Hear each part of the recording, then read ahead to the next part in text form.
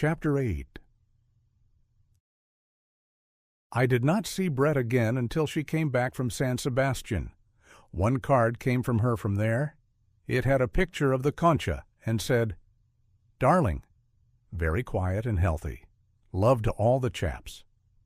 Brett." Nor did I see Robert Cohn again.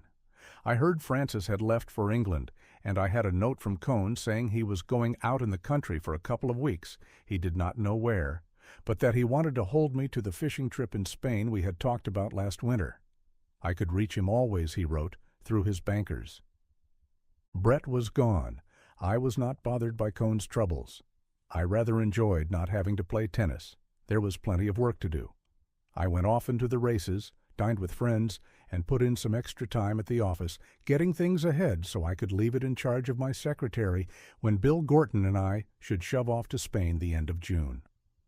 Bill Gorton arrived, put up a couple of days at the flat, and went off to Vienna. He was very cheerful and said the States were wonderful. New York was wonderful. There had been a grand theatrical season and a whole crop of great young light heavyweights. Any one of them was a good prospect to grow up, put on weight, and trim Dempsey. Bill was very happy. He had made a lot of money on his last book and was going to make a lot more. We had a good time while he was in Paris, and then he went off to Vienna. He was coming back in 3 weeks, and we would leave for Spain to get in some fishing and go to the fiesta at Pamplona. He wrote that Vienna was wonderful. Then a card from Budapest. "Jake, Budapest is wonderful." Then I got a wire. Back on Monday. Monday evening he turned up at the flat. I heard his taxi stop and went to the window and called to him. He waved and started upstairs carrying his bags. I met him on the stairs and took one of the bags. "Well," I said, "I hear you had a wonderful trip." "Wonderful," he said. "Budapest is absolutely wonderful." "How about Vienna?" "Not so good, Jake. Not so good. It seemed better than it was." "How do you mean?" "I was getting glasses and a siphon." "Tight, Jake. I was tight." "That's strange. Better have a drink." Bill rubbed his forehead. "Remarkable thing," he said. "Don't know how it happened. Suddenly it happened." "Last long?" 4 days, Jake. Lasted just 4 days. "Where did you go?" "Don't remember. Wrote you a postcard. Remember that perfectly." "Do anything else?" "Not so sure. Possible." "Go on. Tell me about it." "Can't remember. Tell you anything I could remember." "Go on. Take that drink and remember." "Might remember a little," Bill said. "Remember something about a prize fight. Enormous Vienna prize fight. Had a nigger in it. Remember the nigger perfectly." "Go on." "Wonderful nigger. Looked like Tiger Flowers, only 4 times as big. All of a sudden everybody started to throw things. Not me. Nigger just knocked a local boy down. Nigger put up his glove, wanted to make a speech. Awful noble-looking nigger, started to make a speech. Then local white boy hit him. Then he knocked white boy cold. Then everybody commenced to throw chairs. Nigger went home with us in our car. Couldn't get his clothes. Wore my coat. Remember the whole thing now. Big sporting evening." "What happened?" "Loaned the nigger some clothes and went around with him to try and get his money. Claimed nigger owed them money on account of wrecking hall. Wonder who translated. Was it me?" "Probably it wasn't you." "You're right. Wasn't me at all. Was another fellow. Think we called him the local Harvard man. Remember him now? Studying music." "How'd you come out?" "Not so good, Jake. Injustice everywhere. Promoter claimed nigger promised let local boy stay. Claimed nigger violated contract. Can't knock out Vienna boy in Vienna." "My God, Mr. Gorton," said nigger. "I didn't do nothing in there for 40 minutes but try and let him stay. That white boy must have ruptured himself swinging at me. I never did hit him." "Did you get any money?" "No money, Jake. All we could get was nigger's clothes. Somebody took his watch, too. Splendid nigger. Big mistake to have come to Vienna. Not so good, Jake. Not so good." "What became of the nigger?" Went back to Cologne, lives there, married, got a family, going to write me a letter and send me the money I loaned him. Wonderful nigger. Hope I gave him the right address. You probably did. Well, anyway, let's eat, said Bill, unless you want me to tell you some more travel stories. Go on. Let's eat. We went downstairs and out onto the Boulevard Saint-Michel in the warm June evening. Where will we go? Want to eat on the island? Sure. We walked down the boulevard. At the juncture of the Rue d'Enfer Rochereau with the boulevard is a statue of two men in flowing robes. I know who they are. Bill eyed the monument. Gentlemen who invented pharmacy. Don't try and fool me on Paris. We went on. Here's a taxidermist's, Bill said. Want to buy anything? Nice stuffed dog? Come on, I said. You're pie-eyed. Pretty nice stuffed dogs, Bill said.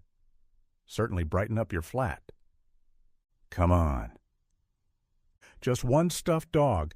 I can take him or leave him alone. But listen, Jake, just one stuffed dog. Come on. Mean everything in the world to you after you bought it. Simple exchange of values. You give them money, they give you a stuffed dog. We'll get one on the way back. All right, have it your own way. Road to hell paved with unbought stuffed dogs. Not my fault. We went on. How'd you feel that way about dogs so sudden? Always felt that way about dogs. Always been a great lover of stuffed animals. We stopped and had a drink. Certainly like to drink, Bill said. You ought to try it sometimes, Jake. You're about 144 ahead of me.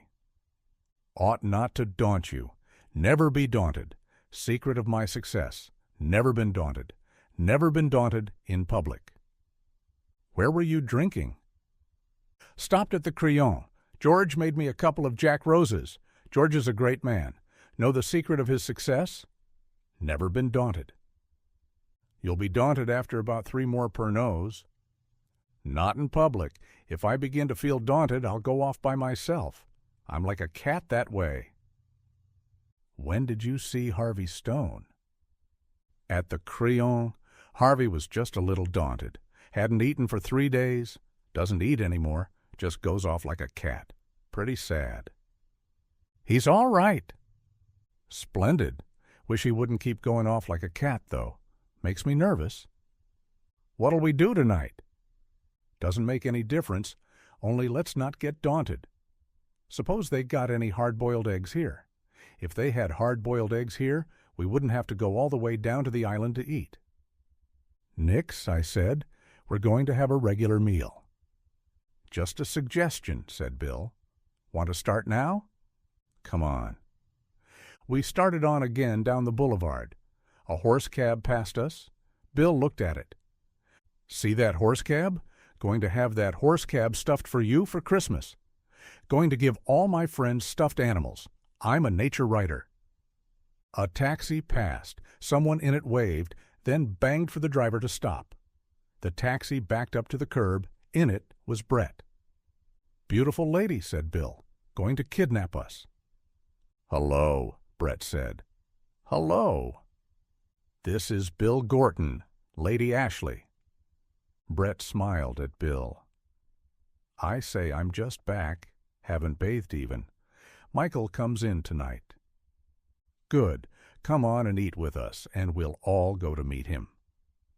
Must clean myself. Oh, rot, come on. Must bathe. He doesn't get in till 9. Come and have a drink then before you bathe. Might do that. Now you're not talking rot. We got in the taxi. The driver looked around. Stop at the nearest bistro, I said. We might as well go to the closerie, Brett said. I can't drink these rotten brandies. Closerie des Lilas. Brett turned to Bill. Have you been in this pestilential city long? Just got in today from Budapest. How was Budapest? Wonderful. Budapest was wonderful. Ask him about Vienna. Vienna, said Bill, is a strange city. Very much like Paris, Brett smiled at him, wrinkling the corners of her eyes. Exactly, Bill said. Very much like Paris at this moment. You have a good start. Sitting out on the terraces of the Lilas Brett ordered a whiskey and soda. I took one too, and Bill took another Pernod. How are you, Jake? Great, I said. I've had a good time. Brett looked at me. I was a fool to go away, she said. One's an ass to leave Paris. Did you have a good time? Oh, all right. Interesting, not frightfully amusing. See anybody? No, hardly anybody. I never went out. Didn't you swim? No, didn't do a thing. Sounds like Vienna, Bill said. Brett wrinkled up the corners of her eyes at him. So that's the way it was in Vienna? It was like everything in Vienna. Brett smiled at him again. You've a nice friend, Jake. He's all right, I said. He's a taxidermist. That was in another country, Bill said, and besides, all the animals were dead.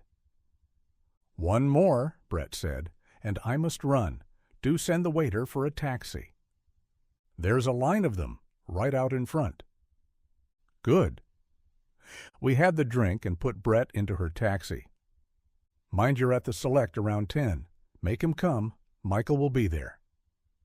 We'll be there, Bill said. The taxi started, and Brett waved. Quite a girl, Bill said. She's damn nice. Who's Michael?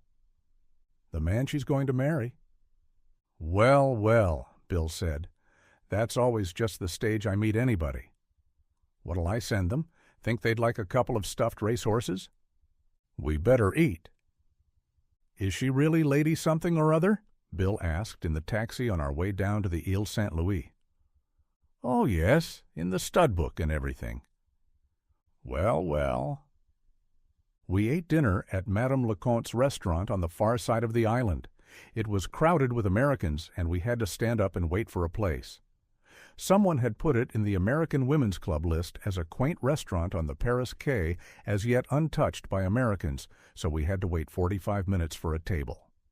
Bill had eaten at the restaurant in 1918 and right after the armistice, and Madame Leconte made a great fuss over seeing him. Doesn't get us a table, though, Bill said. Grand woman, though. We had a good meal, a roast chicken, new green beans, mashed potatoes, a salad, and some apple pie and cheese. You've got the world here all right, Bill said to Madame Leconte. She raised her hand. Oh, my God! You'll be rich. I hope so. After the coffee and a fine, we got the bill, chalked up the same as ever on a slate. That was doubtless one of the quaint features, paid it, shook hands, and went out. You never come here any more, Monsieur Barnes, Madame Leconte said. Too many compatriots. Come at lunchtime. It's not crowded then. Good. I'll be down soon. We walked along under the trees that grew out over the river on the Quai d'Orléans side of the island. Across the river were the broken walls of old houses that were being torn down.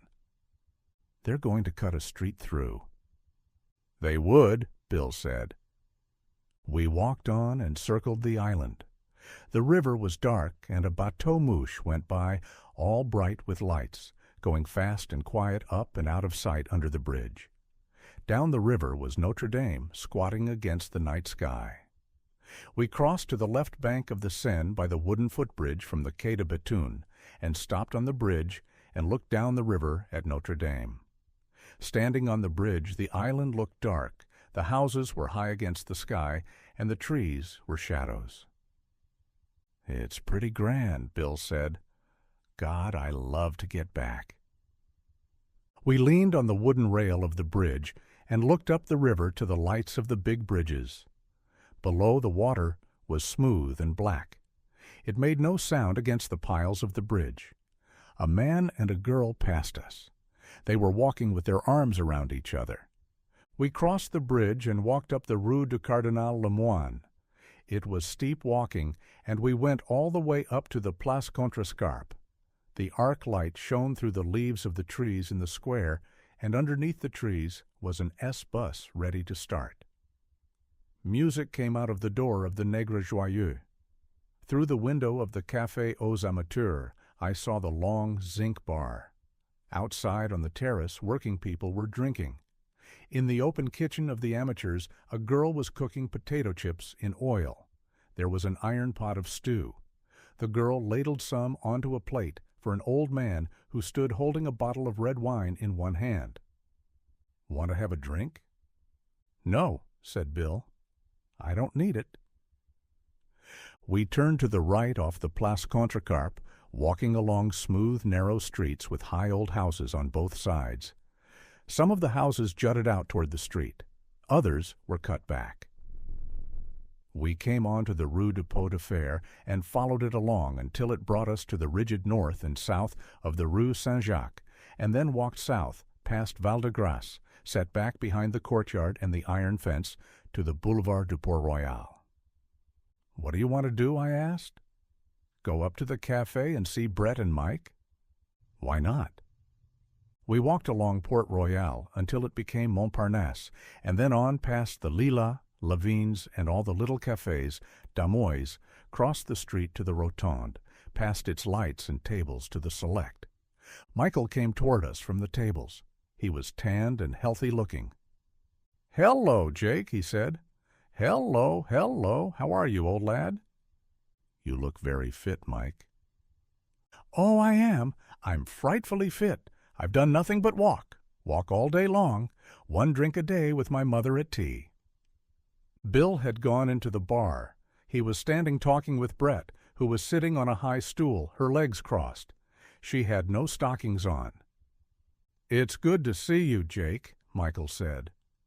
"I'm a little tight, you know. Amazing, isn't it? Did you see my nose?" There was a patch of dried blood on the bridge of his nose. "An old lady's bags did that," Mike said. "I reached up to help her with them, and they fell on me." Brett gestured at him from the bar with her cigarette holder and wrinkled the corners of her eyes. "An old lady," said Mike. "Her bags fell on me. Let's go in and see Brett. I say, she is a piece. You are a lovely lady, Brett. Where did you get that hat?" "Chap bought it for me. Don't you like it?" "It's a dreadful hat. Do get a good hat." "Oh, we've so much money now," Brett said. "I say, haven't you met Bill yet? You are a lovely host, Jake." She turned to Mike. "This is Bill Gorton. This drunkard is Mike Campbell. Mr. Campbell is an undischarged bankrupt." "Aren't I, though? You know I met my ex-partner yesterday in London, chap who did me in." "What did he say?" "Bought me a drink. I thought I might as well take it. I say, Brett, you are a lovely piece. Don't you think she's beautiful?" "Beautiful? With this nose?" "It's a lovely nose." "Go on, point it at me. Isn't she a lovely piece?" "Couldn't we have kept the man in Scotland?" "I say, Brett, let's turn in early." "Don't be indecent, Michael. Remember, there are ladies at this bar." "Isn't she a lovely piece? Don't you think so, Jake?" "There's a fight tonight," Bill said. "Like to go?" "Fight?" said Mike. "Who's fighting? Ledoux and somebody?" "He's very good, Ledoux," Mike said. "I'd like to see it, rather—" He was making an effort to pull himself together. "But I can't go. I had a date with this thing here. I say, Brett, do get a new hat." Brett pulled the felt hat down far over one eye and smiled out from under it. "You two run along to the fight. I'll have to be taking Mr. Campbell home directly." "I'm not tight," Mike said. "Perhaps just a little." "I say, Brett, you are a lovely piece." "Go on to the fight," Brett said. "Mr. Campbell's getting difficult. What are these outbursts of affection, Michael?" "I say, you are a lovely piece." We said good night. "I'm sorry I can't go," Mike said. Brett laughed. I looked back from the door. Mike had one hand on the bar and was leaning toward Brett, talking. Brett was looking at him quite coolly, but the corners of her eyes were smiling. Outside on the pavement, I said, "Do you want to go to the fight?" "Sure," said Bill, "if we don't have to walk." Mike was pretty excited about his girlfriend, I said in the taxi. "Well," said Bill, "you can't blame him such a hell of a lot." End of Chapter 8. Chapter 9. The Ledoux Kid. Francis' fight was the night of the 20th of June. It was a good fight. The morning after the fight, I had a letter from Robert Cohn, written from Hendaye. He was having a very quiet time, he said, bathing, playing some golf, and much bridge. Hendaye had a splendid beach, but he was anxious to start on the fishing trip. When would I be down? If I would buy him a double-tapered line, he would pay me when I came down. That same morning, I wrote Cohn from the office that Bill and I would leave Paris on the 25th unless I wired him otherwise, and would meet him at Bayonne, where we could get a bus over the mountains to Pamplona. The same evening, about 7 o'clock, I stopped in at the Select to see Michael and Brett. They were not there, and I went over to the Dingo. They were inside, sitting at the bar. "Hello, darling." Brett put out her hand. "Hello, Jake," Mike said. "I understand I was tight last night." "Weren't you, though," Brett said. "Disgraceful business." "Look," said Mike, "when do you go down to Spain? Would you mind if we came down with you?" "It would be grand." "You wouldn't mind, really? I've been at Pamplona, you know. Brett's mad to go. You're sure we wouldn't just be a bloody nuisance?" "Don't talk like a fool." "I'm a little tight, you know. I wouldn't ask you like this if I weren't. You're sure you don't mind?" "Oh, shut up, Michael," Brett said. "How can the man say he'd mind now? I'll ask him later." "But you don't mind, do you?" "Don't ask that again, unless you want to make me sore. Bill and I go down on the morning of the 25th. "By the way, where is Bill?" Brett asked. "He's out at Chantilly dining with some people." "He's a good chap." "Splendid chap," said Mike. "He is, you know." "You don't remember him," Brett said. "I do. Remember him perfectly. Look, Jake, we'll come down the night of the 25th. Brett can't get up in the morning." "Indeed not." "If our money comes, and you're sure you don't mind." "It will come all right. I'll see to that." "Tell me what tackle to send for." "Get 2 or 3 rods with reels and lines and some flies." "I won't fish," Brett put in. "Get 2 rods then, and Bill won't have to buy one." "Right," said Mike. "I'll send a wire to the keeper." "Won't it be splendid?" Brett said. "Spain! We will have fun." "The 25th. When is that?" "Saturday." "We will have to get ready." "I say," said Mike, "I'm going to the barber's." "I must bathe," said Brett. "Walk up to the hotel with me, Jake. Be a good chap." "We have got the loveliest hotel," Mike said. "I think it's a brothel." We left our bags here at the Dingo when we got in, and they asked us at this hotel if we wanted a room for the afternoon only. Seemed frightfully pleased we were going to stay all night. "I believe it's a brothel," Mike said. "And I should know." "Oh, shut it and go and get your hair cut." Mike went out. Brett and I sat on at the bar. "Have another?" "Might." "I needed that," Brett said. We walked up the Rue de l'Ombre. "I haven't seen you since I've been back," Brett said. "No? How are you, Jake?" "Fine." Brett looked at me. "I say," she said, "is Robert Cohn going on this trip?" "Yes, why?" "Don't you think it will be a bit rough on him?" "Why should it?" "Who did you think I went down to San Sebastian with?" "Congratulations," I said. We walked along. "What did you say that for?" "I don't know. What would you like me to say?" We walked along and turned a corner. He behaved rather well, too. He gets a little dull. "Does he?" "I rather thought it would be good for him." You might take up social service. Don't be nasty. I won't. Didn't you really know? No, I said. I guess I didn't think about it. Do you think it will be too rough on him? That's up to him, I said. Tell him you're coming. He can always not come. I'll write him and give him a chance to pull out of it. I did not see Brett again until the night of the 24th of June. Did you hear from Cohn? Rather. He's keen about it. My God. I thought it was rather odd myself. Says he can't wait to see me. Does he think you're coming alone? No, I told him we were all coming down together, Michael and all. He's wonderful. Isn't he? They expected their money the next day. We arranged to meet at Pamplona. They would go directly to San Sebastian and take the train from there. We would all meet at the Montoya in Pamplona. If they did not turn up on Monday at the latest, we would go on ahead up to Borghete in the mountains to start fishing. There was a bus to Borghete. I wrote out an itinerary so they could follow us. Bill and I took the morning train from the Gare d'Orsay. It was a lovely day, not too hot, and the country was beautiful from the start. We went back into the diner and had breakfast. Leaving the dining car, I asked the conductor for tickets for the first service. Nothing until the 5th. What's this? There were never more than 2 servings of lunch on that train, and always plenty of places for both of them. They're all reserved, the dining car conductor said. There will be a 5th service at 3:30. This is serious, I said to Bill. Give him 10 francs.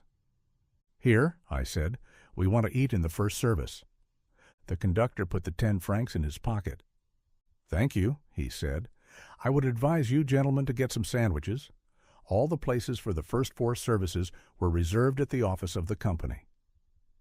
You'll go a long way, brother, Bill said to him in English. I suppose if I'd given you 5 francs, you would have advised us to jump off the train. Comment? Go to hell, said Bill. Get the sandwiches made and a bottle of wine. You tell him, Jake.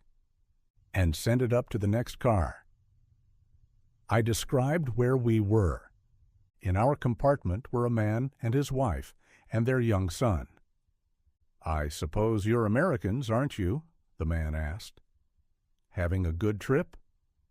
Wonderful, said Bill. That's what you want to do. Travel while you're young. Mother and I always wanted to get over, but we had to wait a while. You could have come over 10 years ago if you'd wanted to, the wife said. What you always said was, see America first. I will say we've seen a good deal. Take it one way and another. Say, there's plenty of Americans on this train, the husband said. They've got 7 cars of them from Dayton, Ohio. They've been on a pilgrimage to Rome, and now they're going down to Biarritz and Lourdes. So that's what they are. Pilgrims. Goddamn Puritans, Bill said. What part of the States you boys from? Kansas City, I said. He's from Chicago. You both going to Biarritz? No, we're going fishing in Spain. Well, I never cared for it myself.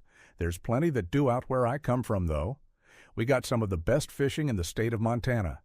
I've been out with the boys, but I never cared for it any.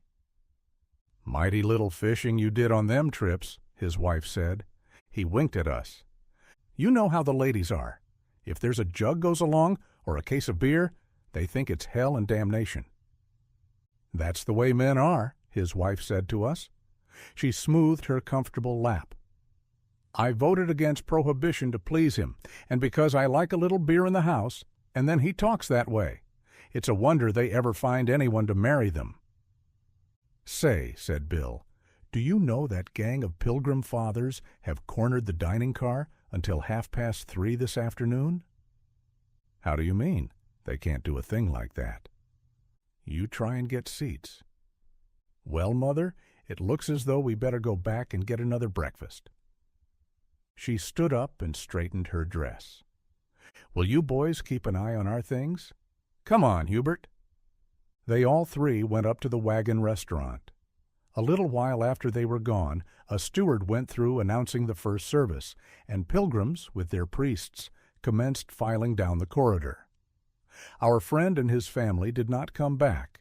A waiter passed in the corridor with our sandwiches and the bottle of Chablis, and we called him in. "You're going to work today," I said. He nodded his head. "They start now, at 10:30. "When do we eat?" "Huh, when do I eat?" He left 2 glasses for the bottle, and we paid him for the sandwiches and tipped him. "I'll get the plates," he said, "or bring them with you." We ate the sandwiches and drank the Chablis and watched the country out of the window. The grain was just beginning to ripen, and the fields were full of poppies. The pasture land was green, and there were fine trees and sometimes big rivers and chateaux off in the trees. At Tours, we got off and bought another bottle of wine, and when we got back in the compartment, the gentleman from Montana and his wife and his son, Hubert, were sitting comfortably. "Is there good swimming in Biarritz?" asked Hubert.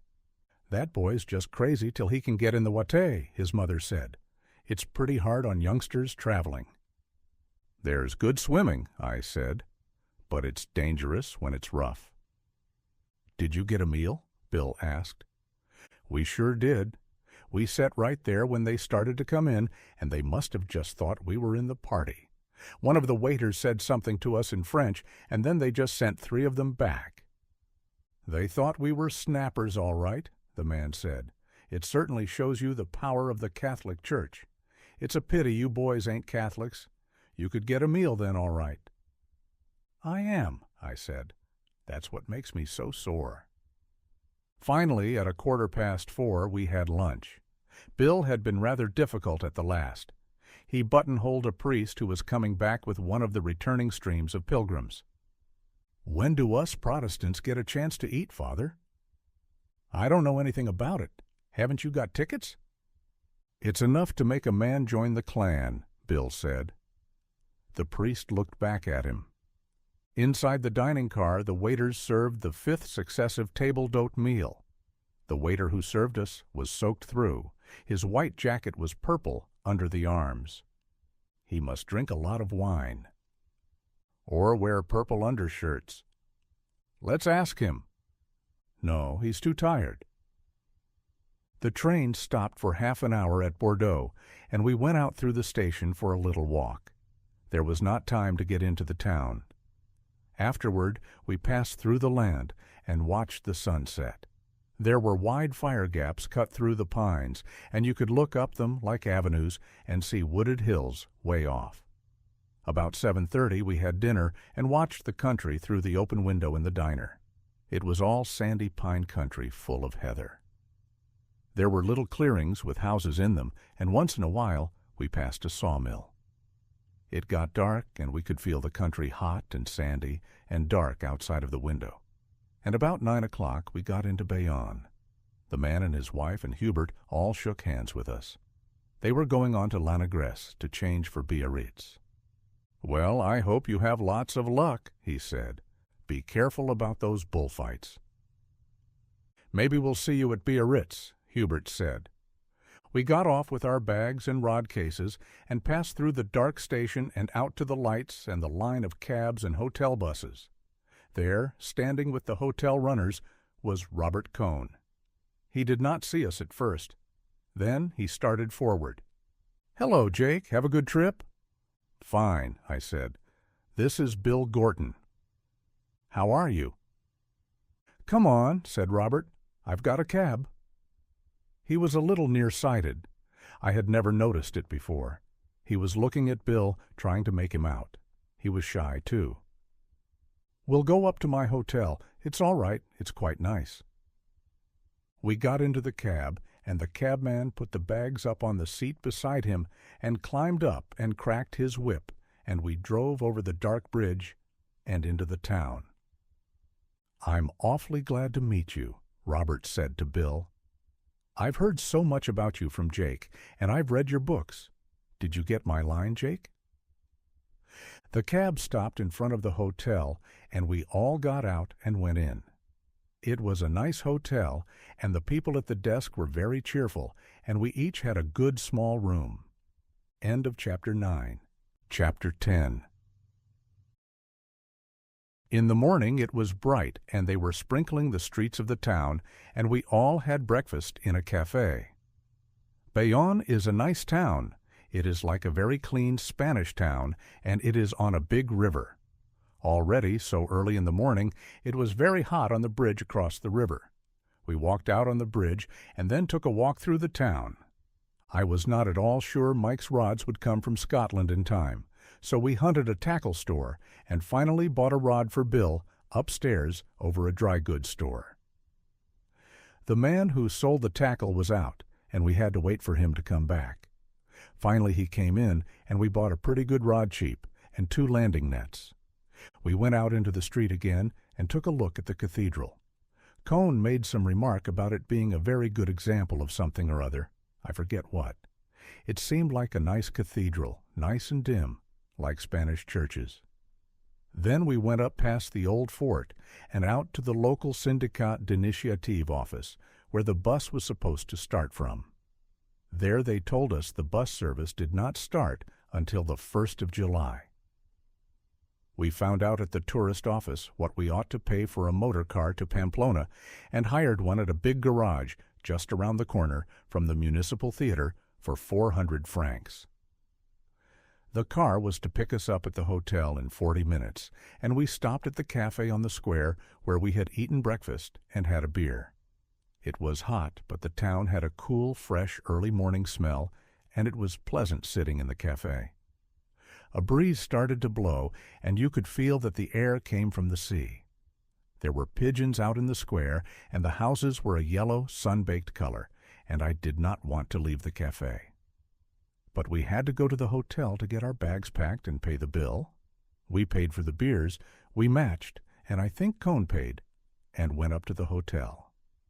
It was only 16 francs apiece for Bill and me, with 10% added for the service, and we had the bags sent down and waited for Robert Cohn. While we were waiting, I saw a cockroach on the parquet floor that must have been at least 3 inches long. I pointed him out to Bill and then put my shoe on him. We agreed he must have just come in from the garden. It was really an awfully clean hotel. Cohn came down finally, and we all went out to the car. It was a big, closed car with a driver in a white duster with blue collar and cuffs, and we had him put the back of the car down. He piled in the bags, and we started off up the street and out of the town. We passed some lovely gardens and had a good look back at the town, and then we were out in the country, green and rolling, and the road climbing all the time. We passed lots of Basques with oxen or cattle hauling carts along the road, and nice farmhouses, low roofs, and all white plastered. In the Basque country, the land all looks very rich and green, and the houses and villages look well off and clean. Every village had a pelota court, and on some of them kids were playing in the hot sun. There were signs on the walls of the churches saying it was forbidden to play pelota against them, and the houses in the villages had red-tiled roofs, and then the road turned off and commenced to climb, and we were going way up close along a hillside with a valley below and hills stretched off back toward the sea. You couldn't see the sea. It was too far away. You could see only hills and more hills, and you knew where the sea was. We crossed the Spanish frontier. There was a little stream and a bridge, and Spanish carabineers with patent leather Bonaparte hats and short guns on their backs on one side, and on the other fat Frenchmen in kepis and mustaches. They only opened one bag and took the passports in and looked at them. There was a general store and inn on each side of the line. The chauffeur had to go in and fill out some papers about the car, and we got out and went over to the stream to see if there were any trout. Bill tried to talk some Spanish to one of the carabineers, but it did not go very well. Robert Cohn asked, pointing with his finger, if there were any trout in the stream, and the carabineer said yes, but not many. I asked him if he ever fished, and he said no, that he didn't care for it. Just then an old man with long sunburned hair and beard and clothes that looked as though they were made of gunny sacking came striding up to the bridge. He was carrying a long staff, and he had a kid slung on his back tied by the forelegs, the head hanging down. The carabiner waved him back with his sword.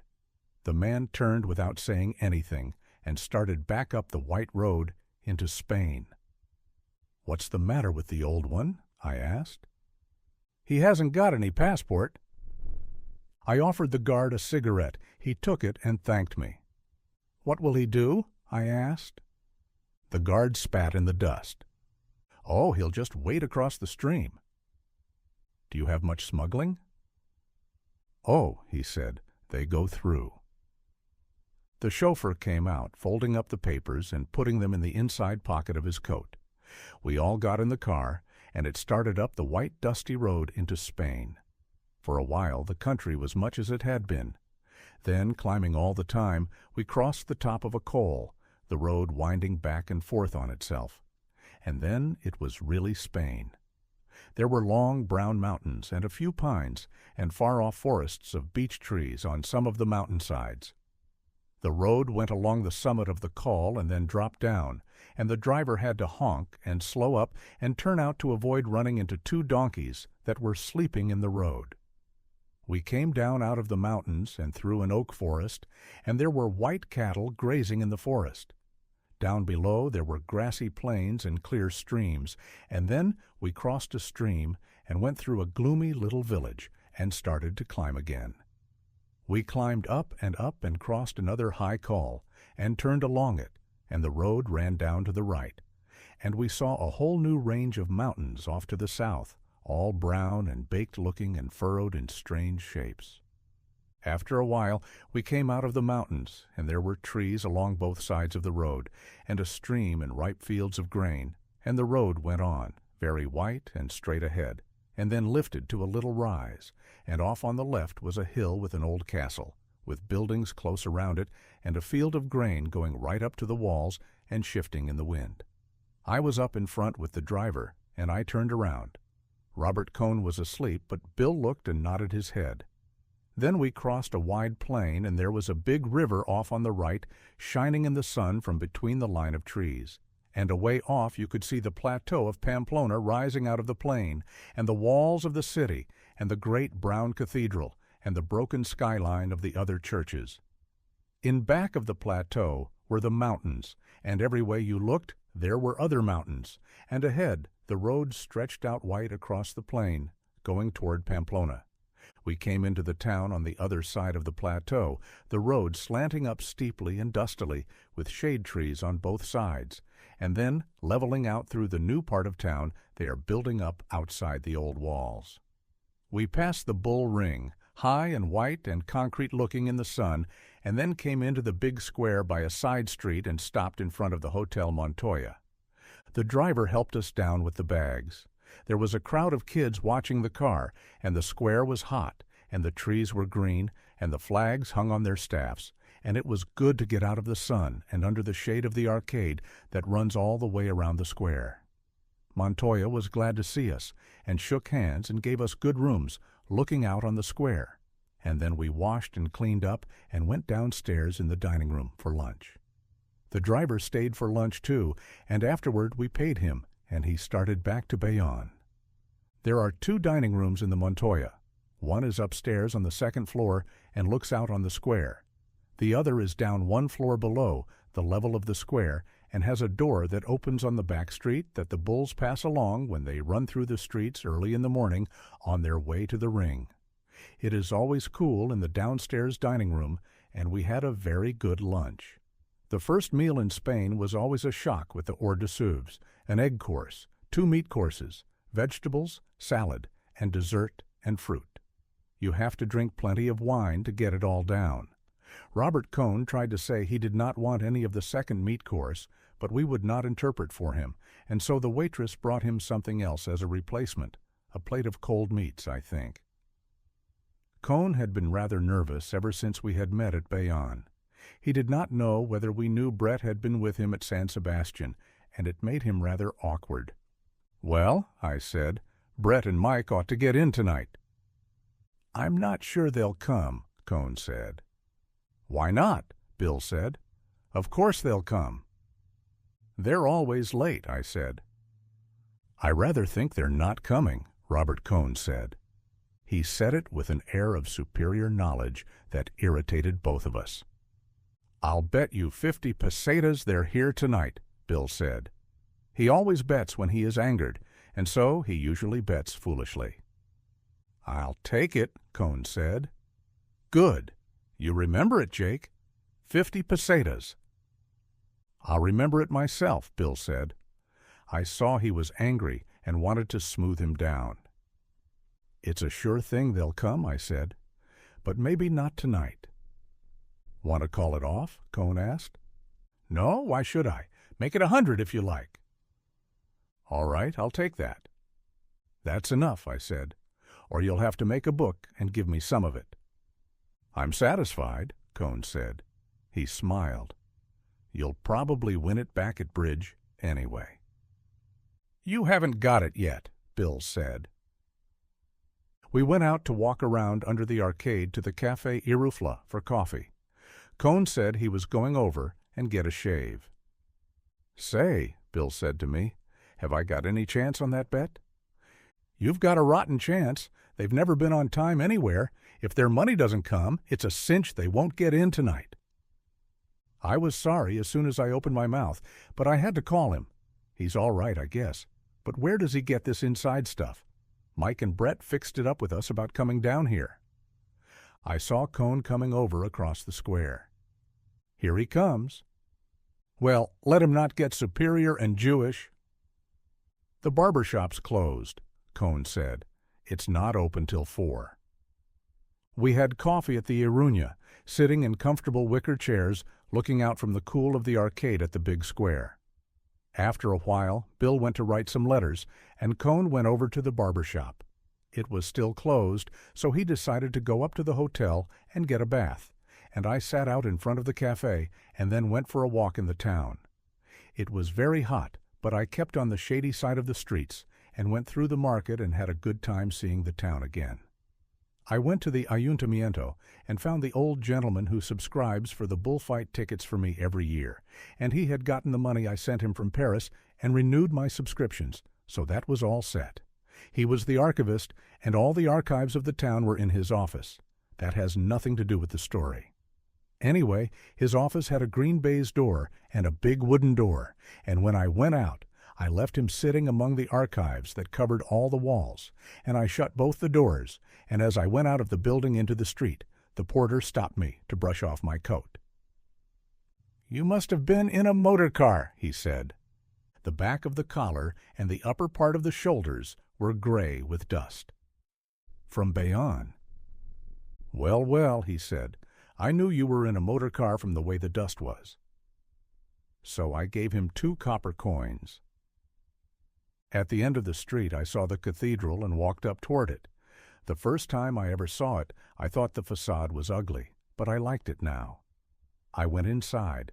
It was dim and dark, and the pillars went high up, and there were people praying, and it smelt of incense, and there were some wonderful big windows. I knelt and started to pray, and prayed for everybody I thought of, Brett and Mike and Bill and Robert Cohn and myself, and all the bullfighters, separately for the ones I liked, and lumping all the rest. Then I prayed for myself again, and while I was praying for myself, I found I was getting sleepy. So I prayed that the bullfights would be good, and that it would be a fine fiesta, and that we would get some fishing. I wondered if there was anything else I might pray for, and I thought I would like to have some money, so I prayed that I would make a lot of money. And then I started to think how I would make it, and thinking of making money reminded me of the Count, and I started wondering about where he was, and regretting I hadn't seen him since that night in Montmartre, and about something funny Brett told me about him, and as all the time I was kneeling with my forehead on the wood in front of me, and was thinking of myself as praying, I was a little ashamed, and regretted that I was such a rotten Catholic, but realized there was nothing I could do about it, at least for a while, and maybe never. But that, anyway, it was a grand religion, and I only wished I felt religious, and maybe I would the next time. And then I was out in the hot sun on the steps of the cathedral, and the forefingers and the thumb of my right hand were still damp, and I felt them dry in the sun. The sunlight was hot and hard, and I crossed over beside some buildings and walked back along side streets to the hotel. At dinner that night, we found that Robert Cohn had taken a bath, had had a shave and a haircut and a shampoo, and something put on his hair afterward to make it stay down. He was nervous, and I did not try to help him any. The train was due in at 9 o'clock from San Sebastian, and if Brett and Mike were coming, they would be on it. At 20 minutes to 9, we were not half through dinner. Robert Cohn got up from the table and said he would go to the station. I said I would go with him, just to devil him. Bill said he would be damned if he would leave his dinner. I said we would be right back. We walked to the station. I was enjoying Cohn's nervousness. I hoped Brett would be on the train. At the station, the train was late, and we sat on a baggage truck and waited outside in the dark. I have never seen a man in civil life as nervous as Robert Cohn, nor as eager. I was enjoying it. It was lousy to enjoy it, but I felt lousy. Cohn had a wonderful quality of bringing out the worst in anybody. After a while, we heard the train whistle way off below on the other side of the plateau, and then we saw the headlight coming up the hill. We went inside the station and stood with a crowd of people just back of the gates, and the train came in and stopped, and everybody started coming out through the gates. They were not in the crowd. We waited till everybody had gone through and out of the station and gotten into buses, or taken cabs, or were walking with their friends or relatives through the dark into the town. I knew they wouldn't come, Robert said. We were going back to the hotel. I thought they might, I said. Bill was eating fruit when we came in and finishing a bottle of wine. Didn't come, eh? No. Do you mind if I give you that 100 pesetas in the morning, Cohn? Bill asked. I haven't changed any money here yet. Oh, forget about it, Robert Cohn said. Let's bet on something else. Can you bet on bullfights? You could, Bill said, but you don't need to. It would be like betting on the war, I said. You don't need any economic interest. I'm very curious to see them, Robert said. Montoya came up to our table. He had a telegram in his hand. It's for you. He handed it to me. It read, Stop night San Sebastian. It's from them, I said. I put it in my pocket. Ordinarily, I should have handed it over. They've stopped over in San Sebastian, I said. Send their regards to you. Why I felt that impulse to devil him, I do not know. Of course I do know. I was blind, unforgivingly jealous of what had happened to him. The fact that I took it as a matter of course did not alter that any. I certainly did hate him. I do not think I ever really hated him until he had that little spell of superiority at lunch, that and when he went through all that barbering. So I put the telegram in my pocket. The telegram came to me anyway. Well, I said, we ought to pull out on the noon bus for Bergete. They can follow us if they get in tomorrow night. There were only 2 trains up from San Sebastian, an early morning train and the one we had just met. That sounds like a good idea, Cohn said. The sooner we get on the stream, the better. It's all one to me when we start, Bill said. The sooner the better. We sat in the Irufla for a while and had coffee, and then took a little walk out to the bull ring and across the field and under the trees at the edge of the cliff and looked down at the river in the dark. And I turned in early. Bill and Cohn stayed out in the cafe quite late, I believe, because I was asleep when they came in. In the morning I bought 3 tickets for the bus to Bergete. It was scheduled to leave at 2 o'clock. There was nothing earlier. I was sitting over at the Irufla reading the papers when I saw Robert Cohn coming across the square. He came up to the table and sat down in one of the wicker chairs. This is a comfortable cafe, he said. Did you have a good night, Jake? I slept like a log. I didn't sleep very well. Bill and I were out late, too. Where were you? Here, and after it shut, we went over to that other cafe. The old man there speaks German and English.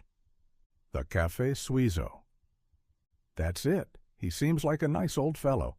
I think it's a better cafe than this one. It's not so good in the daytime, I said. Too hot. By the way, I got the bus tickets. I'm not going up today. You and Bill go on ahead. I've got your ticket. Give it to me. I'll get the money back. It's 5 pesetas. Robert Cohn took out a silver 5-peseta piece and gave it to me. I ought to stay, he said. You see, I'm afraid there's some sort of misunderstanding. Why? I said. They may not come here for 3 or 4 days now if they start on parties at San Sebastian. That's just it, said Robert. I'm afraid they expected to meet me at San Sebastian, and that's why they stopped over. What makes you think that? Well, I wrote suggesting it to Brett. Why in hell didn't you stay there and meet them then? I started to say, but I stopped. I thought that idea would come to him by itself, but I do not believe it ever did. He was being confidential now, and it was giving him pleasure to be able to talk with the understanding that I knew there was something between him and Brett. Well, Bill and I will go up right after lunch, I said. I wish I could go. We've been looking forward to this fishing all winter. He was being sentimental about it. But I ought to stay. I really ought. As soon as they come, I'll bring them right up. Let's find Bill. I want to go over to the barber shop. See you at lunch. I found Bill up in his room. He was shaving. Oh, yes, he told me all about it last night, Bill said. He's a great little confider. He said he had a date with Brett at San Sebastian. The lying bastard. Oh, no, said Bill. Don't get sore. Don't get sore at this stage of the trip. How did you ever happen to know this fellow anyway? Don't rub it in. Bill looked around, half-shaved, and then went on talking into the mirror while he lathered his face. Didn't you send him with a letter to me in New York last winter? Thank God I'm a traveling man. Haven't you got some more Jewish friends you could bring along? He rubbed his chin with his thumb, looked at it, and then started scraping again. You've got some fine ones yourself. Oh, yes, I've got some darbs, but not alongside of this Robert Cohn. The funny thing is, he's nice too. I like him, but he's just so awful. He can be damn nice. I know it. That's the terrible part. I laughed. Yes, go on and laugh, said Bill. You weren't out with him last night until 2 o'clock. Was he very bad? Awful. What's all this about him and Brett, anyway? Did she ever have anything to do with him? He raised his chin up and pulled it from side to side. Sure, she went down to San Sebastian with him. What a damn fool thing to do. Why did she do that? She wanted to get out of town, and she can't go anywhere alone. She said she thought it would be good for him. What bloody fool things people do. Why didn't she go off with some of her own people? Or you? He slurred that over. Or me? Why not me? He looked at his face carefully in the glass, put a big dab of lather on each cheekbone. It's an honest face. It's a face any woman would be safe with. She'd never seen it. She should have. All women should see it. It's a face that ought to be thrown on every screen in the country. Every woman ought to be given a copy of this face as she leaves the altar. Mothers should tell their daughters about this face. My son, he pointed the razor at me, go west with this face and grow up with the country. He ducked down to the bowl, rinsed his face with cold water, put on some alcohol, and then looked at himself carefully in the glass, pulling down his long upper lip. My God, he said, isn't it an awful face? He looked in the glass. And as for this Robert Cohn, Bill said, he makes me sick, and he can go to hell, and I'm damn glad he's staying here so we won't have him fishing with us. You're damn right. We're going trout fishing. We're going trout fishing in the Irati River, and we're going to get tight now at lunch on the wine of the country, and then take a swell bus ride. Come on, let's go over to the Arufla and start, I said. End of Chapter 10. Chapter 11. It was baking hot in the square when we came out after lunch with our bags and the rod case to go to Brighette. People were on top of the bus and others were climbing up a ladder. Bill went up, and Robert sat beside Bill to save a place for me, and I went back in the hotel to get a couple of bottles of wine to take with us. When I came out, the bus was crowded. Men and women were sitting on all the baggage and boxes on top, and the women all had their fans going in the sun. It certainly was hot. Robert climbed down, and I fitted into the place he had saved on the one wooden seat that ran across the top. Robert Cohn stood in the shade of the arcade waiting for us to start. A Basque with a big leather wine bag in his lap lay across the top of the bus in front of our seat, leaning back against our legs. He offered the wineskin to Bill and to me, and when I tipped it up to drink, he imitated the sound of a klaxon motor horn so well and so suddenly that I spilled some of the wine, and everybody laughed. He apologized and made me take another drink. He made the klaxon again a little later, and it fooled me the second time. He was very good at it. The Basques liked it. The man next to Bill was talking to him in Spanish, and Bill was not getting it, so he offered the man one of the bottles of wine. The man waved it away. He said it was too hot, and he had drunk too much at lunch. When Bill offered the bottle the second time, he took a long drink, and then the bottle went all over that part of the bus. Everyone took a drink very politely, and then they made us cork it up and put it away. They all wanted us to drink from their leather wine bottles. They were peasants going up into the hills. Finally, after a couple more false klaxons, the bus started, and Robert Cohn waved goodbye to us, and all the Basques waved goodbye to him. As soon as we started out on the road outside of town, it was cool. It felt nice riding high up and close under the trees. The bus went quite fast and made a good breeze, and as we went out along the road, with the dust powdering the trees and down the hill, we had a fine view, back through the trees, of the town rising up from the bluff above the river. The Basque, lying against my knees, pointed out the view with the neck of the wine bottle and winked at us. He nodded his head. "Pretty nice, eh?" "These Basques are swell people," Bill said. The Basque lying against my legs was tanned the color of saddle leather. He wore a black smock like all the rest. There were wrinkles in his tanned neck. He turned around and offered his wine bag to Bill. Bill handed him one of our bottles. The Basque wagged a forefinger at him and handed the bottle back, slapping in the cork with the palm of his hand. He shoved the wine bag up. "Arriba! Arriba!" he said. "Lift it up." Bill raised the wineskin and let the stream of wine spurt out and into his mouth, his head tipped back. When he stopped drinking and tipped the leather bottle down, a few drops ran down his chin. "No, no," several Basques said. "Not like that." One snatched the bottle away from the owner, who was himself about to give a demonstration. He was a young fellow, and he held the wine bottle at full arm's length and raised it high up, squeezing the leather bag with his hand, so the stream of wine hissed into his mouth. He held the bag out there, the wine making a flat, hard trajectory into his mouth, and he kept on swallowing smoothly and regularly. "Hey!" the owner of the bottle shouted. "Whose wine is that?" The drinker waggled his little finger at him and smiled at us with his eyes. Then he bit the stream off sharp, made a quick lift with the wine bag, and lowered it down to the owner. He winked at us. The owner shook the wineskin sadly. We passed through a town and stopped in front of the posada, and the driver took on several packages. Then we started on again, and outside the town the road commenced to mount. We were going through farming country with rocky hills that sloped down into the fields. The grain fields went up the hillsides. Now, as we went higher, there was a wind blowing the grain. The road was white and dusty, and the dust rose under the wheels and hung in the air behind us. The road climbed up into the hills and left the rich grain fields below. Now there were only patches of grain on the bare hillsides and on each side of the watercourses. We turned sharply out to the side of the road to give room to pass to a long string of 6 mules, following one after the other, hauling a high-hooded wagon loaded with freight. The wagon and the mules were covered with dust.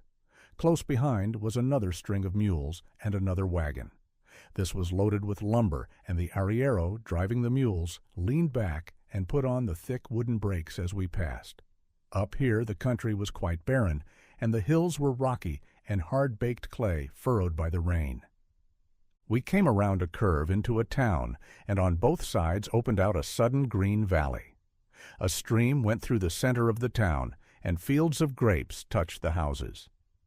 The bus stopped in front of a posada, and many of the passengers got down, and a lot of the baggage was unstrapped from the roof from under the big tarpaulins and lifted down. Bill and I got down and went into the posada. There was a low, dark room with saddles and harness and hay-forks made of white wood and clusters of canvas rope-soled shoes and hams and slabs of bacon and white garlics and long sausages hanging from the roof. It was cool and dusky, and we stood in front of a long wooden counter with two women behind it serving drinks. Behind them were shelves stacked with supplies and goods. We each had an aguardiente and paid 40 centimes for the two drinks. I gave the woman 50 centimes to make a tip, and she gave me back the copper piece, thinking I had misunderstood the price. Two of our Basques came in and insisted on buying a drink, so they bought a drink, and then we bought a drink, and then they slapped us on the back and bought another drink. Then we bought, and then we all went out into the sunlight and the heat and climbed back on top of the bus.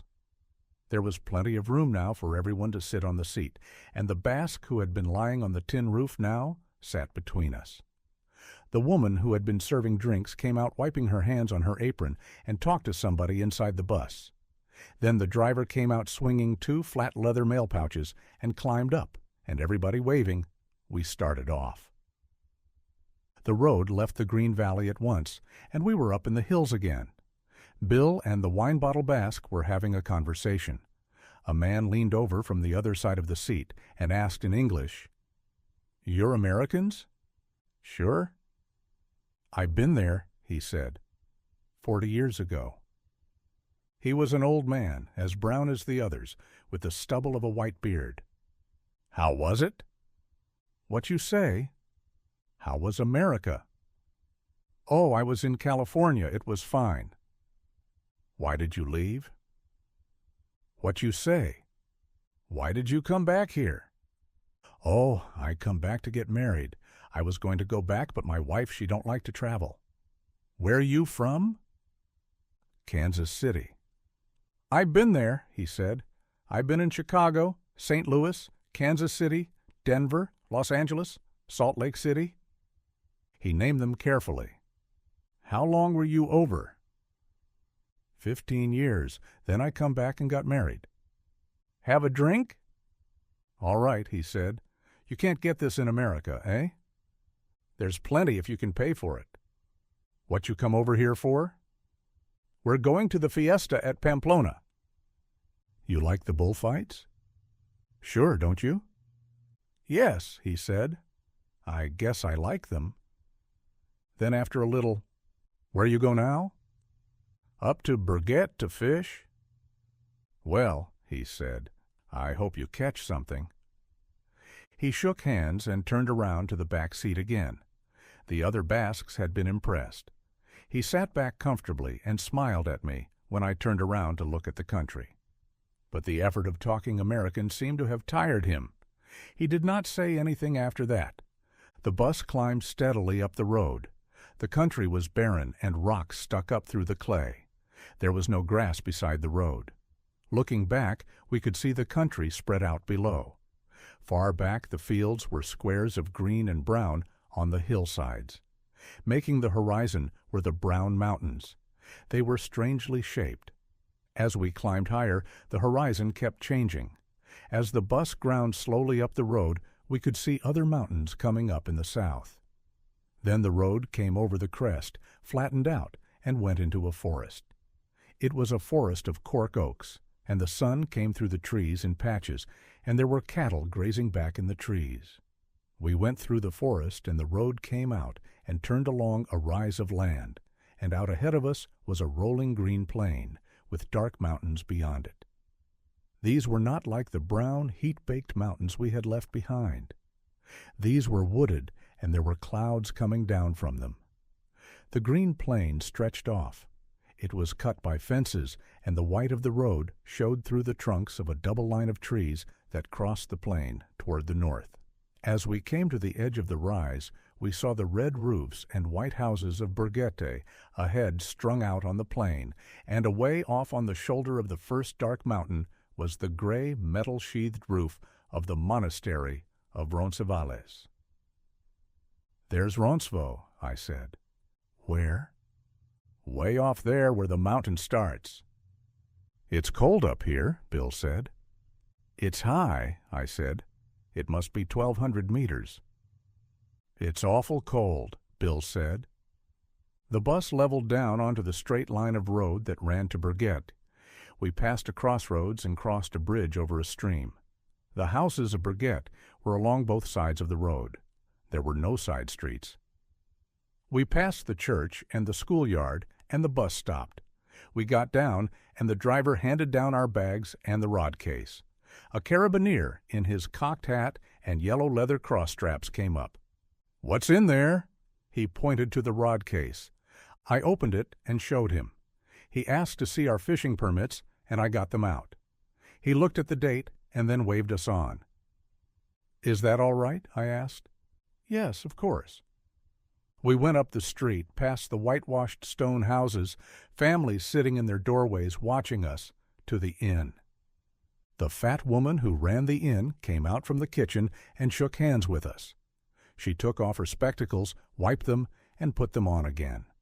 It was cold in the inn, and the wind was starting to blow outside. The woman sent a girl upstairs with us to show the room.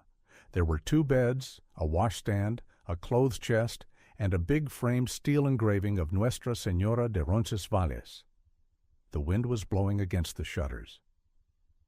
The room was on the north side of the inn. We washed, put on sweaters, and came downstairs into the dining room.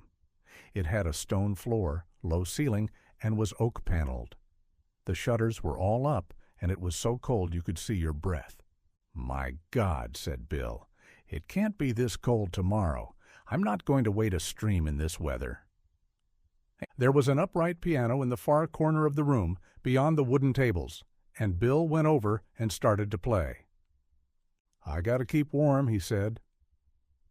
I went out to find the woman and ask her how much the room and board was.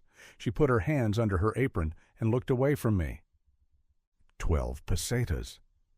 "Why, we only paid that in Pamplona." She did not say anything, just took off her glasses and wiped them on her apron. "That's too much," I said. "We didn't pay more than that at a big hotel." "We've put in a bathroom." "Haven't you got anything cheaper?" "Not in the summer. Now is the big season." We were the only people in the inn. Well, I thought, it's only a few days. "Is the wine included?" "Oh, yes." "Well," I said, "it's all right." I went back to Bill. He blew his breath at me to show how cold it was, and went on playing. I sat at one of the tables and looked at the pictures on the wall. There was 1 panel of rabbits, dead, 1 of pheasants, also dead, and 1 panel of dead ducks. The panels were all dark and smoky-looking. There was a cupboard full of liqueur bottles. I looked at them all. Bill was still playing. "How about a hot rum punch?" he said. "This isn't going to keep me warm permanently." I went out and told the woman what a rum punch was and how to make it. In a few minutes, a girl brought a stone pitcher, steaming, into the room. Bill came over from the piano, and we drank the hot punch and listened to the wind. "There isn't too much rum in that."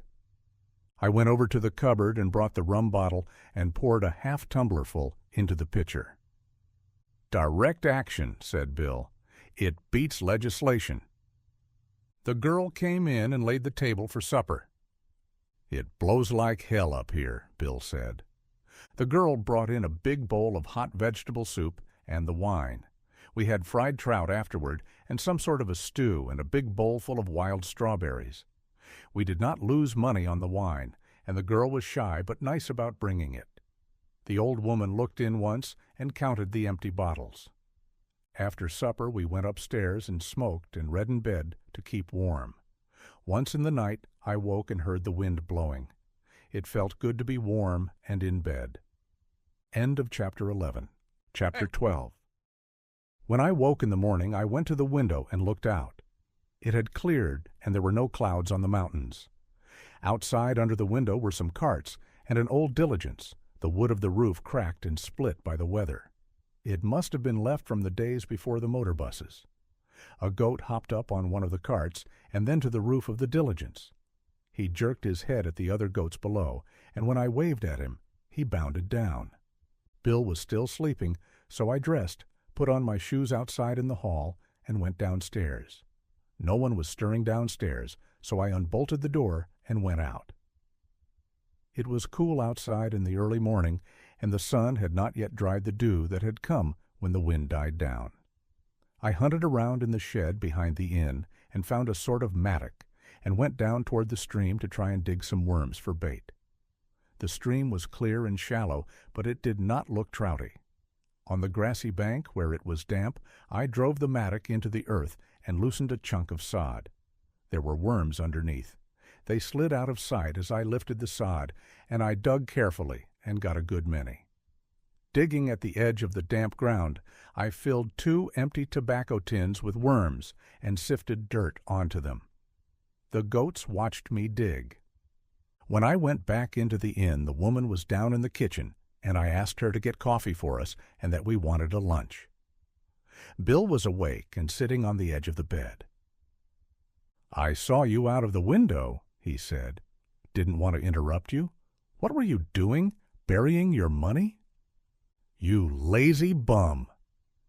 "Been working for the common good? Splendid. I want you to do that every morning." "Come on," I said. "Get up." "What? Get up? I never get up." He climbed into bed and pulled the sheet up to his chin. "Try and argue me into getting up."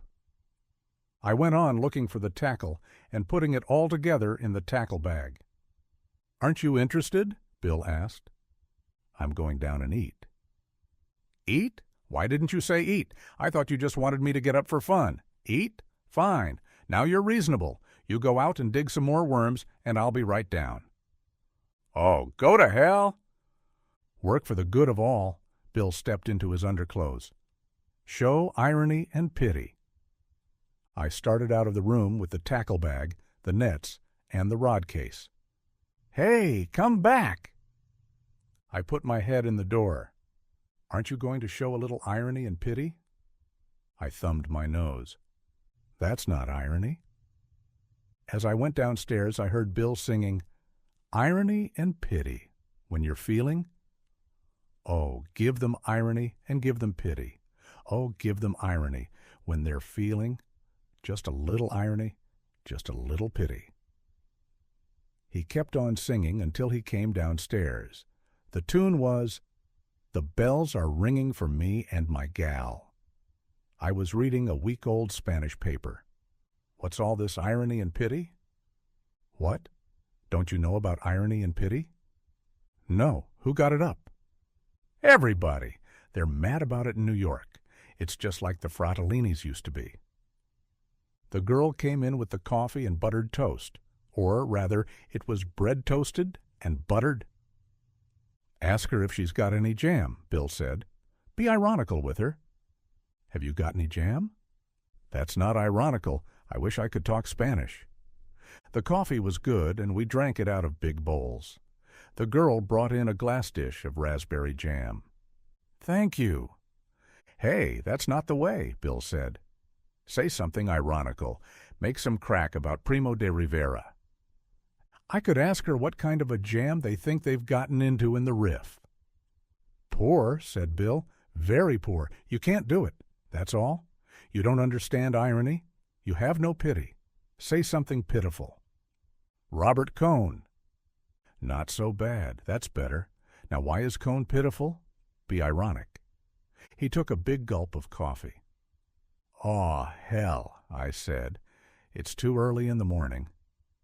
"There you go. And you claim you want to be a writee, too. You're only a newspaper man, an expatriated newspaper man. You ought to be ironical the minute you get out of bed. You ought to wake up with your mouth full of pity." "Go on," I said. Who did you get this stuff from? Everybody. Don't you read? Don't you ever see anybody? You know what you are? You're an expatriate. Why don't you live in New York? Then you'd know these things. What do you want me to do? Come over here and tell you every year? Take some more coffee, I said. Good. Coffee is good for you. It's the caffeine in it. Caffeine, we are here. Caffeine puts a man on her horse and a woman in his grave. You know what's the trouble with you? You're an expatriate, one of the worst type. Haven't you heard that? Nobody that ever left their own country ever wrote anything worth printing, not even in the newspapers. He drank the coffee. You're an expatriate. You've lost touch with the soil. You get precious. Fake European standards have ruined you. You drink yourself to death. You become obsessed by sex. You spend all your time talking, not working. You're an expatriate, see? You hang around cafes. It sounds like a swell life, I said. When do I work? You don't work. One group claims women support you. Another group claims you're impotent. No, I said. I just had an accident. Never mention that, Bill said. That's the sort of thing that can't be spoken of. That's what you ought to work up into a mystery, like Henry's bicycle. He had been going splendidly, but he stopped. I was afraid he thought he had hurt me with that crack about being impotent. I wanted to start him again. It wasn't a bicycle, I said. He was riding horseback. I heard it was a tricycle. Well, I said, a plane is sort of like a tricycle. The joystick works the same way. But you don't pedal it. No, I said, I guess you don't pedal it. Let's lay off that, Bill said. All right, I was just standing up for the tricycle. I think he's a good rider too, Bill said. And you're a hell of a good guy. Anybody ever tell you we're a good guy? I'm not a good guy. Listen, you're a hell of a good guy, and I'm fonder of you than anybody on earth. I couldn't tell you that in New York. It'd mean I was a faggot. That was what the Civil War was about. Abraham Lincoln was a faggot. He was in love with General Grant. So was Jefferson Davis. Lincoln just freed the slaves on a bet. The Dred Scott case was framed by the Anti-Saloon League. Sex explains it all. The Colonel's lady and Judy O'Grady are lesbians under their skin. He stopped. Want to hear some more? Shoot, I said. I don't know any more. Tell you some more at lunch. Old Bill, I said. You bum! We packed the lunch and 2 bottles of wine in the rucksack, and Bill put it on. I carried the rod case and the landing nets slung over my back. We started up the road and then went across a meadow and found a path that crossed the fields and went toward the woods on the slope of the first hill. We walked across the fields on the sandy path. The fields were rolling and grassy, and the grass was short from the sheep grazing. The cattle were up in the hills. We heard their bells in the woods. The path crossed a stream on a foot log. The log was surfaced off, and there was a sapling bent across for a rail. In the flat pool beside the stream, tadpoles spotted the sand. We went up a steep bank and across the rolling fields. Looking back, we saw Borghete, white houses and red roofs, and the white road with a truck going along it, and the dust rising. Beyond the fields, we crossed another faster-flowing stream. A sandy road led down to the ford, and beyond into the woods. The path crossed the stream on another footlog below the ford and joined the road, and we went into the woods. It was a beech wood, and the trees were very old. Their roots bulked above the ground, and the branches were twisted. We walked on the road between the thick trunks of the old beeches, and the sunlight came through the leaves in light patches on the grass. The trees were big and the foliage was thick, but it was not gloomy. There was no undergrowth, only the smooth grass, very green and fresh, and the big gray trees well spaced as though it were a park. "This is country," Bill said. The road went up a hill, and we got into thick woods, and the road kept on climbing. Sometimes it dipped down but rose again steeply. All the time we heard the cattle in the woods. Finally, the road came out on the top of the hills. We were on the top of the height of land that was the highest part of the range of wooded hills we had seen from Borghete. There were wild strawberries growing on the sunny side of the ridge in a little clearing in the trees. Ahead, the road came out of the forest and went along the shoulder of the ridge of hills. The hills ahead were not wooded, and there were great fields of yellow gorse. Way off we saw the steep bluffs, dark with trees and jutting with gray stone, that marked the course of the Irati River. We have to follow this road along the ridge, cross these hills, go through the woods on the far hills, and come down to the Irati Valley, I pointed out to Bill. That's a hell of a hike. It's too far to go and fish and come back the same day, comfortably. Comfortably? That's a nice word. We'll have to go like hell to get there and back and have any fishing at all. It was a long walk and the country was very fine, but we were tired when we came down the steep road that led out of the wooded hills into the valley of the Rio de la Fábrica. The road came out from the shadow of the woods into the hot sun. Ahead was a river valley. Beyond the river was a steep hill. There was a field of buckwheat on the hill. We saw a white house under some trees on the hillside. It was very hot, and we stopped under some trees beside a dam that crossed the river. Bill put the pack against one of the trees, and we jointed up the rods, put on the reels, tied on leaders, and got ready to fish. "You're sure this thing has trout in it?" Bill asked. "It's full of them." "I'm going to fish a fly. You got any McGinty's?" "There's some in there." "You going to fish bait?" "Yeah, I'm going to fish the dam here." "Well, I'll take the fly book then." He tied on a fly. "Where'd I better go, up or down?" "Down is the best. There're plenty up above, too." Bill went down the bank. "Take a worm can." "No, I don't want one. If they won't take a fly, I'll just flick it around." Bill was down below watching the stream. "Say," he called up against the noise of the dam, "how about putting the wine in that spring up the road?" "All right," I shouted. Bill waved his hand and started down the stream. I found the 2 wine bottles in the pack and carried them up the road to where the water of a spring flowed out of an iron pipe. There was a board over the spring, and I lifted it and, knocking the corks firmly into the bottles, lowered them down into the water. It was so cold my hand and wrist felt numbed. I put back the slab of wood and hoped nobody would find the wine. I got my rod that was leaning against the tree, took the bait can and landing net, and walked out onto the dam. It was built to provide a head of water for driving logs. The gate was up, and I sat on one of the squared timbers and watched the smooth apron of water before the river tumbled into the falls. In the white water at the foot of the dam, it was deep. As I baited up, a trout shot up out of the white water into the falls and was carried down. Before I could finish baiting, another trout jumped at the falls, making the same lovely arc and disappearing into the water that was thundering down.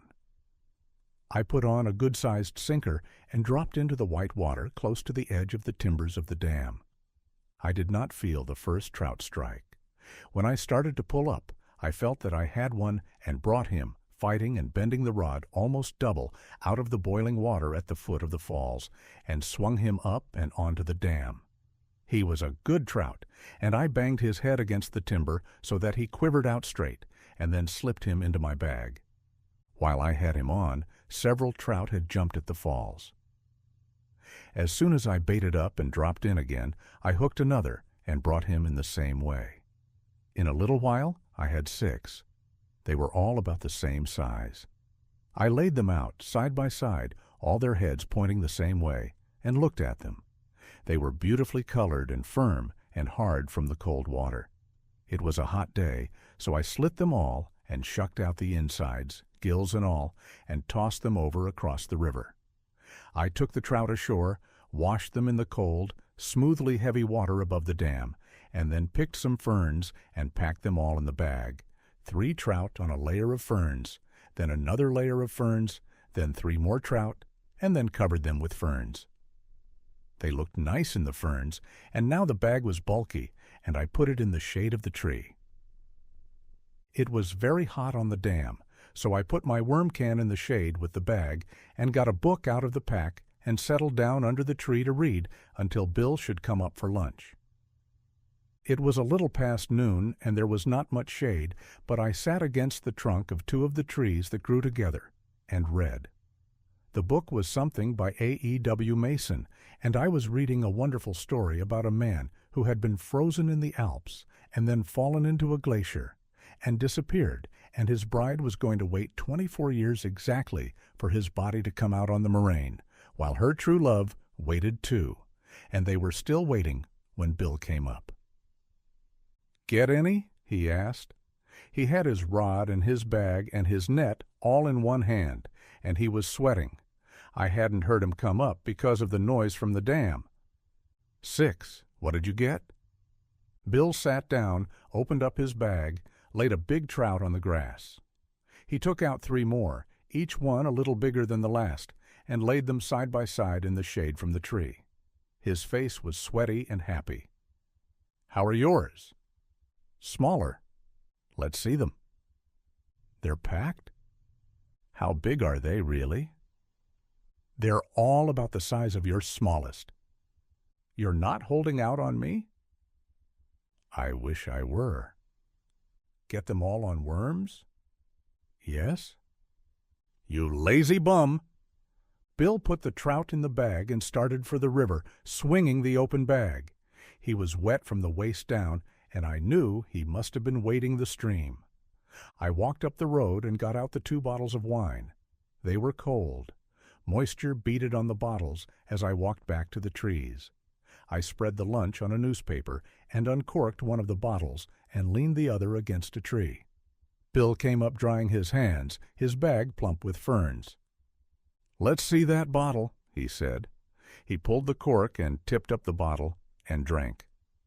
"Phew, that makes my eyes ache." "Let's try it." The wine was icy cold and tasted faintly rusty.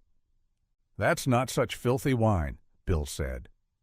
"The cold helps it," I said. We unwrapped the little parcels of lunch. "Chicken?" "There's hard-boiled eggs." "Find any salt?" "First the egg," said Bill. "Then the chicken. Even Brian could see that." "He's dead. I read it in the paper yesterday." "No, not really?" "Yes, Brian's dead." Bill laid down the egg he was peeling. "Gentlemen," he said, and unwrapped a drumstick from a piece of newspaper. "I reverse the order, for Brian's sake, as a tribute to the great commoner, first the chicken, then the egg." Wonder what day God created the chicken. "Oh," said Bill, sucking the drumstick, "how should we know? We should not question. Our stay on earth is not for long. Let us rejoice and believe and give thanks." "Eat an egg." Bill gestured with the drumstick in one hand and the bottle of wine in the other. "Let us rejoice in our blessings. Let us utilize the fowls of the air. Let us utilize the product of the vine. Will you utilize a little, brother?" "After you, brother." Bill took a long drink. "Utilize a little, brother." He handed me the bottle. "Let us not doubt, brother. Let us not pry into the holy mysteries of the hen coop with simian fingers. Let us accept on faith and simply say, I want you to join with me in saying, 'What shall we say, brother?'" He pointed the drumstick at me and went on. "Let me tell you, we will say, and I for one am proud to say, and I want you to say with me, 'On your knees, brother. Let no man be ashamed to kneel here in the great out-of-doors. Remember the woods were God's first temples. Let us kneel and say, Don't eat that lady. That's Mencken.' Here," I said, "utilize a little of this." We uncorked the other bottle. "What's the matter?" I said. "Didn't you like Brian?" "I loved Brian," said Bill. "We were like brothers." "Where did you know him?" "He and Mencken and I all went to Holy Cross together." "And Frankie Fritsch." "It's a lie. Frankie Fritsch went to Fordham." "Well," I said, "I went to Loyola with Bishop Manning." "It's a lie," Bill said. "I went to Loyola with Bishop Manning myself." "You're cockeyed," I said. On wine? Why not? It's the humidity, Bill said. They ought to take this damn humidity away. Have another shot. Is this all we've got? Only the 2 bottles. Do you know what you are? Bill looked at the bottle affectionately. No, I said. You're in the pay of the Anti-Saloon League. I went to Notre Dame with Wayne B. Wheeler. It's a lie, said Bill. I went to Austin Business College with Wayne B. Wheeler. He was class president. Well, I said, the saloon must go. You're right there, old classmate, Bill said. The saloon must go, and I will take it with me. You're cockeyed. On wine? On wine. Well, maybe I am. Want to take a nap? All right. We lay with our heads in the shade and looked up into the trees. You asleep? No, Bill said. I was thinking. I shut my eyes. It felt good lying on the ground. Say, Bill said, what about this Brett business? What about it? Were you ever in love with her? Sure. For how long? Off and on for a hell of a long time. Oh, hell, Bill said. I'm sorry, fella. It's all right, I said. I don't give a damn anymore. Really? Really. Only I'd a hell of a lot rather not talk about it. You aren't sore I asked you? Why the hell should I be? I'm going to sleep, Bill said. He put a newspaper over his face. Listen, Jake, he said. Are you really a Catholic? Technically. What does that mean? I don't know. All right, I'll go to sleep now, he said. Don't keep me awake by talking so much. I went to sleep, too. When I woke up, Bill was packing the rucksack. JT was late in the afternoon, and the shadow from the trees was long and went out over the dam. I was stiff from sleeping on the ground. What did you do? Wake up? Bill asked. Why didn't you spend the night? I stretched and rubbed my eyes. I had a lovely dream, Bill said. I don't remember what it was about, but it was a lovely dream. I don't think I dreamt. You ought to dream, Bill said. All our biggest businessmen have been dreamers. Look at Ford. Look at President Coolidge. Look at Rockefeller. Look at Joe Davidson. I disjointed my rod and bills and packed them in the rod case. I put the reels in the tackle bag. Bill had packed the rucksack, and we put one of the trout bags in. I carried the other. Well, said Bill, have we got everything? The worms. Your worms, put them in there. He had the pack on his back, and I put the worm cans in one of the outside flap pockets. You got everything now? I looked around on the grass at the foot of the elm trees. Yes. We started up the road into the woods. It was a long walk home to Burgett, and it was dark when we came down across the fields to the road, and along the road between the houses of the town, their windows lighted, to the inn. We stayed 5 days at Burgett and had good fishing. The nights were cold and the days were hot, and there was always a breeze even in the heat of the day. It was hot enough so that it felt good to wade in a cold stream, and the sun dried you when you came out and sat on the bank.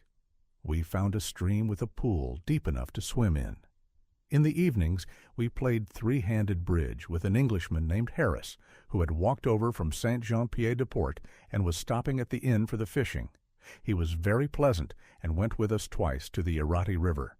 There was no word from Robert Cohn nor from Brett and Mike. End of Chapter 12. Chapter 13. One morning I went down to breakfast, and the Englishman, Harris, was already at the table. He was reading the paper through spectacles. He looked up and smiled. "Good morning," he said. "Letter for you." I stopped at the post, and they gave it me with mine. The letter was at my place at the table, leaning against a coffee cup. Harris was reading the paper again. I opened the letter. It had been forwarded from Pamplona. It was dated San Sebastian, Sunday. Dear Jake, we got here Friday. Brett passed out on the train, so brought her here for 3 days' rest with old friends of ours.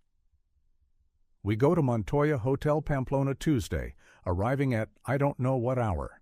Will you send a note by the bus to tell us what to do to rejoin you all on Wednesday? All our love and sorry to be late, but Brett was really done in and will be quite all right by Tues. And is practically so now. I know her so well and try to look after her, but it's not so easy. Love to all the chaps, Michael. What day of the week is it? I asked Harris. Wednesday, I think. Yes, quite. Wednesday. Wonderful how one loses track of the days up here in the mountains.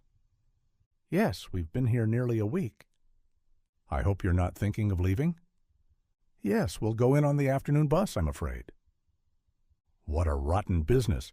I had hoped we'd all have another go at the Arati together. We have to go into Pamplona. We're meeting people there. What rotten luck for me. We've had a jolly time here at Borghete. Come on into Pamplona. We can play some bridge there, and there's going to be a damned fine fiesta. I'd like to. Awfully nice of you to ask me. I'd best stop on here, though. I've not much more time to fish. You want those big ones in the Arati? I say, I do, you know. They're enormous trout there. I'd like to try them once more. Do. Stop over another day. Be a good chap. We really have to get into town, I said. What a pity. After breakfast, Bill and I were sitting warming in the sun on a bench out in front of the inn and talking it over. I saw a girl coming up the road from the center of the town. She stopped in front of us and took a telegram out of the leather wallet that hung against her skirt. Por ustedes? I looked at it. The address was Barnes, Borghete. Yes, it's for us. She brought out a book for me to sign, and I gave her a couple of coppers. The telegram was in Spanish. Vengo llueves Cohn. I handed it to Bill. What does the word Cohn mean? He asked. What a lousy telegram, I said. He could send 10 words for the same price. I come Thursday. That gives you a lot of dope, doesn't it? It gives you all the dope that's of interest to Cohn. We're going in anyway, I said. There's no use trying to move Brett and Mike out here and back before the fiesta. Should we answer it? We might as well, said Bill. There's no need for us to be snooty. We walked up to the post office and asked for a telegraph blank. What will we say? Bill asked. Arriving tonight. That's enough. We paid for the message and walked back to the inn. Harris was there, and the 3 of us walked up to Roncesvalles. We went through the monastery.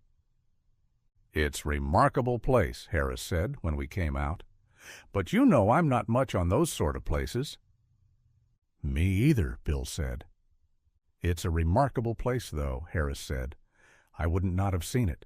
I'd been intending coming up each day.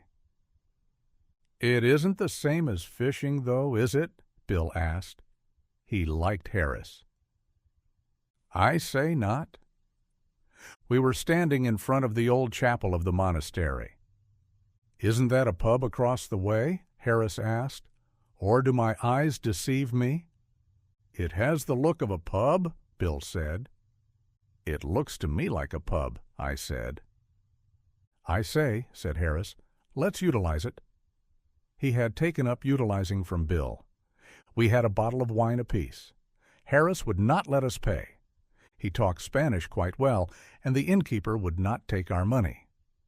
I say, you don't know what it's meant to me to have you chaps up here. We've had a grand time, Harris.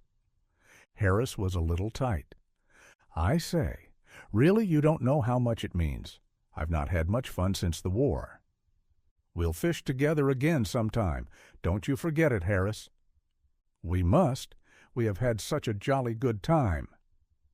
How about another bottle around? Jolly good idea, said Harris. This is mine, said Bill. Or we don't drink it.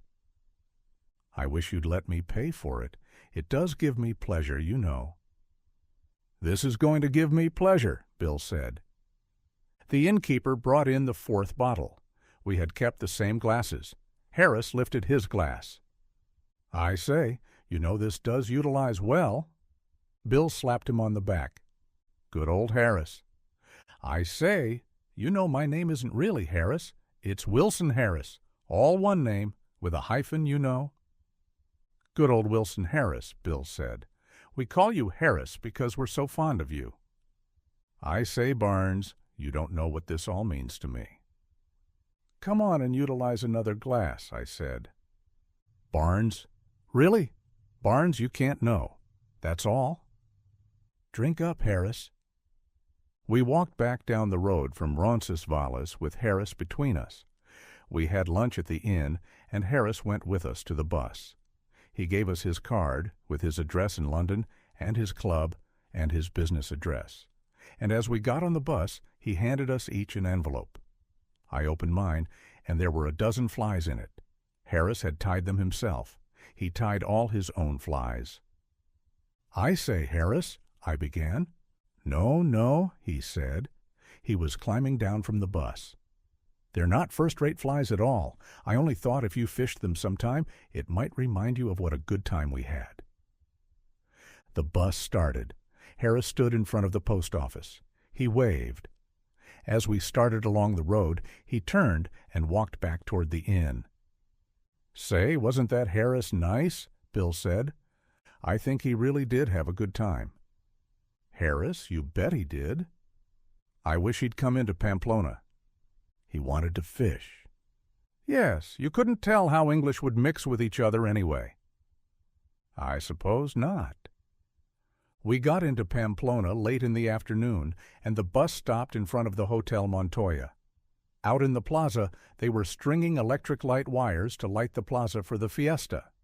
A few kids came up when the bus stopped, and a customs officer for the town made all the people getting down from the bus open their bundles on the sidewalk. We went into the hotel, and on the stairs I met Montoya. He shook hands with us, smiling in his embarrassed way. "Your friends are here," he said. "Mr. Campbell?" "Yes, Mr. Cohn and Mr. Campbell and Lady Ashley." He smiled as though there were something I would hear about. "When did they get in?" "Yesterday. I've saved you the rooms you had." "That's fine. Did you give Mr. Campbell the room on the plaza?" "Yes, all the rooms we looked at." "Where are our friends now?" "I think they went to the Pelota." "And how about the Bulls?" Montoya smiled. "Tonight?" he said. "Tonight at 7 o'clock they bring in the Villar Bulls, and tomorrow come the Muras. Do you all go down?" "Oh, yes, they've never seen a desencajonada." Montoya put his hand on my shoulder. "I'll see you there." He smiled again. He always smiled, as though bullfighting were a very special secret between the two of us, a rather shocking but really very deep secret that we knew about. He always smiled as though there were something lewd about the secret to outsiders, but that it was something that we understood. It would not do to expose it to people who would not understand. "Your friend, is he aficionado too?" Montoya smiled at Bill. "Yes, he came all the way from New York to see the San Fermines." "Yes?" Montoya politely disbelieved. "But he's not aficionado like you." He put his hand on my shoulder again embarrassedly.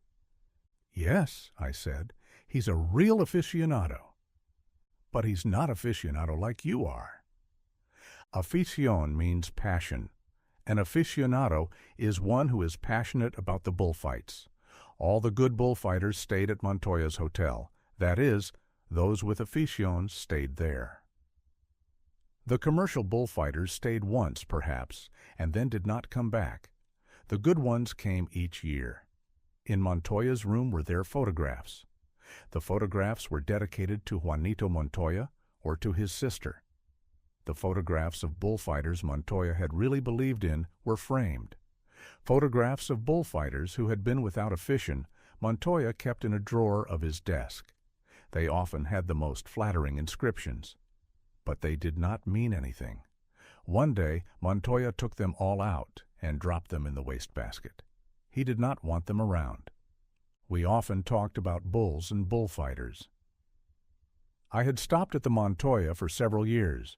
We never talked for very long at a time. It was simply the pleasure of discovering what we each felt. Men would come in from distant towns, and before they left Pamplona, stop and talk for a few minutes with Montoya about bulls. These men were aficionados. Those who were aficionados could always get rooms even when the hotel was full. Montoya introduced me to some of them. They were always very polite at first, and it amused them very much that I should be an American. Somehow it was taken for granted that an American could not have afición. He might simulate it or confuse it with excitement, but he could not really have it. When they saw that I had afición and there was no password, no set questions that could bring it out, rather it was a sort of oral spiritual examination, with the questions always a little on the defensive and never apparent, there was this same embarrassed putting the hand on the shoulder, or a buen hombre. But nearly always there was the actual touching. It seemed as though they wanted to touch you to make it certain. Montoya could forgive anything of a bullfighter who had afición. He could forgive attacks of nerves, panic, bad unexplainable actions, all sorts of lapses. For one who had afición, he could forgive anything. At once he forgave me all my friends. Without his ever saying anything, they were simply a little something shameful between us, like the spilling open of the horses in bullfighting. Bill had gone upstairs as we came in, and I found him washing and changing in his room. "Well," he said, "talk a lot of Spanish?" He was telling me about the bulls coming in tonight. "Let's find the gang and go down." "All right, they'll probably be at the cafe." "Have you got tickets?" "Yes, I got them for all the unloadings." "What's it like?" He was pulling his cheek before the glass, looking to see if there were unshaved patches under the line of the jaw. "It's pretty good," I said. "They let the bulls out of the cages one at a time, and they have steers in the corral to receive them and keep them from fighting, and the bulls tear in at the steers, and the steers run around like old maids trying to quiet them down." "Do they ever gore the steers?" "Sure. Sometimes they go right after them and kill them." "Can't the steers do anything?" "No, they're trying to make friends." "What do they have them in for?" "To quiet down the bulls and keep them from breaking their horns against the stone walls or goring each other." "Must be swell being a steer."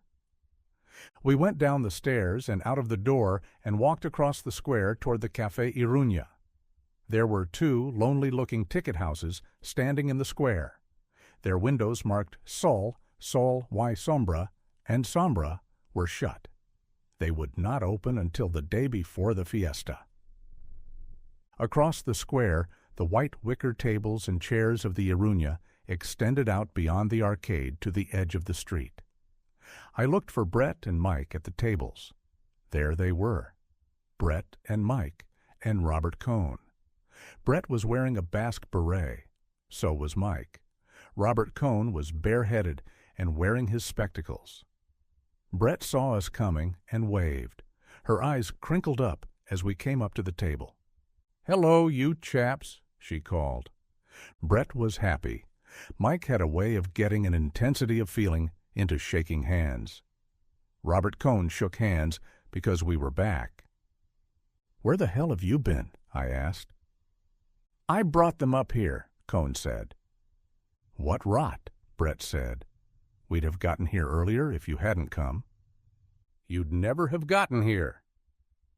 "What rot. You chaps are brown. Look at Bill." "Did you get good fishing?" Mike asked. "We wanted to join you." "It wasn't bad. We missed you." "I wanted to come," Cohn said, "but I thought I ought to bring them." "You bring us? What rot!" "Was it really good?" Mike asked. "Did you take many?" "Some days we took a dozen apiece. There was an Englishman up there." Named Harris, Bill said. Ever know him, Mike? He was in the war, too. Fortunate fellow, Mike said. What times we had. How I wish those dear days were back. Don't be an ass. Were you in the war, Mike? Cohn asked. Was I not? He was a very distinguished soldier, Brett said. Tell them about the time your horse bolted down Piccadilly. I'll not. I've told that 4 times. You never told me, Robert Cohn said. I'll not tell that story. It reflects discredit on me. Tell them about your medals. I'll not. That story reflects great discredit on me. What story's that? Brett will tell you. She tells all the stories that reflect discredit on me. Go on. Tell it, Brett.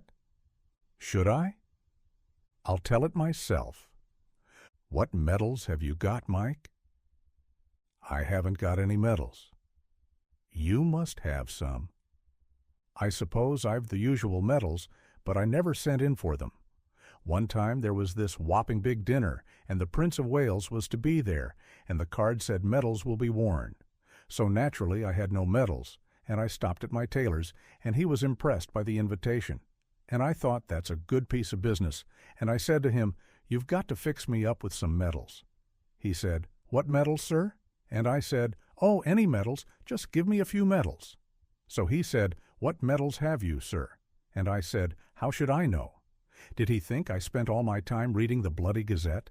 Just give me a good lot. Pick them out yourself. So he got me some medals, you know, miniature medals, and handed me the box, and I put it in my pocket and forgot it. Well, I went to the dinner, and it was the night they'd shot Henry Wilson, so the prince didn't come, and the king didn't come, and no one wore any medals, and all these coves were busy taking off their medals, and I had mine in my pocket. He stopped for us to laugh. Is that all? That's all. Perhaps I didn't tell it right. You didn't, said Brett, but no matter. We were all laughing. Ah, yes, said Mike. I know now. It was a damn dull dinner, and I couldn't stick it, so I left. Later on in the evening, I found the box in my pocket. What's this? I said. Medals? Bloody military medals? So I cut them all off their backing. You know, they put them on a strip and gave them all around. Gave one to each girl, form of souvenir. They thought I was hell's own shakes of a soldier. Give away medals in a nightclub. Dashing fellow? Tell the rest, Brett said. Don't you think that was funny? Mike asked. We were all laughing. It was. I swear it was. Any rate, my tailor wrote me and wanted the medals back. Sent a man around. Kept on writing for months. Seems some chap had left them to be cleaned. Frightfully military cove. Set hell's own store by them. Mike paused. Rotten luck for the tailor, he said. You don't mean it, Bill said. I should think it would have been grand for the tailor. Frightfully good tailor. Never believe it to see me now, Mike said. I used to pay him £100 a year just to keep him quiet, so he wouldn't send me any bills. Frightful blow to him when I went bankrupt. It was right after the medals. Gave his letters rather a bitter tone. How did you go bankrupt? Bill asked.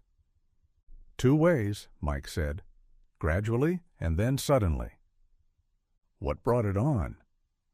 Friends, said Mike. I had a lot of friends. False friends. Then I had creditors, too. Probably had more creditors than anybody in England. Tell them about in the court, Brett said. I don't remember, Mike said. I was just a little tight. Tight? Brett exclaimed. You were blind. Extraordinary thing, Mike said. Met my former partner the other day. Offered to buy me a drink. Tell them about your learned counsel, Brett said. I will not, Mike said. My learned counsel was blind too. I say this is a gloomy subject. Are we going down and see these bulls unloaded or not? Let's go down. We called the waiter, paid, and started to walk through the town. I started off walking with Brett, but Robert Cohn came up and joined her on the other side. The 3 of us walked along, past the Ayuntamiento, with the banners hung from the balcony. down past the market, and down past the steep street that led to the bridge across the Arga. There were many people walking to go and see the bulls, and carriages drove down the hill and across the bridge, the drivers, the horses, and the whips rising above the walking people in the street. Across the bridge we turned up a road to the corrals. We passed a wine shop with a sign in the window.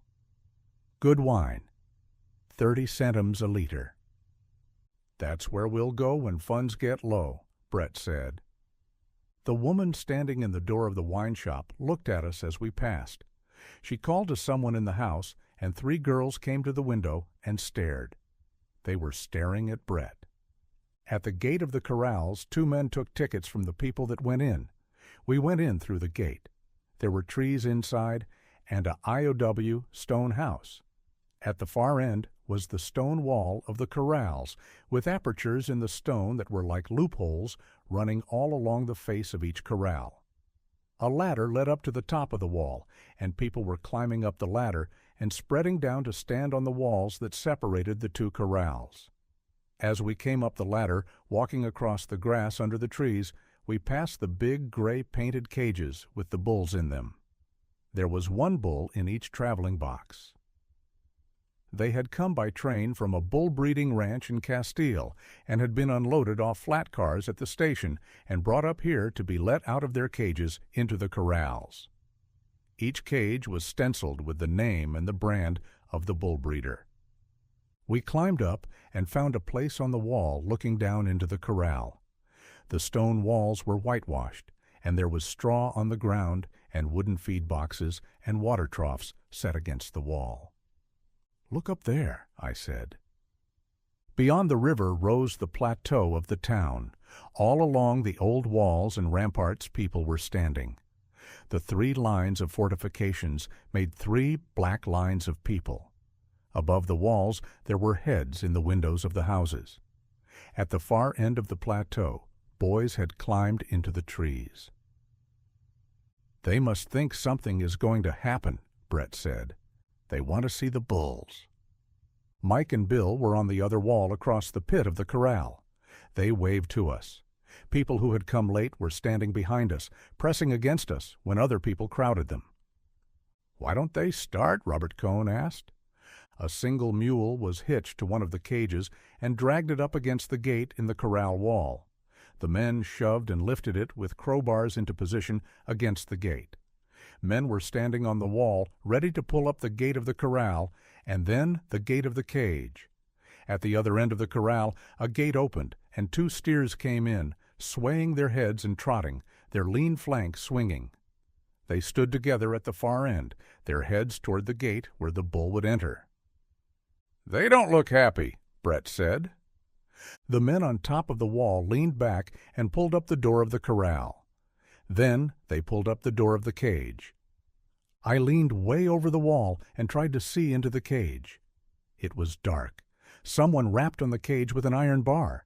Inside, something seemed to explode. The bull, striking into the wood from side to side with his horns, made a great noise.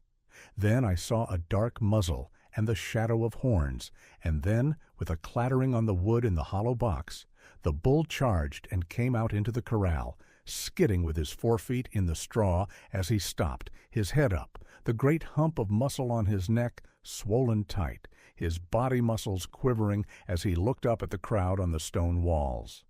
The 2 steers backed away against the wall, their heads sunken, their eyes watching the bull. The bull saw them and charged. A man shouted from behind one of the boxes and slapped his hat against the planks. And the bull, before he reached the steer, turned, gathered himself, and charged where the man had been, trying to reach him behind the planks with a 6 quick, searching drives with the right horn. "My God, isn't he beautiful?" Brett said. We were looking right down on him. "Look how he knows how to use his horns," I said. "He's got a left and a right just like a boxer." "Not really?"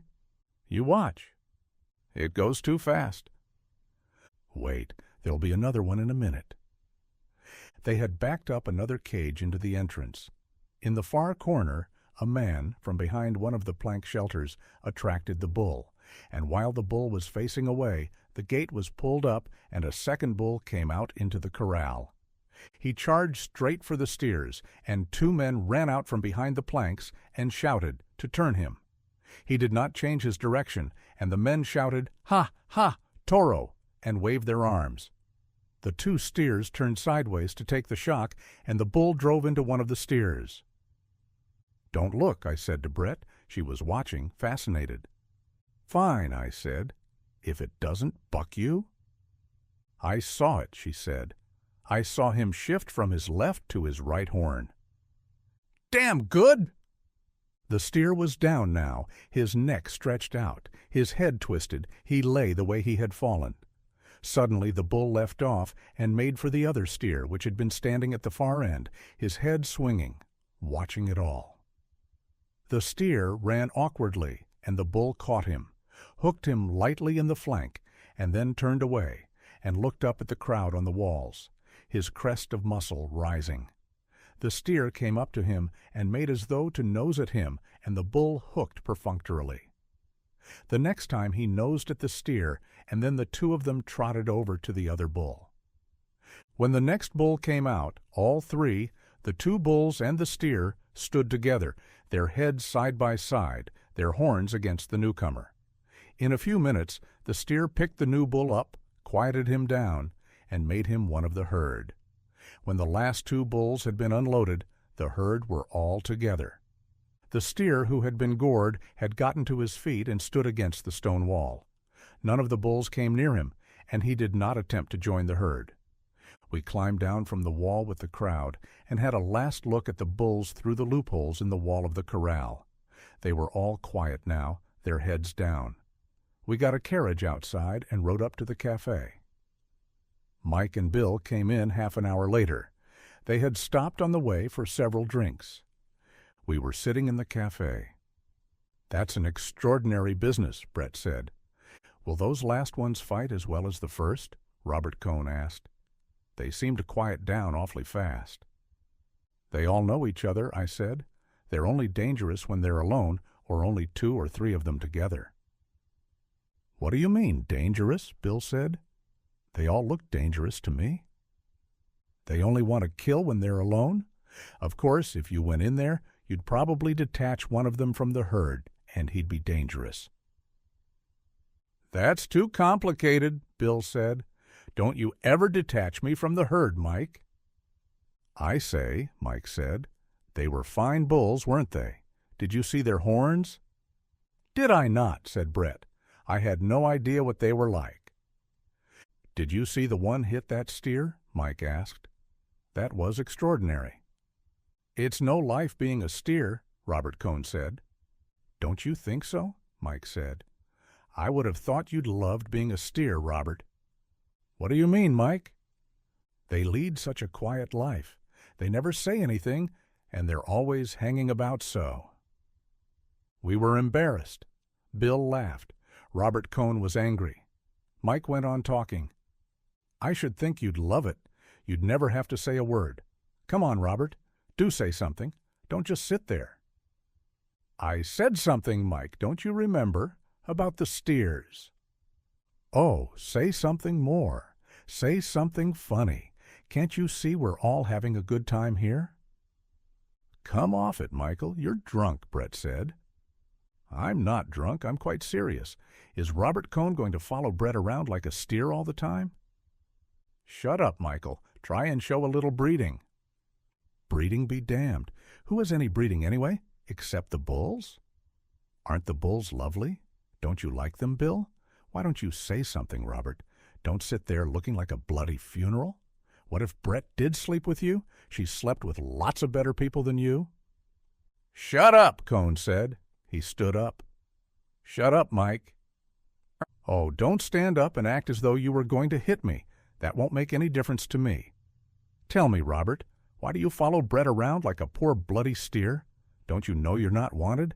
"I know when I'm not wanted." "Why don't you know when you're not wanted? You came down to San Sebastian where you weren't wanted and followed Brett around like a bloody steer. Do you think that's right?" "Shut up. You're drunk." "Perhaps I am drunk. Why aren't you drunk? Why don't you ever get drunk, Robert? You know you didn't have a good time at San Sebastian because none of our friends would invite you on any of the parties. You can't blame them hardly. Can you? I asked them to. They wouldn't do it. You can't blame them now, can you? Now answer me. Can you blame them? Go to hell, Mike. I can't blame them. Can you blame them? Why do you follow Brett around? Haven't you any manners? How do you think it makes me feel? You're a splendid one to talk about manners, Brett said.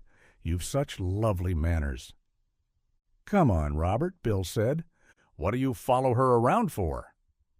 Bill stood up and took hold of Cohn. Don't go, Mike said. Robert Cohn's going to buy a drink. Bill went off with Cohn. Cohn's face was sallow. Mike went on talking. I sat and listened for a while. Brett looked disgusted. I say, Michael, you might not be such a bloody ass, she interrupted. I'm not saying he's not right, you know. She turned to me. The emotion left Mike's voice. We were all friends together. I'm not so damn drunk as I sounded, he said. I know you're not, Brett said. We're none of us sober, I said. I didn't say anything I didn't mean.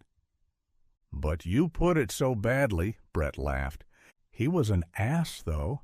He came down to San Sebastian, where he damn well wasn't wanted. He hung around Brett and just looked at her. It made me damned well sick. He did behave very badly, Brett said. Mark you, Brett's had affairs with men before. She tells me all about everything.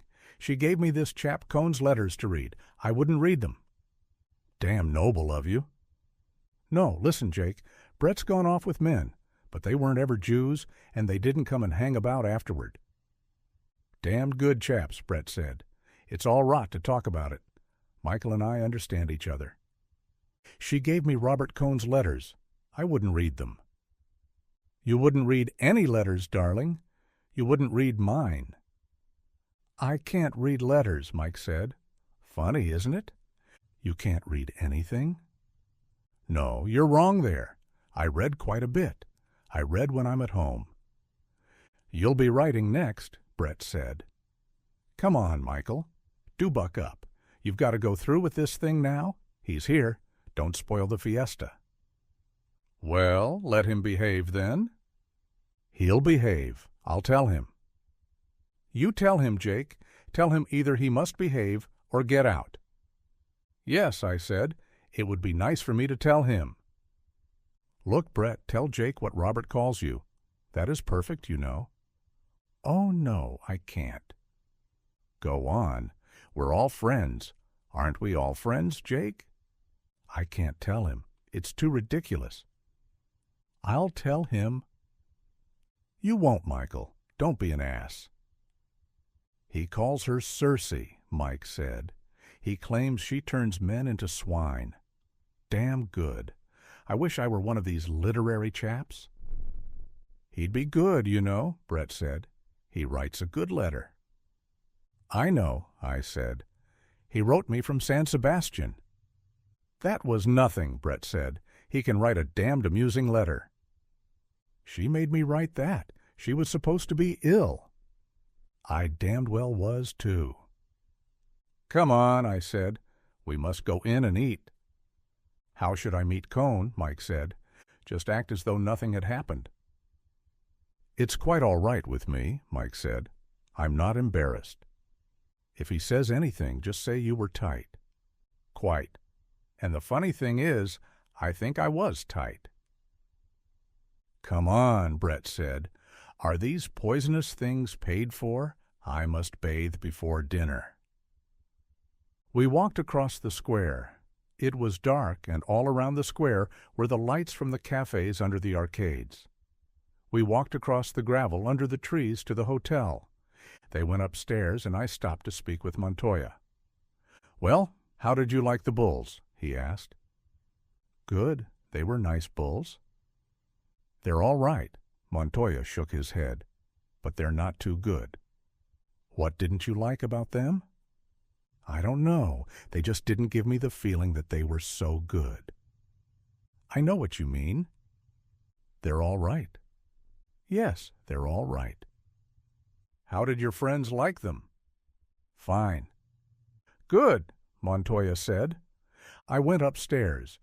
Bill was in his room, standing on the balcony, looking out at the square. I stood beside him. Where's Cohn? Upstairs in his room. How does he feel? Like hell, naturally. Mike was awful. He's terrible when he's tight. He wasn't so tight. The hell he wasn't. I know what we had before we came to the cafe. He sobered up afterward.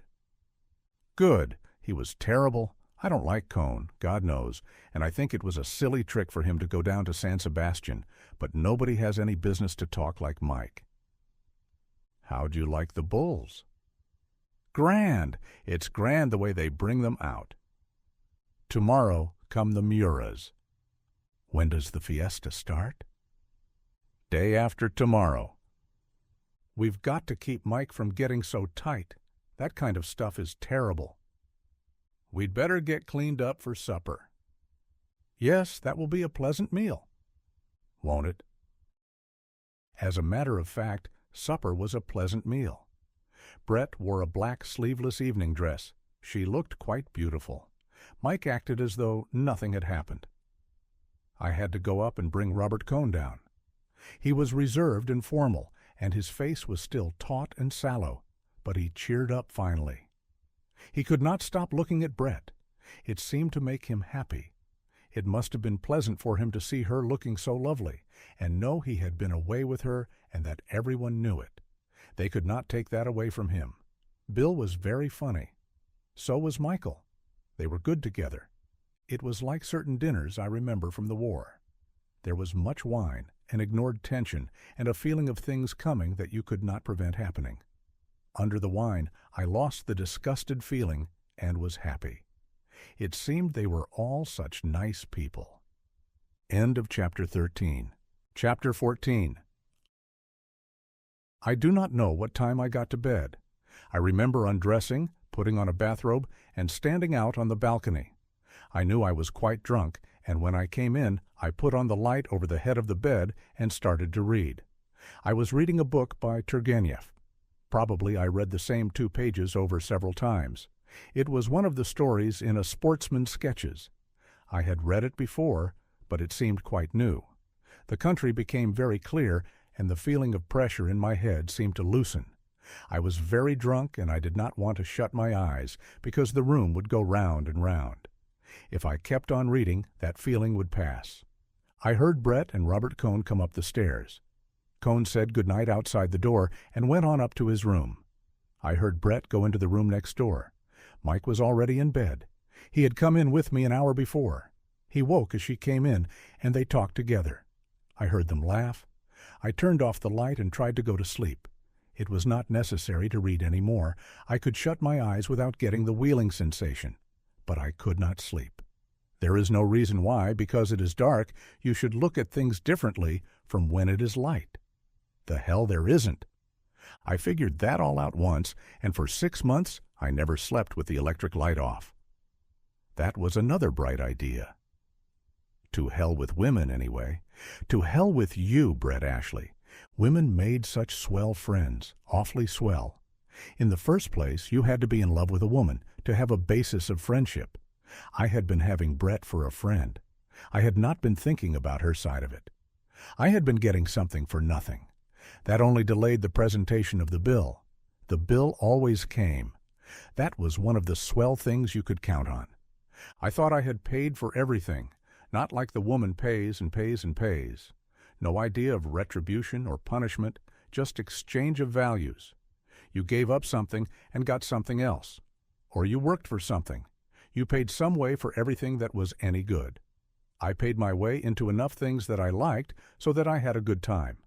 Either you paid by learning about them, or by experience, or by taking chances, or by money.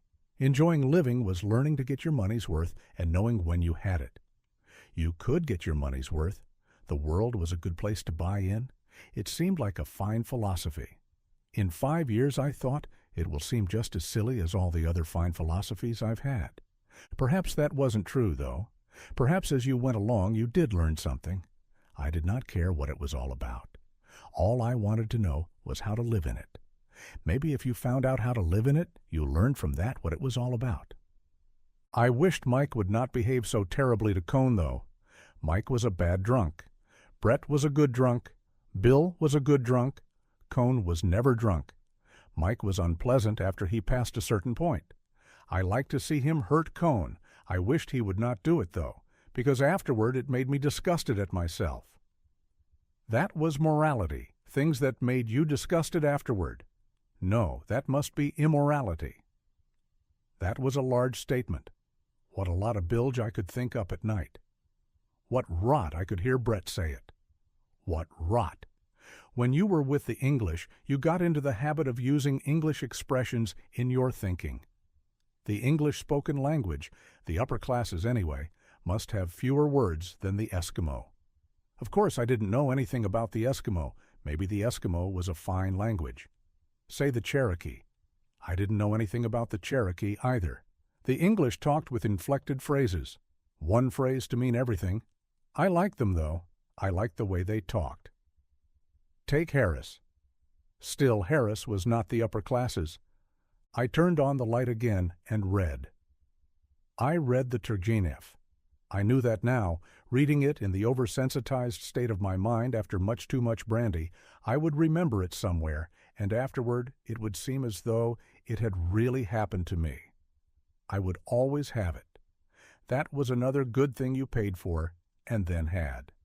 Some time along toward daylight, I went to sleep. The next 2 days in Pamplona were quiet, and there were no more rows. The town was getting ready for the fiesta. Workmen put up the gateposts that were to shut off the side streets when the bulls were released from the corrals and came running through the streets in the morning on their way to the ring. The workmen dug holes and fitted in the timbers, each timber numbered for its regular place. Out on the plateau beyond the town, employees of the bull ring exercised picador horses, galloping them stiff-legged on the hard, sun-baked fields behind the bull ring. The big gate of the bull ring was open, and inside the amphitheater was being swept. The ring was rolled and sprinkled, and carpenters replaced weakened or cracked planks in the barrera. Standing at the edge of the smooth rolled sand, you could look up in the empty stands and see old women sweeping out the boxes. Outside, the fence that led from the last street of the town to the entrance of the bull ring was already in place and made a long pen. The crowd would come running down with the bulls behind them on the morning of the day of the first bullfight. Out across the plain where the horse and cattle fair would be, some gypsies had camped under the trees. The wine and aguardiente sellers were putting up their booths. One booth advertised Anis del Toro. The cloth sign hung against the planks in the hot sun. In the big square that was the center of the town, there was no change yet. We sat in the white wicker chairs on the terrace of the cafe and watched the motor buses come in and unload peasants from the country coming into the market, and we watched the buses fill up and start out with peasants sitting with their saddlebags full of the things they had bought in the town. The tall gray motor buses were the only life of the square except for the pigeons and the man with a hose who sprinkled the graveled square and watered the streets. In the evening was the paseo. For an hour after dinner, everyone, all the good-looking girls, the officers from the garrison, all the fashionable people of the town, walked in the street on one side of the square, while the cafe tables filled with the regular after-dinner crowd. During the morning, I usually sat in the cafe and read the Madrid papers and then walked in the town or out into the country. Sometimes Bill went along. Sometimes he wrote in his room.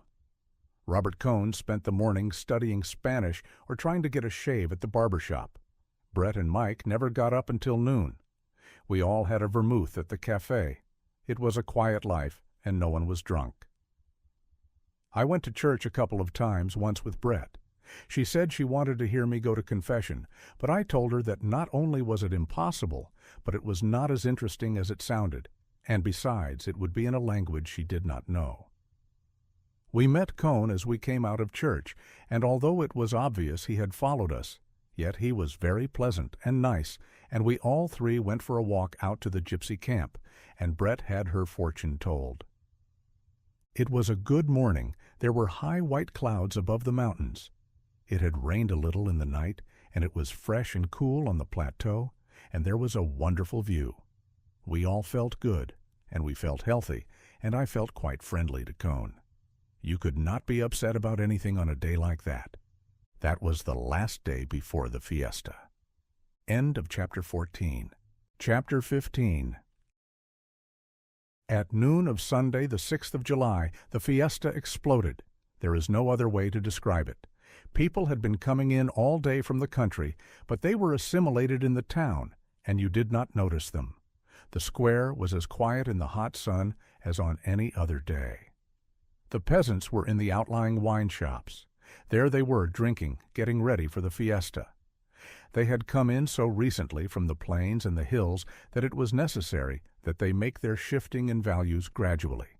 They could not start in paying cafe prices. They got their money's worth in the wine shops. Money still had a definite value in hours worked and bushels of grain sold. Late in the fiesta, it would not matter what they paid nor where they bought. Now, on the day of the starting of the fiesta of San Fermin, they had been in the wine shops of the narrow streets of the town since early morning. Going down the streets in the morning on the way to Mass in the cathedral, I heard them singing through the open doors of the shops. They were warming up. There were many people at the 11 o'clock Mass. San Fermin is also a religious festival. I walked down the hill from the cathedral and up the street to the cafe on the square. It was a little before noon. Robert Cohn and Bill were sitting at one of the tables. The marble-top tables and the white wicker chairs were gone. They were replaced by cast-iron tables and severe folding chairs. The cafe was like a battleship stripped for action. Today the waiters did not leave you alone all morning to read without asking if you wanted to order something. A waiter came up as soon as I sat down. "What are you drinking?" I asked Bill and Robert. "Sherry," Cohn said. "Jerez," I said to the waiter. Before the waiter brought the sherry, the rocket that announced the fiesta went up in the square. It burst, and there was a gray ball of smoke high up above the Theatre Gaillard, across on the other side of the plaza.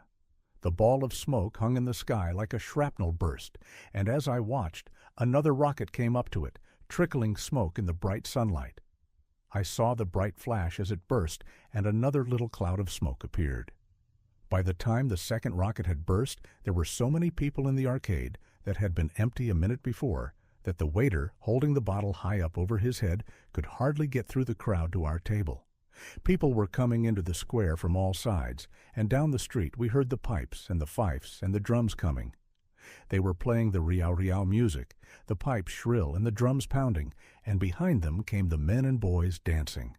When the fifers stopped, they all crouched down in the street, and when the reed pipes and the fifes shrilled, and the flat, dry, hollow drums tapped it out again, they all went up in the air dancing. In the crowd you saw only the heads and shoulders of the dancers going up and down.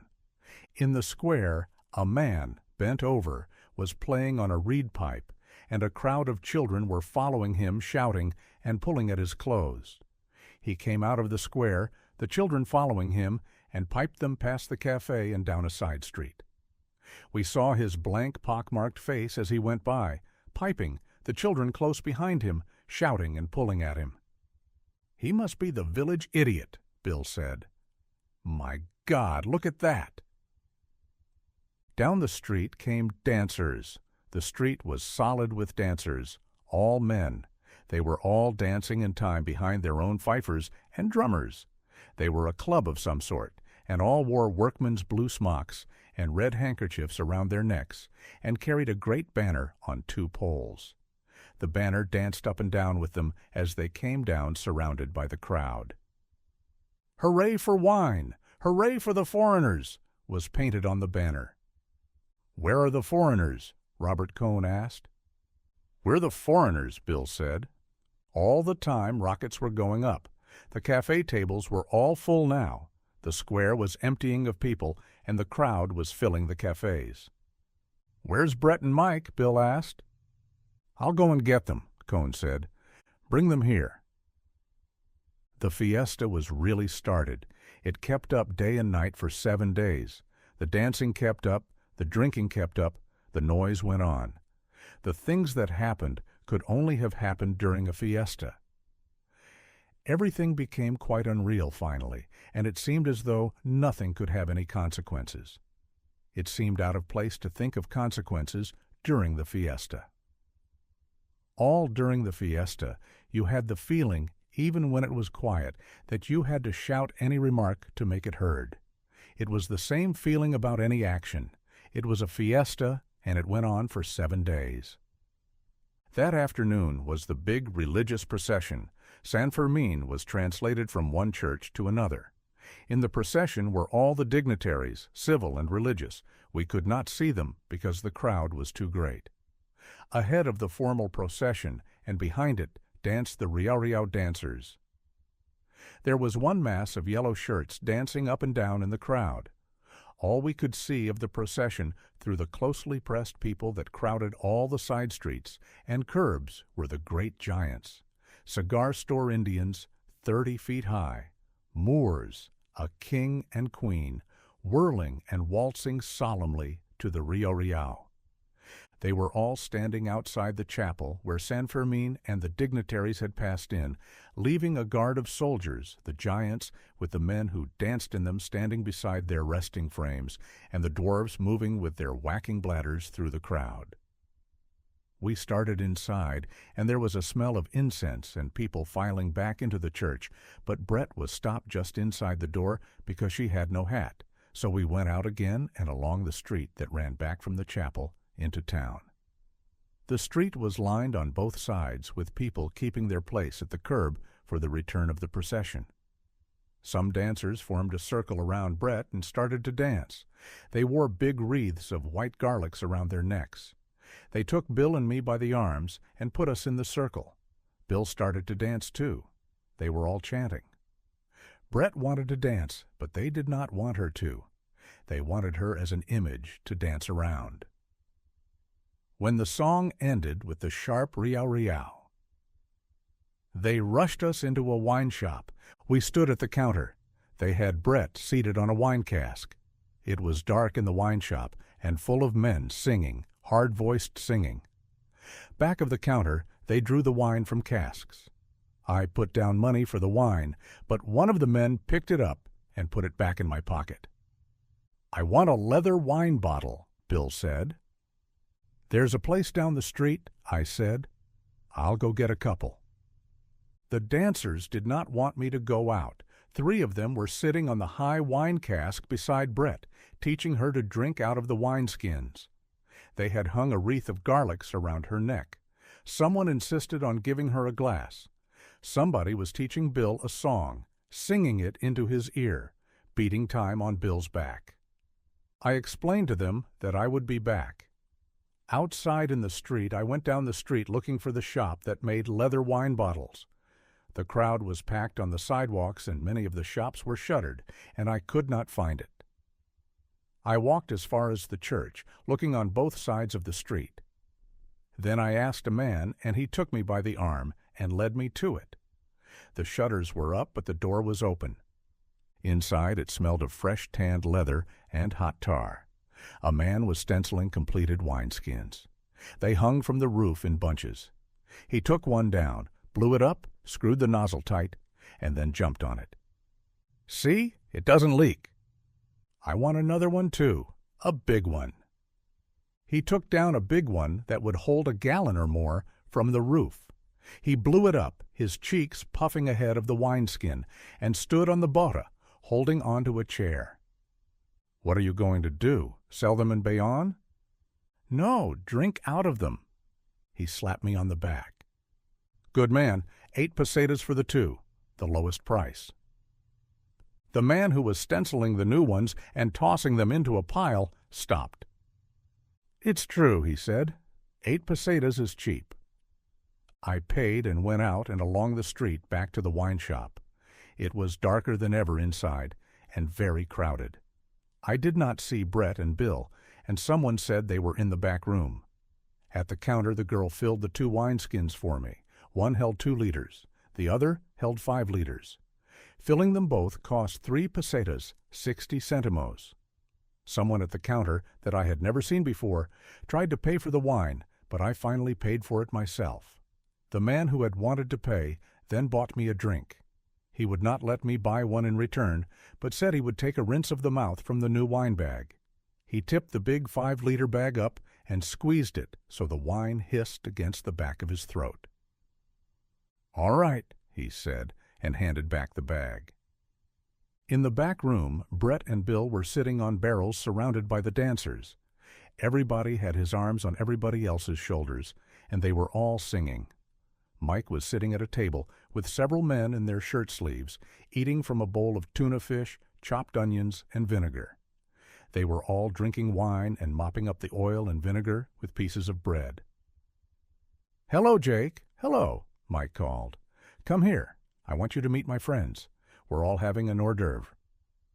I was introduced to the people at the table. They supplied their names to Mike and sent for a fork for me. "Stop eating their dinner, Michael!" Brett shouted from the wine barrels. "I don't want to eat up your meal," I said when someone handed me a fork. "Eat," he said. "What do you think it's here for?" I unscrewed the nozzle of the big wine bottle and handed it around. Everyone took a drink, tipping the wineskin at arm's length. Outside, above the singing, we could hear the music of the procession going by. "Isn't that the procession?" Mike asked. "Nada," someone said. "It's nothing. Drink up. Lift the bottle." "Where did they find you?" I asked Mike. "Someone brought me here," Mike said. "They said you were here." "Where's Cohn?" "He's passed out," Brett called. "They've put him away somewhere." "Where is he?" "I don't know." "How should we know?" Bill said. "I think he's dead." "He's not dead," Mike said. "I know he's not dead. He's just passed out on Anis del Mono." As he said Anis del Mono, one of the men at the table looked up, brought out a bottle from inside his smock, and handed it to me. "No," I said. "No thanks." "Yes, yes, arriba, up with the bottle." I took a drink. It tasted of licorice and warmed all the way. I could feel it warming in my stomach. "Where the hell is Cohn?" "I don't know," Mike said. "I'll ask. Where is the drunken comrade?" he asked in Spanish. "You want to see him?" "Yes," I said. "Not me," said Mike. "This gent?" The Anis del Mono man wiped his mouth and stood up. "Come on." In a back room, Robert Cohn was sleeping quietly on some wine casks. It was almost too dark to see his face. They had covered him with a coat, and another coat was folded under his head. Around his neck and on his chest was a big wreath of twisted garlics. "Let him sleep," the man whispered. "He's all right." 2 hours later, Cohn appeared. He came into the front room, still with the wreath of garlics around his neck. The Spaniard shouted when he came in. Cohn wiped his eyes and grinned. "I must have been sleeping," he said. "Oh, not at all," Brett said. "You were only dead," Bill said. "Aren't we going to go and have some supper?" Cohn asked. "Do you want to eat?" "Yes, why not? I'm hungry." "Eat those garlics, Robert," Mike said. "I say, do eat those garlics." Cohn stood there. His sleep had made him quite all right. "Do let's go and eat," Brett said. "I must get a bath." "Come on," Bill said. "Let's translate Brett to the hotel." We said goodbye to many people and shook hands with many people and went out. Outside it was dark. "What time is it, do you suppose?" Cohn asked. "It's tomorrow," Mike said. "You've been asleep 2 days." "No," said Cohn. "What time is it?" "It's 10 o'clock." "What a lot we've drunk." "You mean what a lot we've drunk? You went to sleep." Going down the dark streets to the hotel, we saw the skyrockets going up in the square. Down the side streets that led to the square, we saw the square solid with people, those in the center all dancing. It was a big meal at the hotel. It was the first meal of the prices being doubled for the fiesta, and there were several new courses. After the dinner, we were out in the town. I remember resolving that I would stay up all night to watch the bulls go through the streets at 6 o'clock in the morning, and being so sleepy that I went to bed around 4 o'clock. The others stayed up. My own room was locked and I could not find the key, so I went upstairs and slept on one of the beds in Cohn's room. The fiesta was going on outside in the night, but I was too sleepy for it to keep me awake. When I woke, it was the sound of the rocket exploding that announced the release of the bulls from the corrals at the edge of town. They would race through the streets and out to the bull ring. I had been sleeping heavily, and I woke feeling I was too late. I put on a coat of Cohn's and went out on the balcony. Down below, the narrow street was empty. All the balconies were crowded with people. Suddenly, a crowd came down the street. They were all running, packed close together. They passed along and up the street toward the bull ring, and behind them came more men running faster, and then some stragglers who were really running. Behind them was a little bare space, and then the bulls galloping, tossing their heads up and down. It all went out of sight around the corner. One man fell, rolled to the gutter, and lay quiet. But the bulls went right on and did not notice him. They were all running together. After they went out of sight, a great roar came from the bull ring. It kept on. Then finally the pop of the rocket that meant the bulls had gotten through the people in the ring and into the corrals. I went back in the room and got into bed. I had been standing on the stone balcony in bare feet. I knew our crowd must have all been out at the bull ring. Back in bed, I went to sleep. Cohn woke me when he came in. He started to undress and went over and closed the window because the people on the balcony of the house just across the street were looking in. "Did you see the show?" I asked. "Yes, we were all there." "Anybody get hurt?" "One of the bulls got into the crowd in the ring and tossed 6 or 8 people." "How did Brett like it?" "It was all so sudden there wasn't any time for it to bother anybody." "I wish I'd been up." "We didn't know where you were. We went to your room, but it was locked." "Where did you stay up?" "We danced at some club." "I got sleepy," I said. "My gosh, I'm sleepy now," Cohn said. "Doesn't this thing ever stop?" "Not for a week." Bill opened the door and put his head in. "Where were you, Jake?" "I saw them go through from the balcony. How was it?" "Grand." "Where you going?" "To sleep." No one was up before noon. We ate at tables set out under the arcade. The town was full of people. We had to wait for a table. After lunch, we went over to the Arufla. It had filled up, and as the time for the bullfight came, it got fuller, and the tables were crowded closer. There was a close, crowded hum that came every day before the bullfight. The cafe did not make this same noise at any other time, no matter how crowded it was. This hum went on, and we were in it and a part of it. I had taken 6 seats for all the fights. 3 of them were barreras, the first row at the ringside, and 3 were sobrepuertos, seats with wooden backs halfway up the amphitheater. Mike thought Brett had best sit high up for her first time, and Cohn wanted to sit with them. Bill and I were going to sit in the barreras, and I gave the extra ticket to a waiter to sell. Bill said something to Cohn about what to do and how to look, so he would not mind the horses. Bill had seen 1 season of bullfights. "I'm not worried about how I'll stand it. I'm only afraid I may be bored," Cohn said. "You think so?" "Don't look at the horses. After the bull hits them," I said to Brett. "Watch the charge and see the picador try and keep the bull off, but then don't look again until the horse is dead if it's been hit." "I'm a little nervy about it," Brett said. "I'm worried whether I'll be able to go through with it all right." "You'll be all right. There's nothing but that horse part that will bother you, and they're only in for a few minutes with each bull. Just don't watch when it's bad." "She'll be all right," Mike said. "I'll look after her." "I don't think you'll be bored," Bill said. "I'm going over to the hotel to get the glasses and the wineskin," I said. "See you back here. Don't get cockeyed." "I'll come along," Bill said. Brett smiled at us. We walked around through the arcade to avoid the heat of the square. "That Cohn gets me," Bill said. "He's got this Jewish superiority so strong that he thinks the only emotion he'll get out of the fight will be being bored." "We'll watch him with the glasses," I said.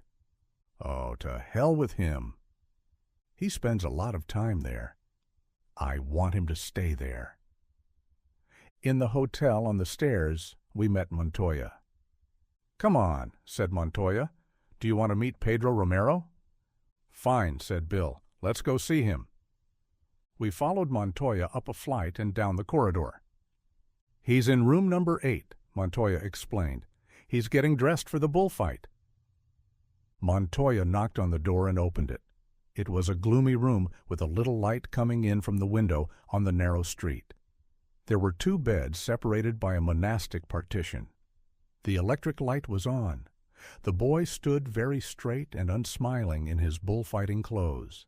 His jacket hung over the back of a chair. They were just finishing winding his sash. His black hair shone under the electric light. He wore a white linen shirt, and the sword handler finished his sash and stood up and stepped back. Pedro Romero nodded, seeming very far away and dignified when we shook hands. Montoya said something about what great aficionados we were, and that we wanted to wish him luck. Romero listened very seriously. Then he turned to me. He was the best-looking boy I have ever seen. "You go to the bullfight," he said in English. "You know English," I said, feeling like an idiot. "No," he answered, and smiled. One of 3 men who had been sitting on the beds came up and asked us if we spoke French. "Would you like me to interpret for you? Is there anything you would like to ask Pedro Romero?" We thanked him. "What was there that you would like to ask?" The boy was 19 years old, alone except for his sword handlet and the 3 hangers-on, and the bullfight was to commence in 20 minutes. We wished him mucha suerte, shook hands, and went out. He was standing, straight and handsome, and altogether by himself, alone in the room with the hangers-on as we shut the door. "He's a fine boy, don't you think so?" Montoya asked. "He's a good-looking kid," I said. "He looks like a torero," Montoya said. "He has the type." "He's a fine boy." "We'll see how he is in the ring," Montoya said. We found the big leather wine bottle leaning against the wall in my room, took it and the field glasses, locked the door, and went downstairs. It was a good bullfight. Bill and I were very excited about Pedro Romero. Montoya was sitting about 10 places away. After Romero had killed his first bull, Montoya caught my eye and nodded his head. This was a real one. There had not been a real one for a long time. Of the other 2 matadors, one was very fair and the other was passable. But there was no comparison with Romero, although neither of his bulls was much. Several times during the bullfight, I looked up at Mike and Brett and Cohn with the glasses. They seemed to be all right. Brett did not look upset. All 3 were leaning forward on the concrete railing in front of them. "Let me take the glasses," Bill said. "Does Cohn look bored?" I asked. "That kike." Outside the ring, after the bullfight was over, you could not move in the crowd.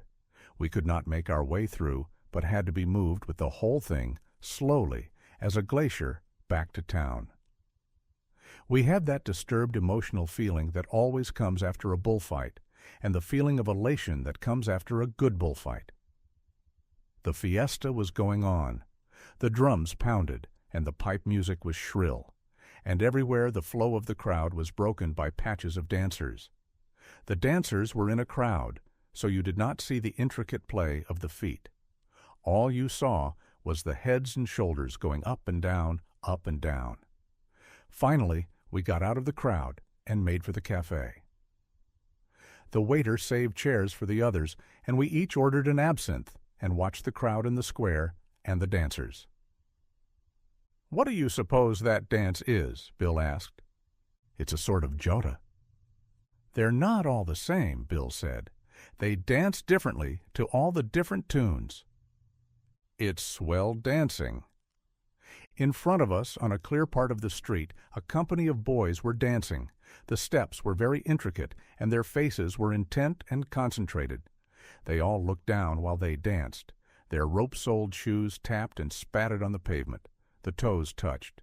The heels touched. The balls of the feet touched. Then the music broke wildly, and the step was finished, and they were all dancing on up the street.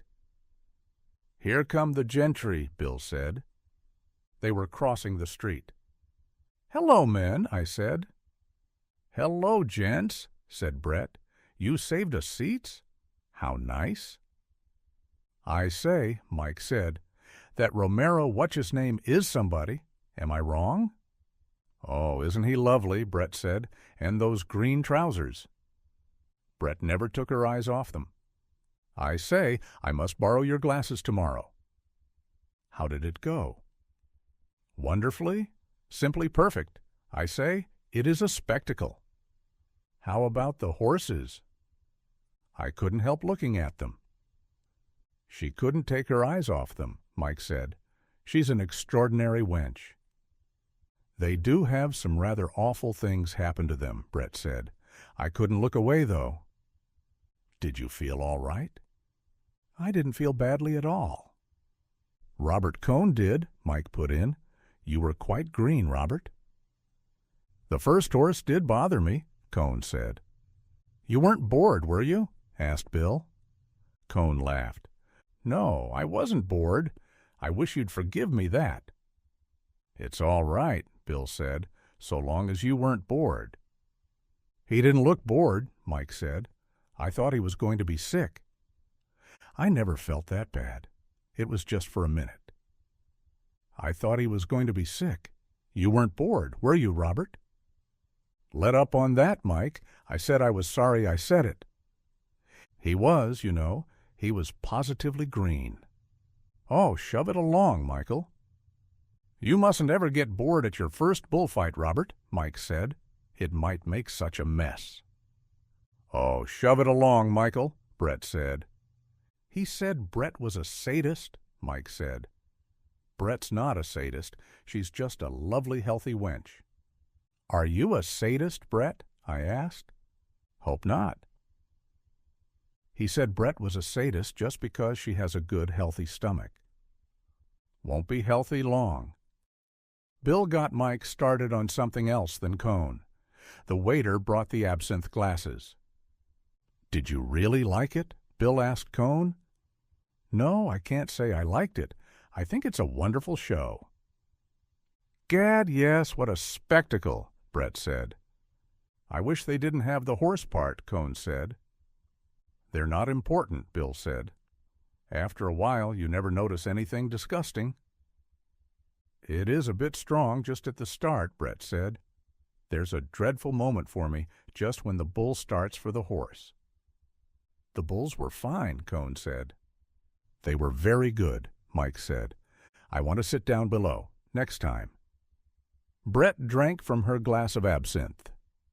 "She wants to see the bullfighters close by," Mike said. "They are something," Brett said. "That Romero lad is just a child." "He's a damn good-looking boy," I said. "When we were up in his room, I never saw a better-looking kid." "How old do you suppose he is?" 19 or 20? Just imagine it. The bullfight on the second day was much better than on the first. Brett sat between Mike and me at the Barrera, and Bill and Cohn went up above. Romero was the whole show. I do not think Brett saw any other bullfighter. No one else did either, except the hard-shelled technicians. It was all Romero. There were 2 other matadors, but they did not count. I sat beside Brett and explained to Brett what it was all about. I told her about watching the bull, not the horse, when the bulls charged the picadors, and got her to watching the picador place the point of his pick, so that she saw what it was all about, so that it became more something that was going on with a definite end, and less of a spectacle with unexplained horrors. I had her watch how Romero took the bull away from a fallen horse with his cape, and how he held him with the cape and turned him smoothly and suavely, never wasting the bull. She saw how Romero avoided every brusque movement and saved his bulls for the last when he wanted them, not winded and discomposed, but smoothly worn down. She saw how close Romero always worked to the bull, and I pointed out to her the tricks the other bullfighters used to make it look as though they were working closely. She saw why she liked Romero's cape work and why she did not like the others. Romero never made any contortions. Always it was straight and pure and natural in line. The others twisted themselves like corkscrews, their elbows raised and leaned against the flanks of the bull after his horns had passed, to give a faked look of danger. Afterward, all that was fake turned bad and gave an unpleasant feeling. Romero's bullfighting gave real emotion because he kept the absolute purity of line in his movements and always quietly and calmly let the horns pass him close each time. He did not have to emphasize their closeness. Brett saw how something that was beautiful done close to the bull was ridiculous if it were done a little way off.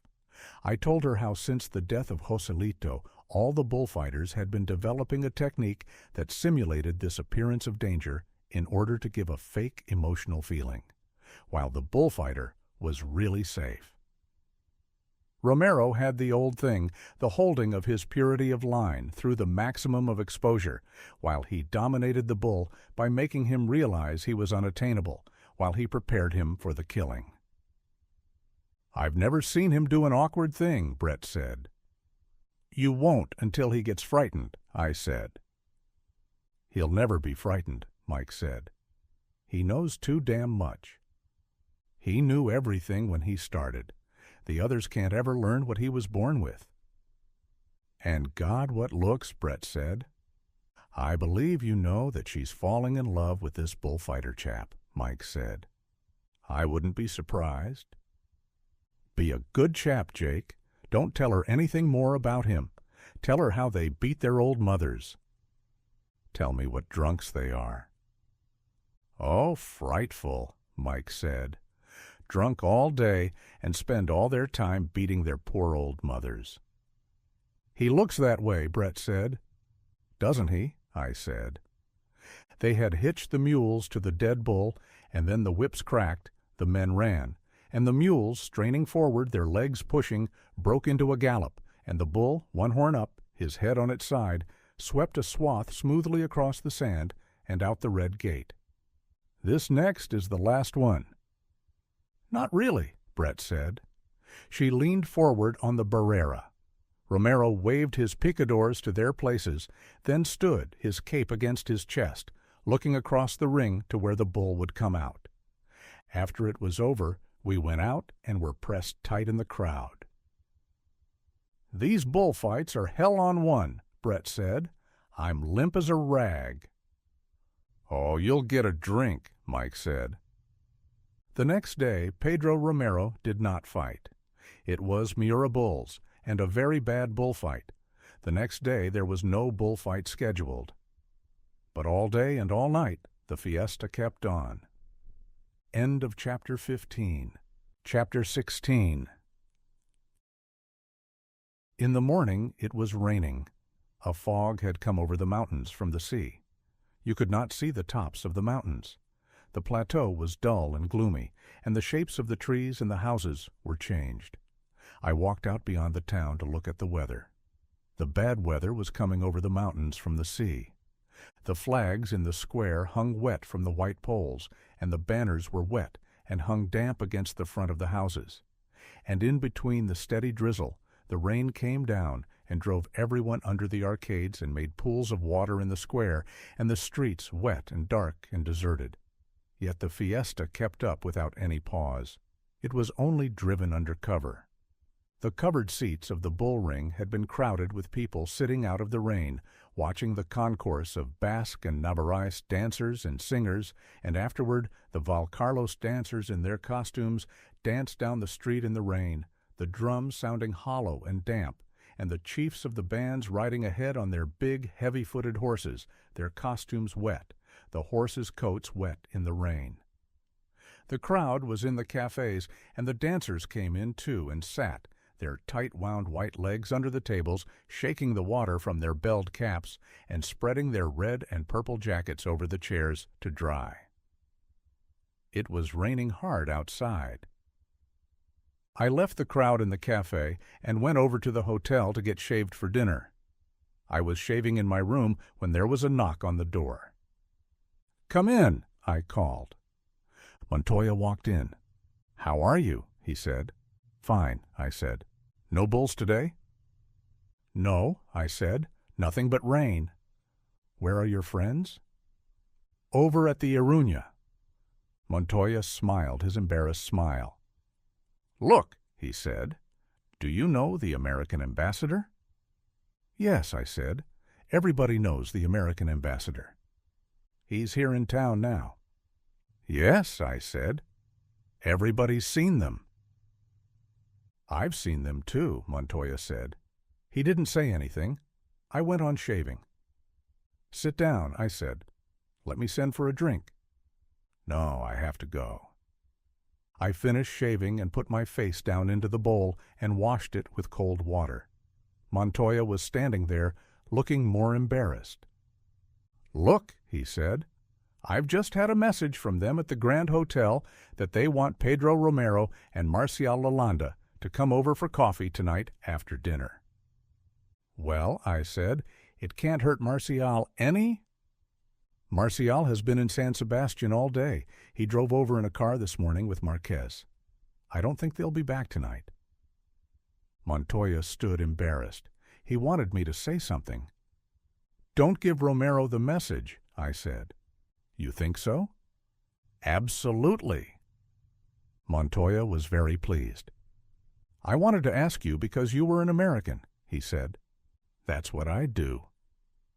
"Look," said Montoya, "people take a boy like that. They don't know what he's worth. They don't know what he means. Any foreigner can flatter him. They start this Grand Hotel business, and in 1 year they're through." "Like Al Gabeno," I said. "Yes, like Al Gabeno." "They're a fine lot," I said. "There's one American woman down here now that collects bullfighters." "I know. They only want the young ones." "Yes," I said. "The old ones get fat." "Or crazy like Gallo." "Well," I said, "it's easy. All you have to do is not give him the message." "He's such a fine boy," said Montoya. "He ought to stay with his own people. He shouldn't mix in that stuff." "Won't you have a drink?" I asked. "No," said Montoya. "I have to go." He went out. I went downstairs and out the door and took a walk around through the arcades around the square. It was still raining. I looked in at the Arufla for the gang, and they were not there, so I walked on around the square and back to the hotel. They were eating dinner in the downstairs dining room. They were well ahead of me, and it was no use trying to catch them. Bill was buying shoe shines for Mike. Bootblacks opened the street door, and each one Bill called over and started to work on Mike. "This is the 11th time my boots have been polished," Mike said. "I say, Bill is an ass." The bootblacks had evidently spread the report. Another came in. "Limpia botas?" he said to Bill. "No," said Bill. "For this senor." The bootblack knelt down beside the one at work and started on Mike's free shoe that shone already in the electric light. "Bill's a yell of laughter," Mike said. I was drinking red wine and so far behind them that I felt a little uncomfortable about all this shoe shining. I looked around the room. At the next table was Pedro Romero. He stood up when I nodded and asked me to come over and meet a friend. His table was beside ours, almost touching. I met the friend, a Madrid bullfight critic, a little man with a drawn face. I told Romero how much I liked his work, and he was very pleased. We talked Spanish, and the critic knew a little French. I reached to our table for my wine bottle, but the critic took my arm. Romero laughed. "Drink here," he said in English. He was very bashful about his English, but he was really very pleased with it, and as we went on talking, he brought out words he was not sure of, and asked me about them. He was anxious to know the English for corrida de toros, the exact translation. Bullfight he was suspicious of. I explained that bullfight in Spanish was the lidia of a toro. The Spanish word corrida means in English the running of bulls. The French translation is course de taureau. The critic put that in. There is no Spanish word for bullfight. Pedro Romero said he had learned a little English in Gibraltar. He was born in Ronda. That is not far above Gibraltar. He started bullfighting in Malaga in the bullfighting school there. He had only been at it 3 years.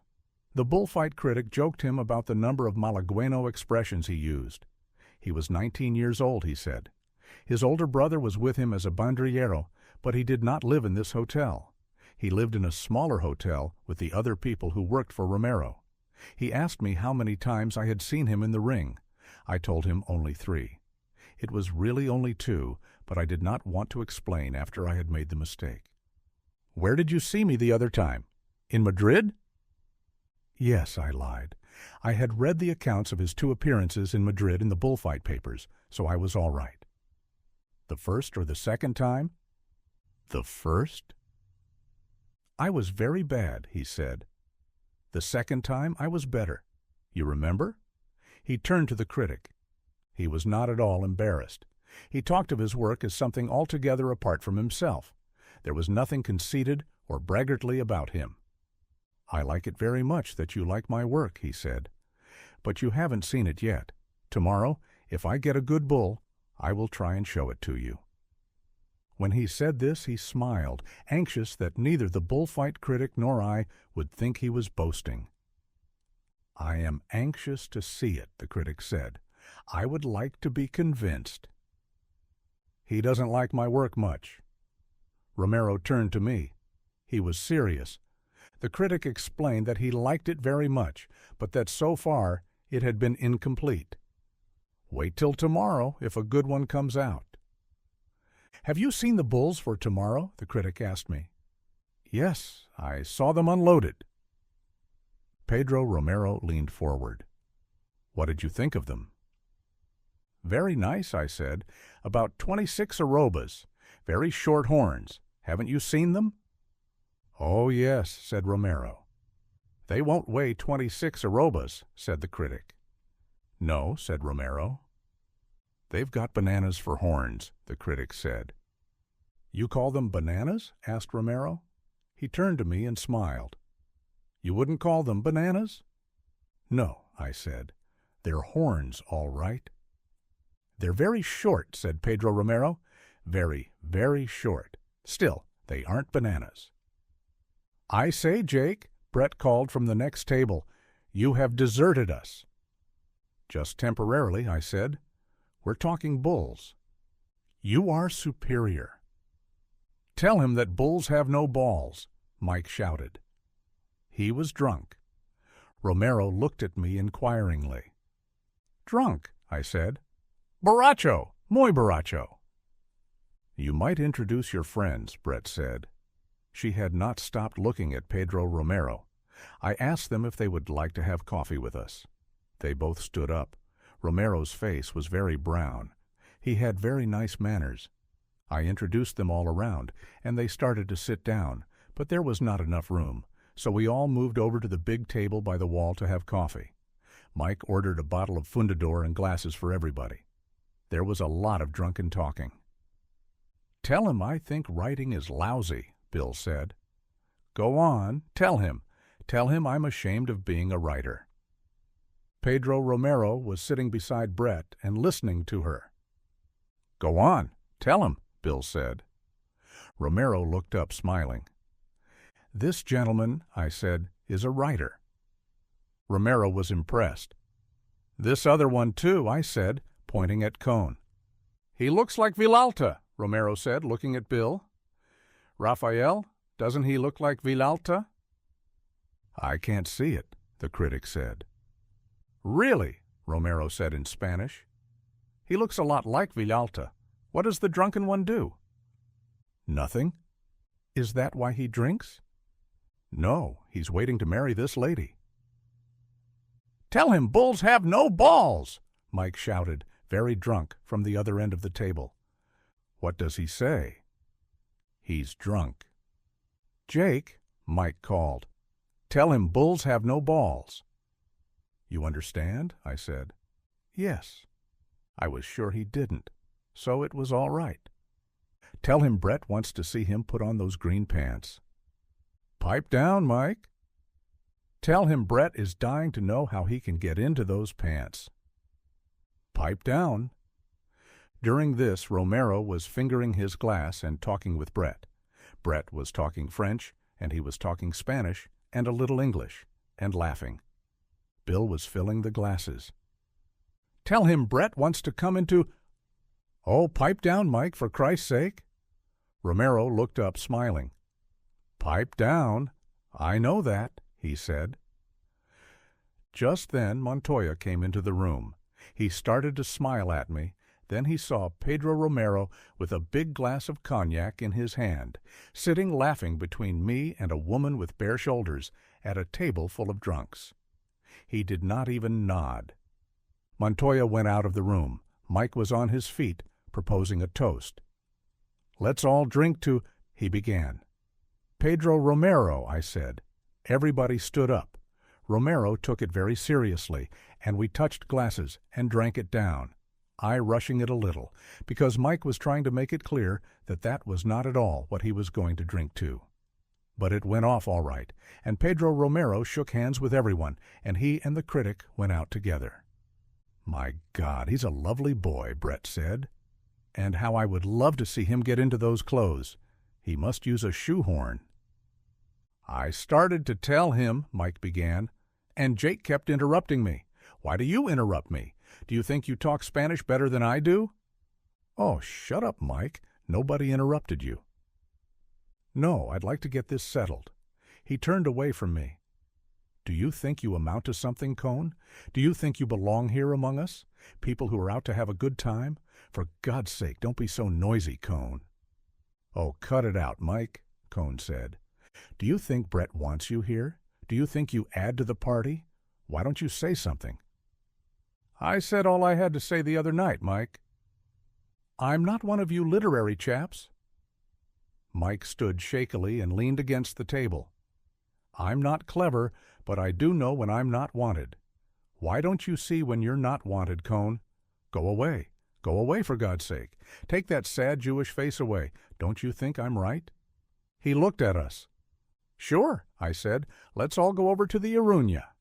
No, don't you think I'm right? I love that woman. Oh, don't start that again.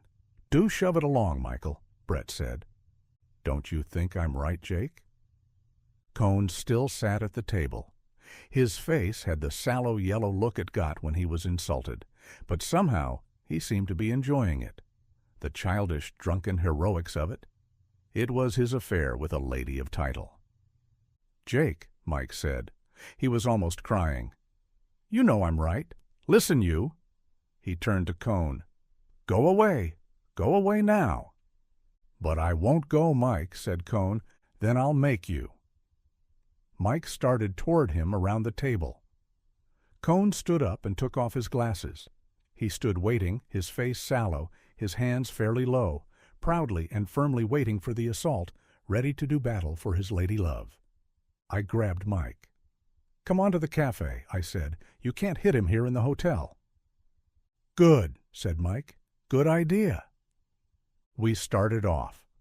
I looked back as Mike stumbled up the stairs and saw Cohn putting his glasses on again. Bill was sitting at the table pouring another glass of Fundador. Brett was sitting looking straight ahead at nothing. Outside on the square it had stopped raining and the moon was trying to get through the clouds. There was a wind blowing. The military band was playing, and the crowd was massed on the far side of the square where the fireworks specialist and his son were trying to send up fire balloons. A balloon would start up jerkily, on a great bias, and be torn by the wind or blown against the houses of the square. Some fell into the crowd. The magnesium flared and the fireworks exploded and chased about in the crowd. There was no one dancing in the square. The gravel was too wet. Brett came out with Bill and joined us.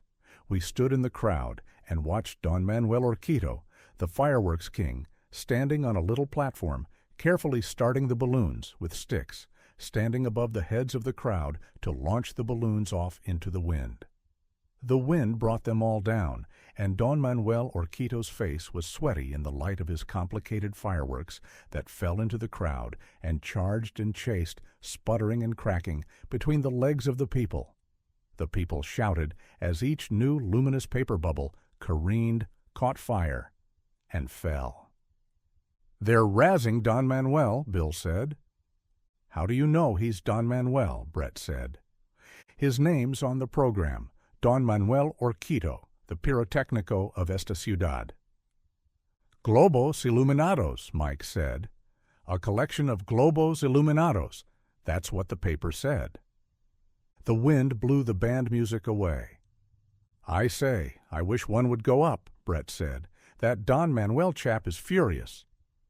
"He's probably worked for weeks fixing them to go off, spelling out Hail to San Fermin," Bill said. "Globos iluminados," Mike said. "A bunch of bloody globos iluminados." "Come on," said Brett. "We can't stand here." "Her ladyship wants a drink," Mike said. "How you know things," Brett said. Inside, the cafe was crowded and very noisy. No one noticed us come in. We could not find a table. There was a great noise going on. "Come on, let's get out of here," Bill said. Outside, the paseo was going in under the arcade. There were some English and Americans from Biarritz in sport clothes scattered at the tables. Some of the women stared at the people going by with lorgnons. We had acquired at some time a friend of Bill's from Biarritz. She was staying with another girl at the Grand Hotel. The other girl had a headache and had gone to bed. "Here's the pub," Mike said. It was the Bar Milano, a small, tough bar where you could get food and where they danced in the back room. We all sat down at a table and ordered a bottle of Fundador. The bar was not full. There was nothing going on. "This is a hell of a place," Bill said. "It's too early." "Let's take the bottle and come back later," Bill said. "I don't want to sit here on a night like this." "Let's go and look at the English," Mike said. "I love to look at the English." "They're awful," Bill said. "Where did they all come from?" "They come from Biarritz," Mike said. "They come to see the last day of the quaint little Spanish fiesta." "I'll festa them," Bill said. "You're an extraordinarily beautiful girl." Mike turned to Bill's friend. "When did you come here?" "Come off it, Michael." "I say she is a lovely girl. Where have I been? Where have I been looking all this while? You're a lovely thing. Have we met? Come along with me and Bill. We're going to festa the English." "I'll festa them," Bill said. "What the hell are they doing at this fiesta?" "Come on," Mike said. "Just us three. We're going to festa the bloody English. I hope you're not English. I'm Scotch. I hate the English. I'm going to festa them. Come on, Bill." Through the window we saw them, all three arm in arm, going toward the cafe. Rockets were going up in the square. "I'm going to sit here," Brett said. "I'll stay with you," Cohn said. "Oh, don't," Brett said. "For God's sake, go off somewhere. Can't you see Jake and I want to talk?" "I didn't," Cohn said. "I thought I'd sit here because I felt a little tight." "What a hell of a reason for sitting with anyone. If you're tight, go to bed. Go on to bed." "Was I rude enough to him?" Brett asked. Cohn was gone. My God, I'm so sick of him. He doesn't add much to the gaiety. He depresses me so. He's behaved very badly. Damned badly. He had a chance to behave so well. He's probably waiting just outside the door now. Yes, he would. You know, I do know how he feels. He can't believe it didn't mean anything. I know. Nobody else would behave as badly. Oh, I'm so sick of the whole thing. And Michael. Michael's been lovely, too. It's been damned hard on Mike, Yes, but he didn't need to be a swine. Everybody behaves badly, I said. Give them the proper chance. You wouldn't behave badly. Brett looked at me. I'd be as big an ass as Cohn, I said. Darling, don't let's talk a lot of rot. All right, talk about anything you like. Don't be difficult. You're the only person I've got, and I feel rather awful tonight. You've got Mike. Yes, Mike. Hasn't he been pretty? Well, I said, it's been damned hard on Mike, having Cohn around and seeing him with you. Don't I know it, darling? Please don't make me feel any worse than I do. Brett was nervous as I had never seen her before. She kept looking away from me and looking ahead at the wall. Want to go for a walk? Yes. Come on. I corked up the Fundador bottle and gave it to the bartender. Let's have one more drink of that, Brett said. My nerves are rotten. We each drank a glass of the smooth Amontillado brandy. Come on, said Brett. As we came out the door, I saw Cohn walk out from under the arcade. He was there, Brett said. He can't be away from you. Poor devil. I'm not sorry for him. I hate him myself. I hate him too, she shivered. I hate his damned suffering. We walked arm in arm down the side street away from the crowd and the lights of the square. The street was dark and wet, and we walked along it to the fortifications at the edge of town. We passed wine shops with light coming out from their doors onto the black, wet street, and sudden bursts of music. Want to go in? No. We walked out across the wet grass and onto the stone wall of the fortifications. I spread a newspaper on the stone, and Brett sat down. Across the plain it was dark, and we could see the mountains. The wind was high up and took the clouds across the moon. Below us were the dark pits of the fortifications. Behind were the trees and the shadow of the cathedral, and the town silhouetted against the moon.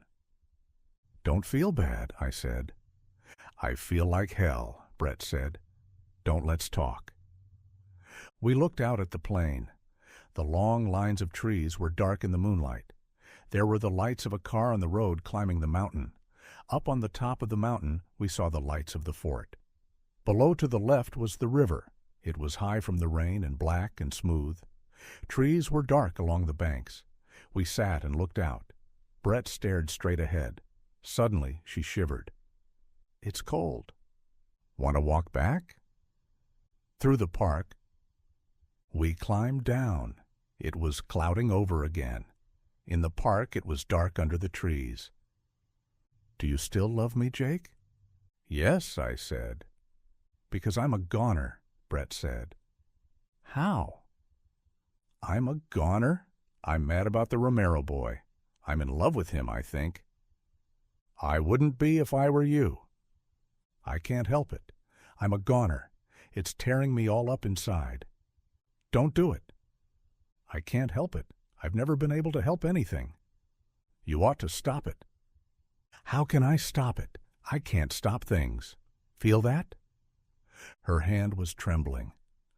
I'm like that all through. You oughtn't to do it. I can't help it. I'm a goner now anyway. Don't you see the difference? No? I've got to do something. I've got to do something I really want to do. I've lost my self-respect. You don't have to do that. Oh, darling, don't be difficult. What do you think it's meant to have that damn Jew about? And Mike the way he's acted? Sure. I can't just stay tight all the time. No. Oh, darling, please stay by me. Please stay by me and see me through this. Sure. I don't say it's right. It is right, though, for me. God knows I've never felt such a bitch. What do you want me to do? Come on, Brett said. Let's go and find him. Together we walked down the gravel path in the park in the dark, under the trees, and then out from under the trees and past the gate into the street that led into town. Pedro Romero was in the cafe. He was at a table with other bullfighters and bullfight critics. They were smoking cigars. When we came in, they looked up. Romero smiled and bowed. We sat down at a table halfway down the room. "Ask him to come over and have a drink." "Not yet. He'll come over." "I can't look at him." "He's nice to look at," I said. "I've always done just what I wanted." "I know. I do feel such a bitch." "Well," I said. "My God," said Brett, "the things a woman goes through?" "Yes." "Oh, I do feel such a bitch." I looked across at the table. Pedro Romero smiled. He said something to the other people at his table and stood up. He came over to our table. I stood up and we shook hands. "Won't you have a drink?" "You must have a drink with me," he said. He seated himself, asking Brett's permission without saying anything. He had very nice manners, but he kept on smoking his cigar. It went well with his face. "You like cigars?" I asked. "Oh, yes, I always smoke cigars." It was part of his system of authority. It made him seem older. I noticed his skin. It was clear and smooth and very brown. There was a triangular scar on his cheekbone. I saw he was watching Brett. He felt there was something between them. He must have felt it when Brett gave him her hand. He was being very careful. I think he was sure, but he did not want to make any mistake. "You fight tomorrow?" I said. "Yes," he said. "Algabena was hurt today in Madrid. Did you hear?" "No," I said. "Badly?" He shook his head. "Nothing. Here." He showed his hand. Brett reached out and spread the fingers apart. "Oh," he said in English, "you tell fortunes?" "Sometimes. Do you mind?" "No, I like it." He spread his hand flat on the table. "Tell me I live for always and be a millionaire." He was still very polite, but he was surer of himself. "Look," he said, "do you see any bulls in my hand?" He laughed. His hand was very fine, and the wrist was small. "There are thousands of bulls," Brett said. She was not at all nervous now. She looked lovely. "Good," Romero laughed. "At 1,000 duros apiece," he said to me in Spanish. "Tell me some more." "It's a good hand," Brett said. "I think he'll live a long time." "Say it to me, not to your friend." "I said you'd live a long time." "I know it," Romero said. "I'm never going to die." I tapped with my fingertips on the table. Romero saw it. He shook his head. "No, don't do that. The bulls are my best friends." I translated to Brett. "You kill your friends?" she asked. "Always," he said in English, and laughed. "So they don't kill me." He looked at her across the table. "You know English well." "Yes," he said, "pretty well sometimes. But I must not let anybody know. It would be very bad. A torero who speaks English." "Why?" asked Brett. "It would be bad. The people would not like it. Not yet." "Why not?" "They would not like it. Bullfighters are not like that." "What are bullfighters like?" He laughed and tipped his hat down over his eyes and changed the angle of his cigar and the expression of his face. "Like at the table," he said. I glanced over. He had mimicked exactly the expression of Nacional. He smiled, his face natural again. "No, I must forget English." "Don't forget it yet," Brett said.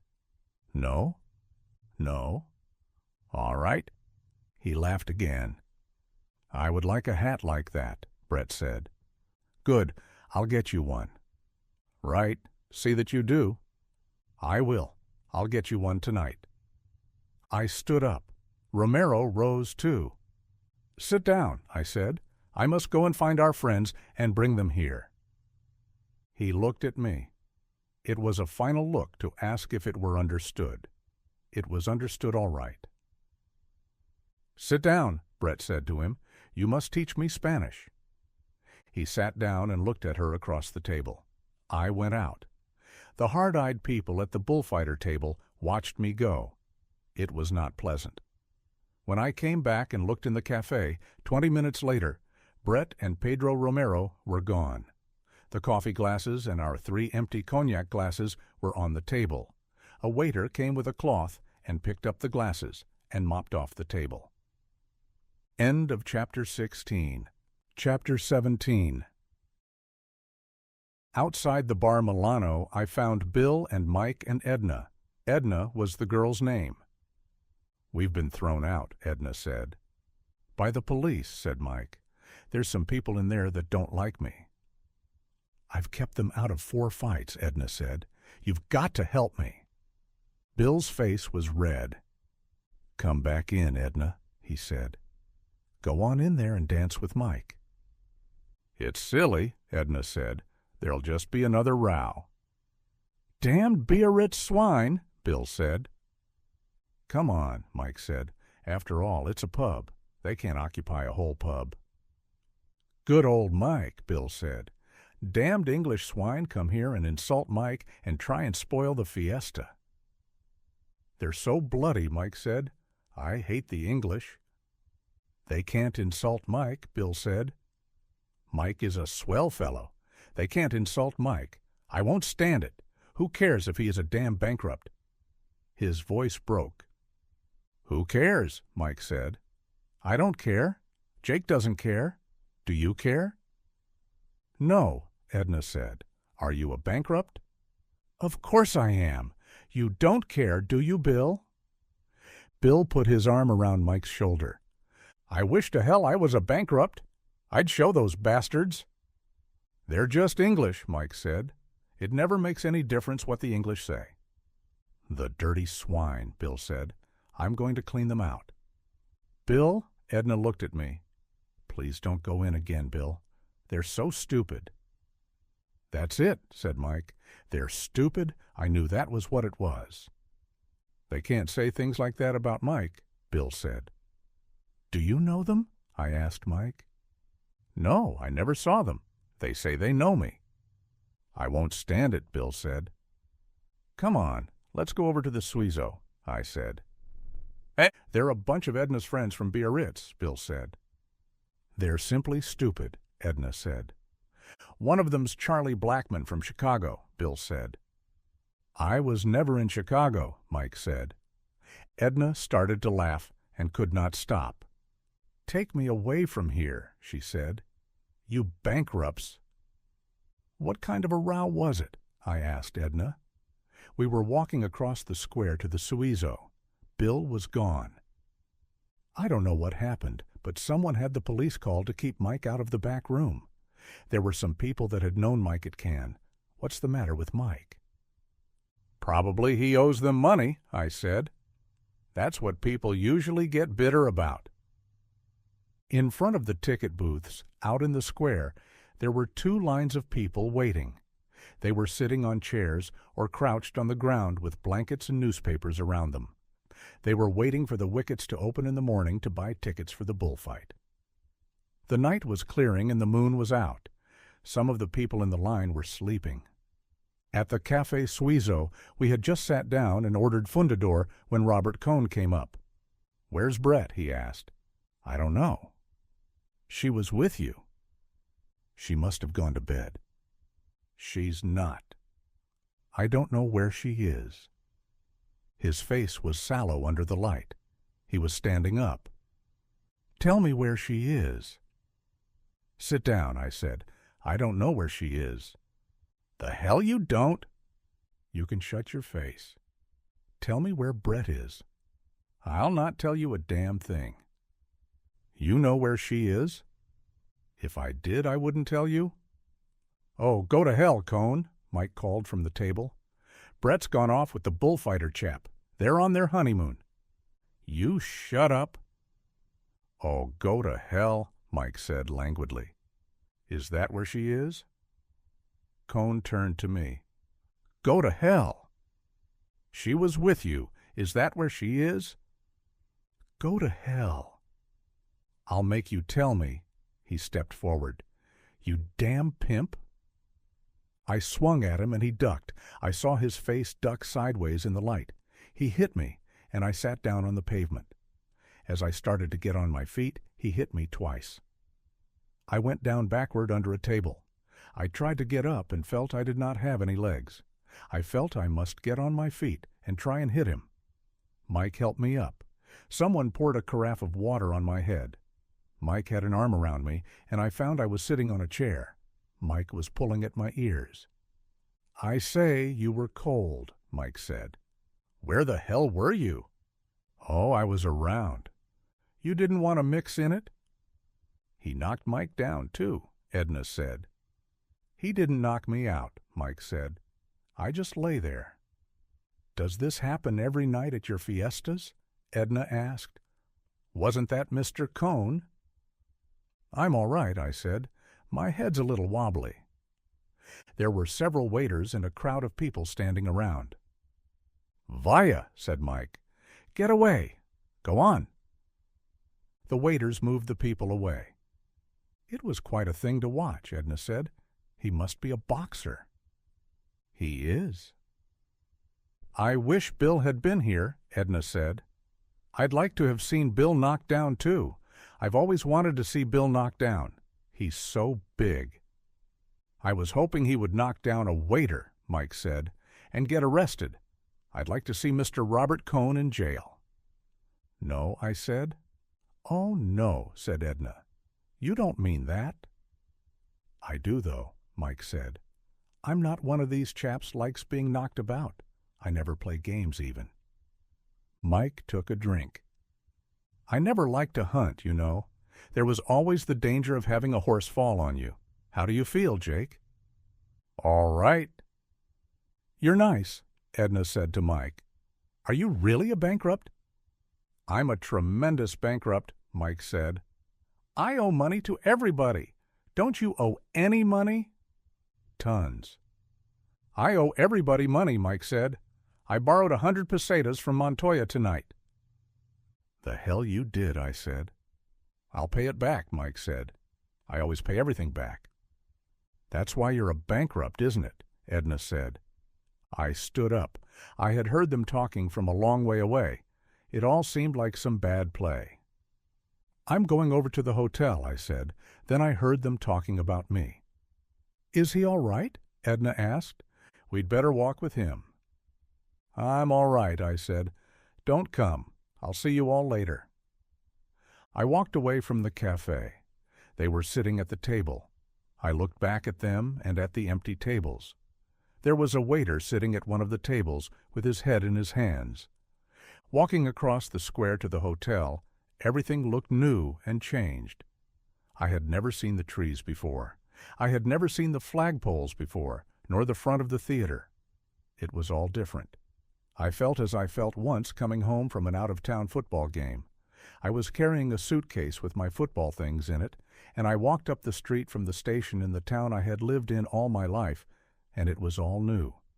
They were raking the lawns and burning leaves in the road, and I stopped for a long time and watched. It was all strange. Then I went on, and my feet seemed to be a long way off, and everything seemed to come from a long way off, and I could hear my feet walking a great distance away.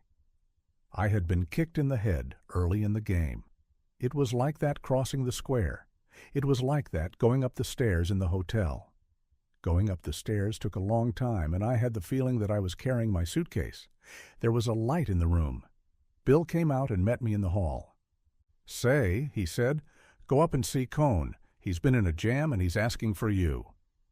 "The hell with him." Go on up and see him." I did not want to climb another flight of stairs. "What are you looking at me that way for?" "I'm not looking at you. Go on up and see Cohn. He's in bad shape." "You were drunk a little while ago," I said. "I'm drunk now," Bill said. "But you go up and see Cohn. He wants to see you." "All right," I said. It was just a matter of climbing more stairs. I went on up the stairs carrying my phantom suitcase. I walked down the hall to Cohn's room. The door was shut, and I knocked. "Who is it?" "Barnes." "Come in, Jake." I opened the door and went in, and set down my suitcase. There was no light in the room. Cohn was lying, face down, on the bed in the dark. "Hello, Jake." "Don't call me Jake." I stood by the door. It was just like this that I had come home.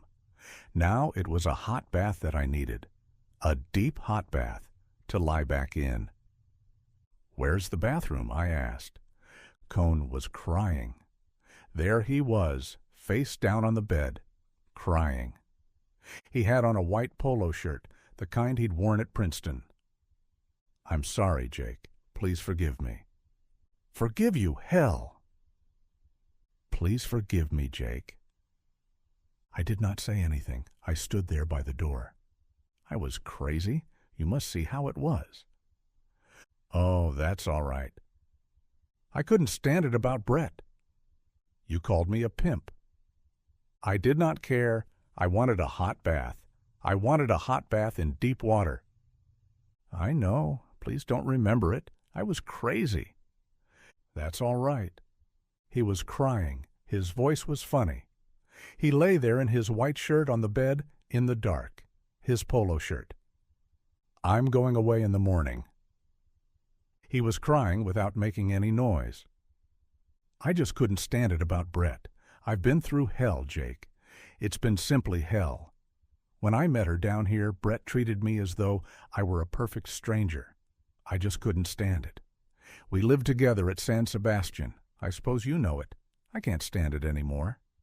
He lay there on the bed. "Well," I said, "I'm going to take a bath." "You were the only friend I had, and I loved Brett so." "Well," I said, "so long." "I guess it isn't any use," he said. "I guess it isn't any damn use." "What?" "Everything. Please say you forgive me, Jake." "Sure," I said. "It's all right." I felt so terribly. I've been through such hell, Jake. Now everything's gone. Everything. "Well," I said, "so long. I've got to go." He rolled over, sat on the edge of the bed, and then stood up. "So long, Jake," he said. "You'll shake hands, won't you?" "Sure. Why not?" We shook hands. In the dark, I could not see his face very well. "Well," I said, "see you in the morning?" "I'm going away in the morning." "Oh, yes," I said. I went out. Cohn was standing in the door of the room.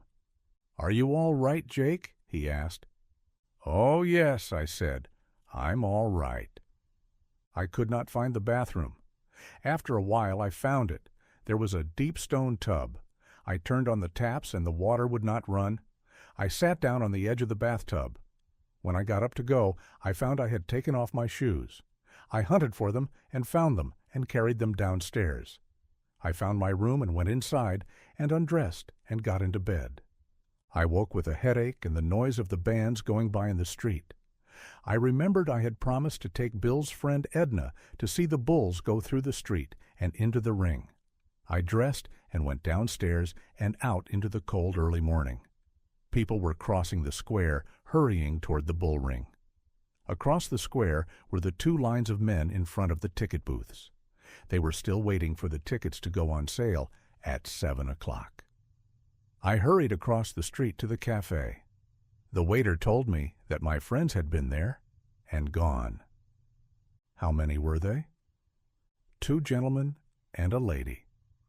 That was all right. Bill and Mike were with Edna.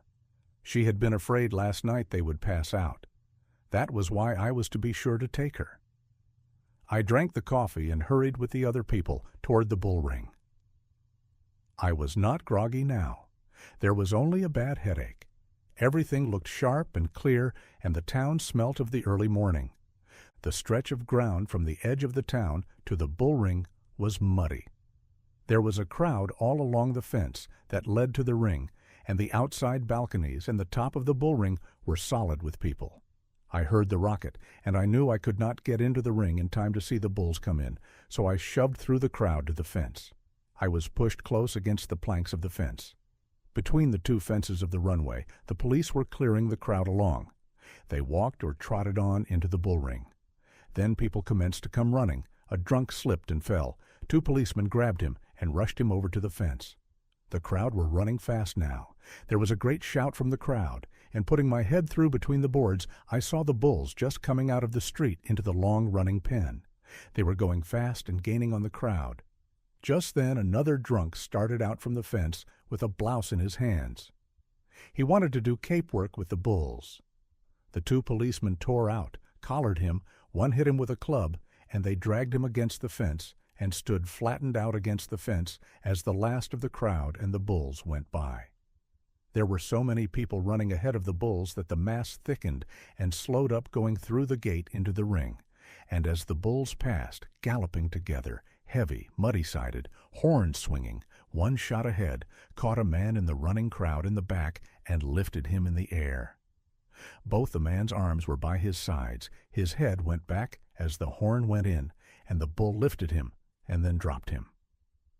The bull picked another man running in front, but the man disappeared into the crowd, and the crowd was through the gate and into the ring with the bulls behind them. The red door of the ring went shut. The crowd on the outside balconies of the bull ring were pressing through to the inside. There was a shout, then another shout. The man who had been gored lay face down in the trampled mud. People climbed over the fence, and I could not see the man because the crowd was so thick around him. From inside the ring came the shouts. Each shout meant a charge by some bull into the crowd. You could tell by the degree of intensity in the shout how bad a thing it was that was happening. Then the rocket went up. That meant the steers had gotten the bulls out of the ring and into the corrals. I left the fence and started back toward the town. Back in the town, I went to the cafe to have a second coffee and some buttered toast. The waiters were sweeping out the cafe and mopping off the tables. One came over and took my order. "Anything happen at the encierro?" "I didn't see it all. One man was badly cogido." "Where?" "Here." I put one hand on the small of my back and the other on my chest, where it looked as though the horn must have come through. The waiter nodded his head and swept the crumbs from the table with his cloth. "Badly cogido," he said.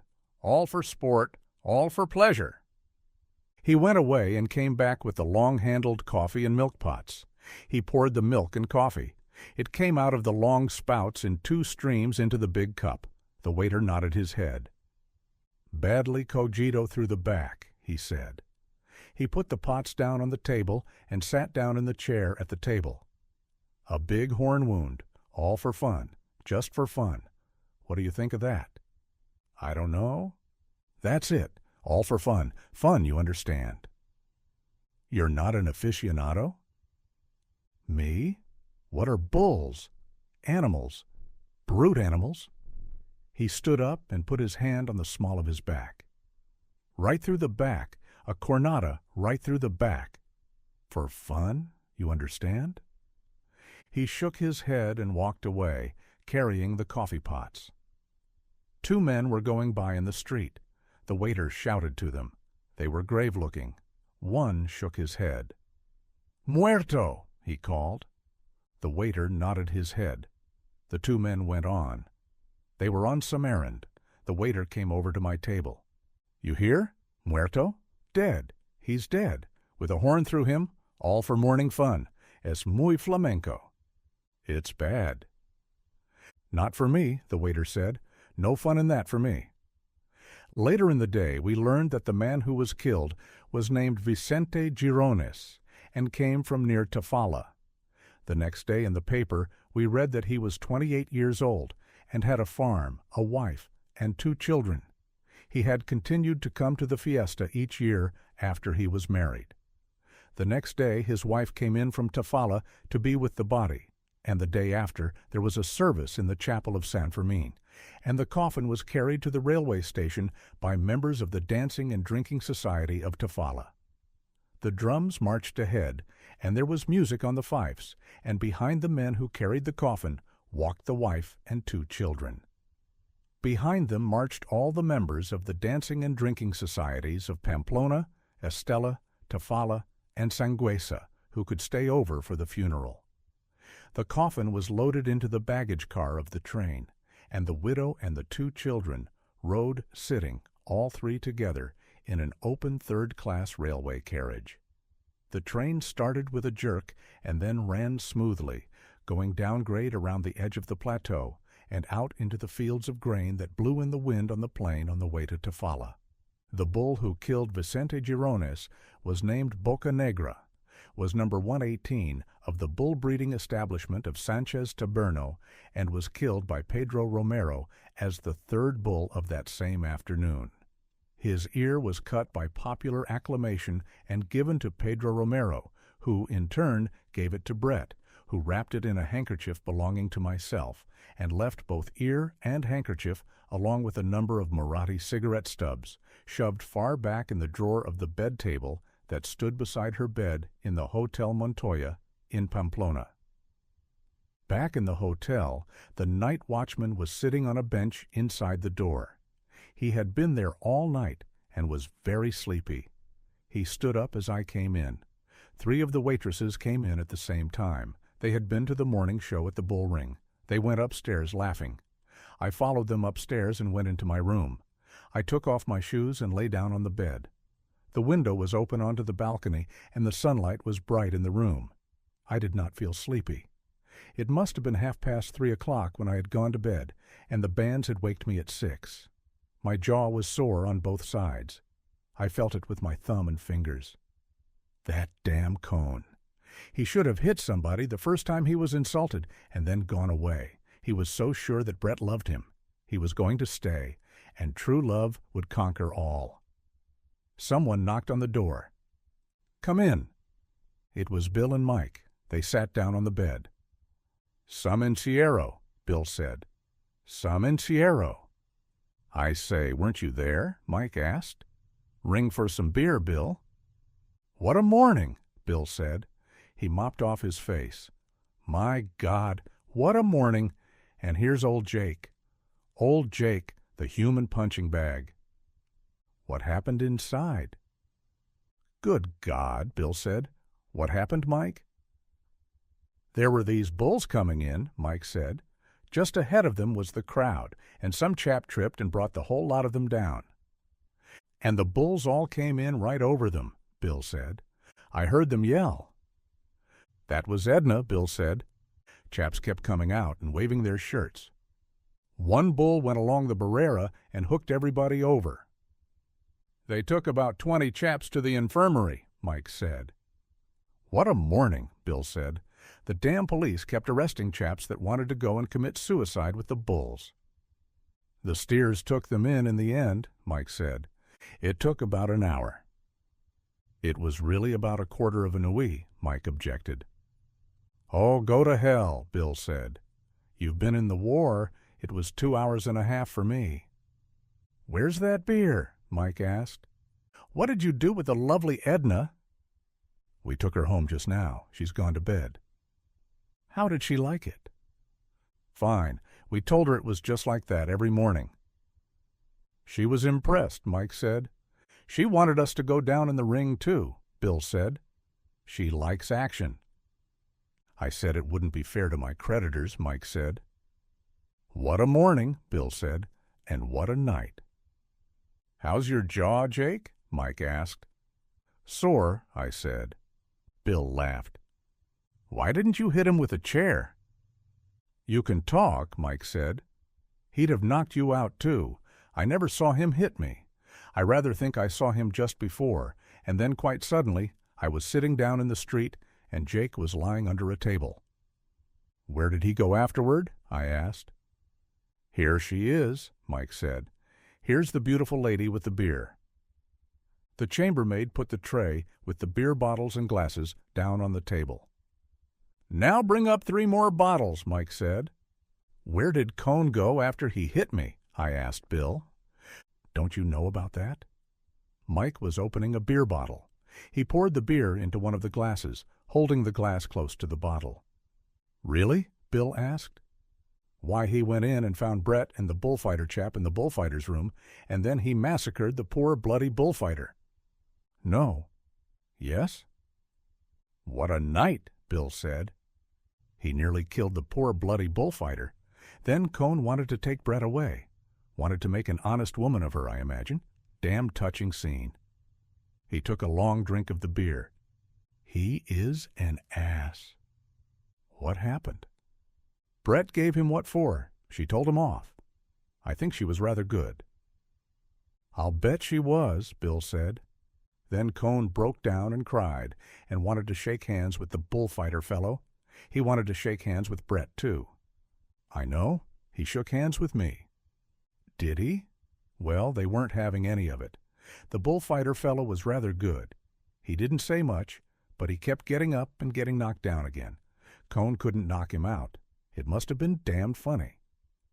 Where did you hear all this? Brett, I saw her this morning. What happened finally? It seems the bullfighter fellow was sitting on the bed. He'd been knocked down about 15 times, and he wanted to fight some more.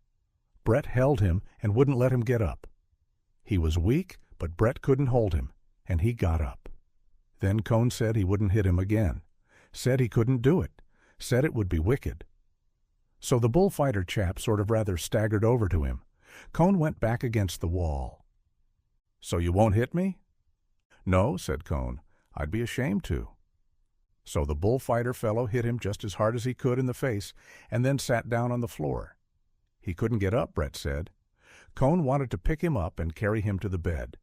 He said if Cohn helped him, he'd kill him, and he'd kill him anyway this morning if Cohn wasn't out of town. Cohn was crying, and Brett had told him off, and he wanted to shake hands. I've told you that before. Tell the rest, Bill said. It seems the bullfighter chap was sitting on the floor. He was waiting to get strength enough to get up and hit Cohn again. Brett wasn't having any shaking hands, and Cohn was crying and telling her how much he loved her, and she was telling him not to be a ruddy ass. Then Cohn leaned down to shake hands with the bullfighter fellow. No hard feelings, you know, all for forgiveness, and the bullfighter chap hit him in the face again. That's quite a kid, Bill said. He ruined Cohn, Mike said. You know, I don't think Cohn will ever want to knock people about again. When did you see Brett? This morning. She came in to get some things. She's looking after this Romero lad. He poured out another bottle of beer. Brett's rather cut up, but she loves looking after people. That's how we came to go off together.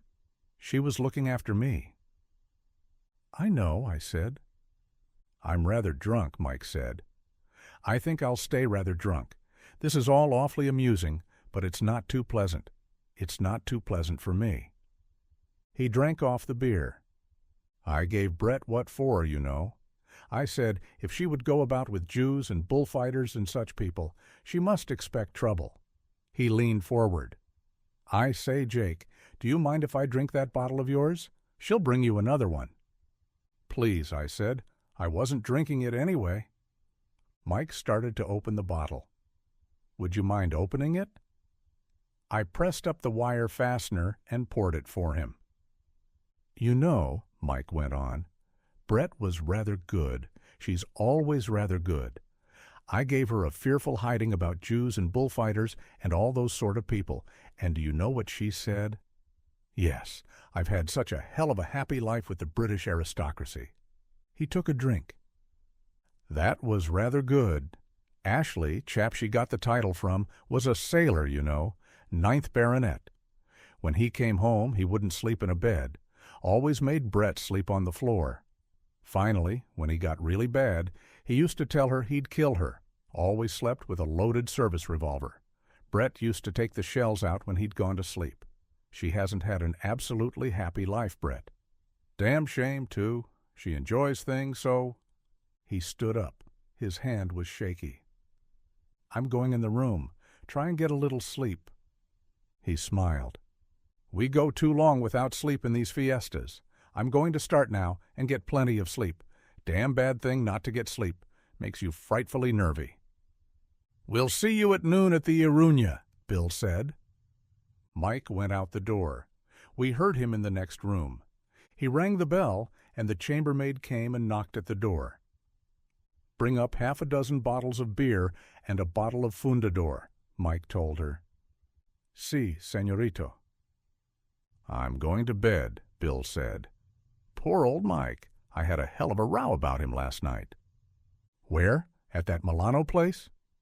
"Yes, there was a fellow there that had helped pay Brett and Mike out of Kansas once. He was damn nasty." "I know the story." "I didn't. Nobody ought to have a right to say things about Mike." "That's what makes it bad." "They oughtn't to have any right. I wish to hell they didn't have any right. I'm going to bed." "Was anybody killed in the ring?" "I don't think so. Just badly hurt." "A man was killed outside in the runway." "Was there?" said Bill. End of chapter 17. Chapter 18. At noon, we were all at the cafe. It was crowded. We were eating shrimps and drinking beer. The town was crowded. Every street was full. Big motor cars from Biarritz and San Sebastian kept driving up and parking around the square. They brought people for the bullfight. Sightseeing cars came up too. There was one with 25 English women in it. They sat in the big white car and looked through their glasses at the fiesta. The dancers were all quite drunk. It was the last day of the fiesta. The fiesta was solid and unbroken, but the motor cars and tourist cars made little islands of onlookers. When the cars emptied, the onlookers were absorbed into the crowd. You did not see them again, except as sport clothes, odd-looking at a table among the closely packed peasants in black smocks. The fiesta absorbed even the Biarritz English, so that you did not see them unless you passed close to a table. All the time there was music in the street. The drums kept on pounding, and the pipes were going.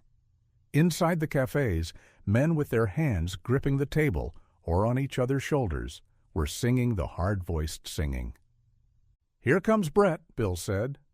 I looked and saw her coming through the crowd in the square, walking, her head up, as though the fiesta were being staged in her honor, and she found it pleasant and amusing. "Hello, you chaps," she said. "I say, I have a thirst." "Get another big beer," Bill said to the waiter. "Shrimps?" "Is Cohn gone?" Brett asked. "Yes," Bill said. "He hired a car." The beer came. Brett started to lift the glass mug, and her hand shook. She saw it and smiled, and leaned forward and took a long sip. "Good beer?" "Very good," I said. I was nervous about Mike. I did not think he had slept. He must have been drinking all the time, but he seemed to be under control. "I heard Cohn had hurt you, Jake," Brett said. "No, knocked me out. That was all." "I say, he did hurt Pedro Romero," Brett said. "He hurt him most badly." "How is he?" "He'll be all right. He won't go out of the room." "Does he look badly?" "Very. He was really hurt. I told him I wanted to pop out and see you chaps for a minute." "Is he going to fight?" "Rather. I'm going with you, if you don't mind." "How's your boyfriend?" Mike asked. He had not listened to anything that Brett had said. "Brett's got a bullfighter," he said. "She had a Jew named Cohn, but he turned out badly." Brett stood up. "I am not going to listen to that sort of rot from you, Michael." "How's your boyfriend?" "Damned well," Brett said. "Watch him this afternoon." "Brett's got a bullfighter," Mike said. "A beautiful, bloody bullfighter." "Would you mind walking over with me? I want to talk to you, Jake." "Tell him all about your bullfighter," Mike said. "Oh, to hell with your bullfighter." He tipped the table so that all the beers and the dish of shrimps went over in a crash. "Come on," Brett said. "Let's get out of this." In the crowd crossing the square, I said, "How is it?" "I'm not going to see him after lunch until the fight. His people come in and dress him. They're very angry about me, he says." Brett was radiant. She was happy. The sun was out, and the day was bright. "I feel altogether changed," Brett said. "You've no idea, Jake." "Anything you want me to do?" "No, just go to the fight with me." "We'll see you at lunch?" "No, I'm eating with him." We were standing under the arcade at the door of the hotel. They were carrying tables out and setting them up under the arcade. "Want to take a turn out to the park?" Brett asked. "I don't want to go up yet. I fancy he's sleeping." We walked along past the theater and out of the square and along through the barracks of the fair, moving with the crowd between the lines of booths. We came out on a cross street that led to the Paseo de Sarasate. We could see the crowd walking there, all the fashionably dressed people. They were making the turn at the upper end of the park. "Don't let's go there," Brett said. "I don't want staring at just now." We stood in the sunlight. It was hot and good after the rain and the clouds from the sea. "I hope the wind goes down," Brett said. "It's very bad for him." "So do I." "He says the bulls are all right." "They're good?" "Is that San Fermin's?" Brett looked at the yellow wall of the chapel. "Yes, where the show started on Sunday." "Let's go in. Do you mind? I'd rather like to pray a little for him or something." We went in through the heavy leather door that moved very lightly. It was dark inside. Many people were praying. You saw them as your eyes adjusted themselves to the half-light. We knelt at one of the long wooden benches. After a little, I felt Brett stiffen beside me and saw she was looking straight ahead. "Come on," she whispered throatily. "Let's get out of here. Makes me damn nervous." Outside, in the hot brightness of the street, Brett looked up at the treetops in the wind. The praying had not been much of a success. "Don't know why I get so nervy in church," Brett said. "Never does me any good." We walked along. "I'm damn bad for a religious atmosphere," Brett said. "I've the wrong type of face." "You know," Brett said, "I'm not worried about him at all. I just feel happy about him." "Good." "I wish the wind would drop, though." "It's liable to go down by 5 o'clock." "Let's hope." "You might pray," I laughed. "Never does me any good. I've never gotten anything I prayed for. Have you?" "Oh, yes." "Oh, rot," said Brett. "Maybe it works for some people, though you don't look very religious, Jake." "I'm pretty religious." "Oh, rot," said Brett. "Don't start proselyting today. Today's going to be bad enough as it is." It was the first time I had seen her in the old happy, careless way since before she went off with Cohn. We were back again in front of the hotel. All the tables were set now, and already several were filled with people eating. "Do look after Mike," Brett said. "Don't let him get too bad." "Your friend's half gone upstairs," the German maitre d'hotel said in English. He was a continual eavesdropper. Brett turned to him. "Thank you so much. Have you anything else to say?" "No, ma'am." "Good," said Brett. "Save us a table for 3, I said to the German. He smiled his dirty little pink and white smile. "Is Madam eating here?" "No," Brett said. "Then I think a taboule for 2 will be enough." "Don't talk to him," Brett said. "Mike must have been in bad shape," she said on the stairs. We passed Montoya on the stairs. He bowed and did not smile. "I'll see you at the cafe," Brett said. "Thank you so much, Jake." We had stopped at the floor our rooms were on. She went straight down the hall and into Romero's room. She did not knock. She simply opened the door, went in, and closed it behind her. I stood in front of the door of Mike's room and knocked. There was no answer. I tried the knob and it opened. Inside the room was in great disorder. All the bags were opened and clothing was strewn around. There were empty bottles beside the bed. Mike lay on the bed, looking like a death mask of himself. He opened his eyes and looked at me.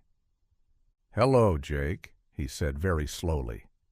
"I'm getting a little sleep. I've wanted a little sleep for a long time." "Let me cover you over." "No, I'm quite warm." "Don't go. I haven't got 10 to sleep yet." "You'll sleep, Mike. Don't worry, boy." "Brett's got a bullfighter," Mike said. "But her Jew has gone away. He turned his head and looked at me. Damned good thing. What? Yes. Now go to sleep, Mike. You ought to get some sleep. I'm just starting. I'm going to get a lit tie sleep. He shut his eyes. I went out of the room and turned the door to quietly. Bill was in my room reading the paper. See Mike? Yes. Let's go and eat. I won't eat downstairs with that German headwaiter. He was damn snotty when I was getting Mike upstairs. He was snotty to us, too. Let's go out and eat in the town. We went down the stairs.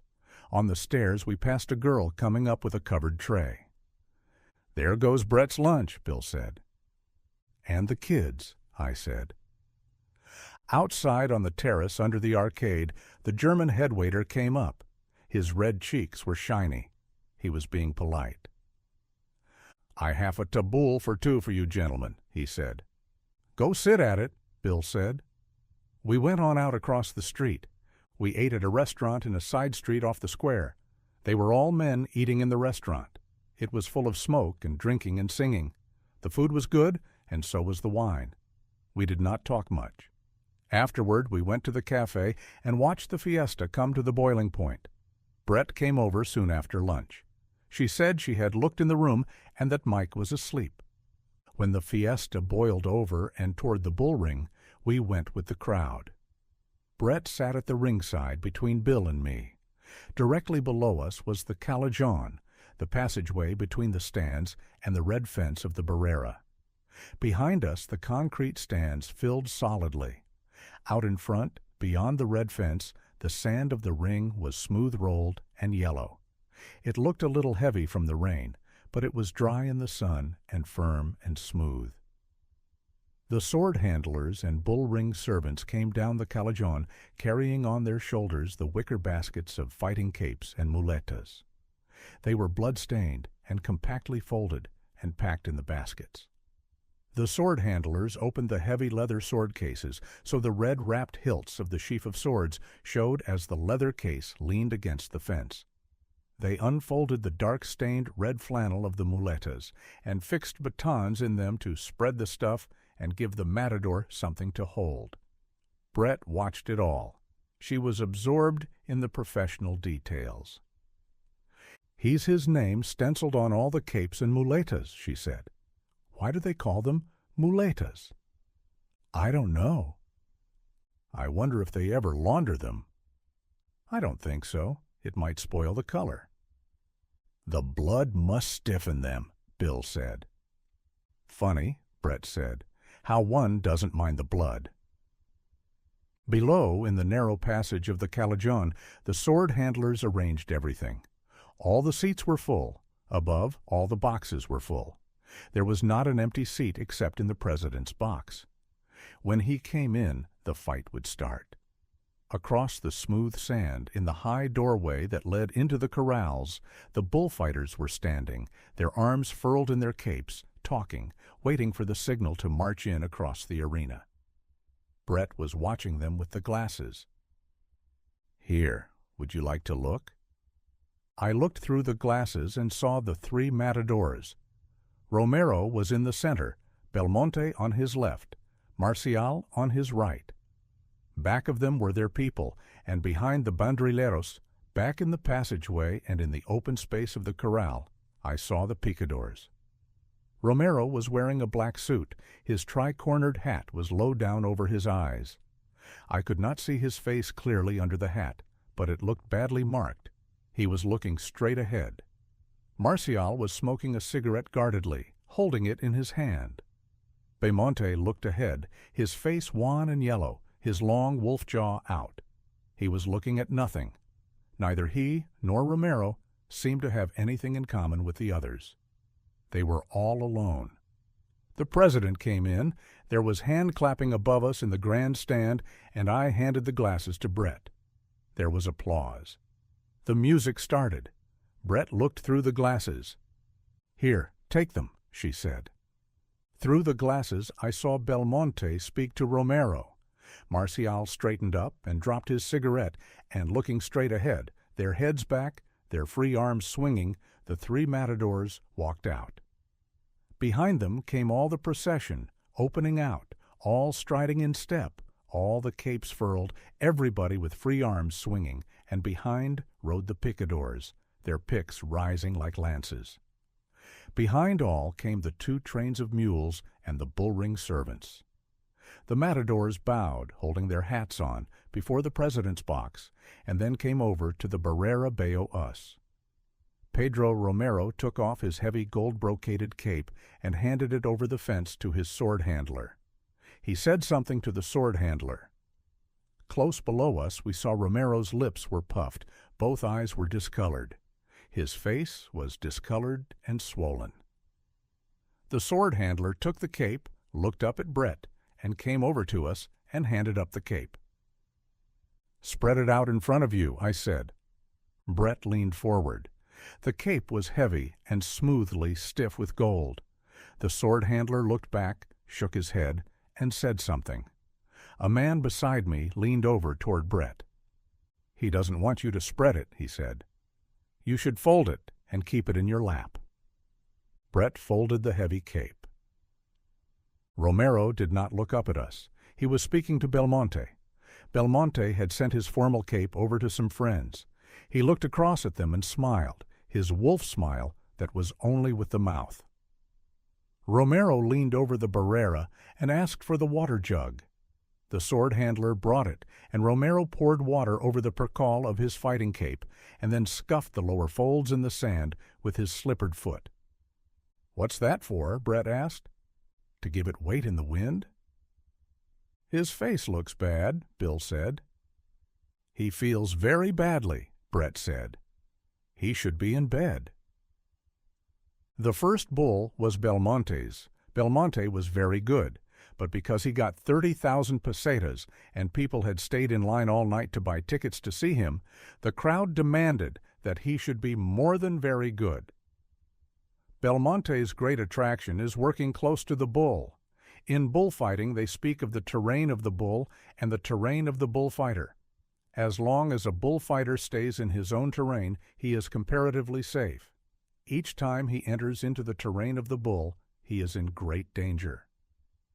Belmonte, in his best days, worked always in the terrain of the bull. This way he gave the sensation of coming tragedy. People went to the corrida to see Belmonte, to be given tragic sensations, and perhaps to see the death of Belmonte. 15 years ago they said if you wanted to see Belmonte, you should go quickly, while he was still alive. Since then he has killed more than 1,000 bulls. When he retired, the legend grew up about how his bullfighting had been, and when he came out of retirement, the public were disappointed, because no real man could work as close to the bulls as Belmonte was supposed to have done, not, of course, even Belmonte.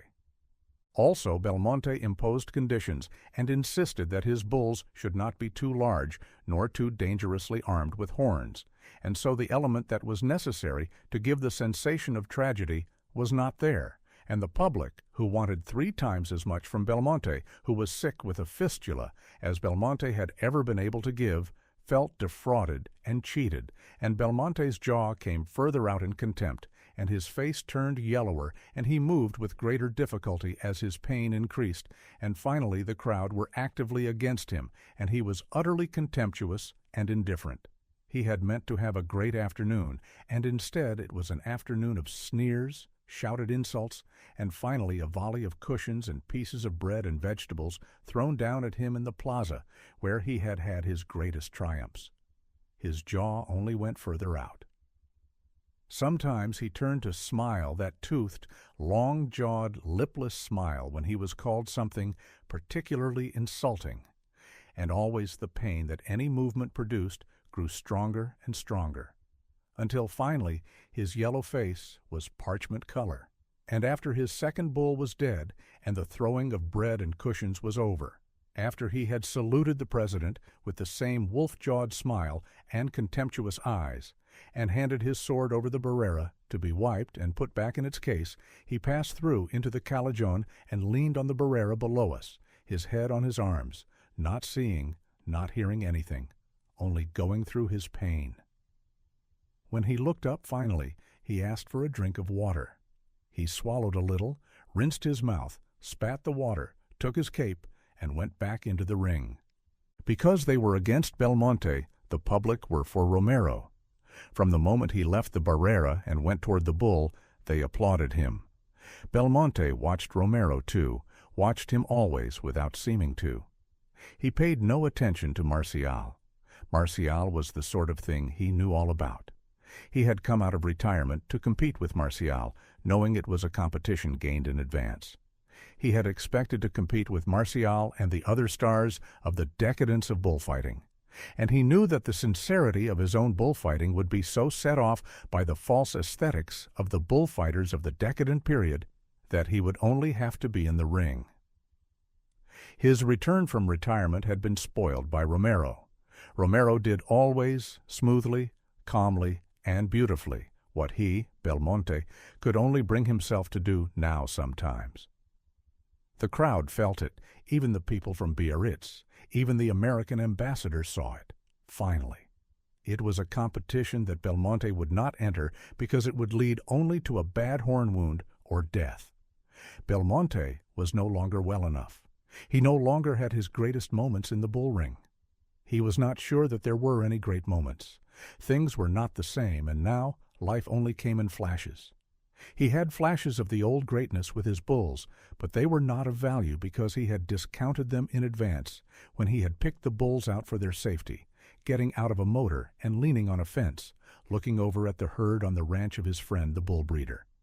So he had two small, manageable bulls with wee much horns, and when he felt the greatness again coming, just a little of it, through the pain that was always with him, it had been discounted and sold in advance, and it did not give him a good feeling. It was the greatness, but it did not make bullfighting wonderful to him any more. Pedro Romero had the greatness. He loved bullfighting, and I think he loved the bulls, and I think he loved Brett. Everything of which he could control the locality he did in front of her all that afternoon. Never once did he look up. He made it stronger that way, and did it for himself too, as well as for her. Because he did not look up to ask if it pleased, he did it all for himself inside, and it strengthened him, and yet he did it for her too. But he did not do it for her at any loss to himself. He gained by it all through the afternoon. His first quite was directly below us. The three matadors take the bull in turn after each charge he makes at a picador. Bay Monte was the first. Marcial was the second. Then came Romero. The three of them were standing at the left of the horse. The picador, his hat down over his eyes, the shaft of his pick angling sharply toward the bull, kicked in the spurs and held them, and with the reins in his left hand, walked the horse forward toward the bull. The bull was watching. Seemingly he watched the white horse, but really he watched the triangular steel point of the pick. Romero, watching, saw the bull start to turn his head.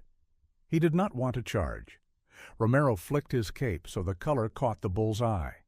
The bull charged with the reflex, charged, and found not the flash of color, but a white horse, and a man leaned far over the horse, shot the steel point of the long hickory shaft into the hump of muscle on the bull's shoulder, and pulled his horse sideways as he pivoted on the pick, making a wound, enforcing the iron into the bull's shoulder, making him bleed for Belmonte. The bull did not insist under the iron. He did not really want to get at the horse. He turned and the group broke apart, and Romero was taking him out with his cape. He took him out softly and smoothly, and then stopped, and, standing squarely in front of the bull, offered him the cape. The bull's tail went up, and he charged, and Romero moved his arms ahead of the bull, wheeling, his feet firmed. The dampened, mud-weighted cape swung open and full as a sail fills, and Romero pivoted with it just ahead of the bull. At the end of the pass they were facing each other again. Romero smiled. The bull wanted it again, and Romero's cape filled again, this time on the other side. Each time he let the bull pass so close that the man and the bull and the cape that filled and pivoted ahead of the bull were all one sharply etched mass. It was all so slow and so controlled. It was as though he were rocking the bull to sleep. He made 4 Veronicas like that, and finished with a half Veronica that turned his back on the bull and came away toward the applause, his hand on his hip, his cape on his arm, and the bull watching his back going away. In his own bulls, he was perfect.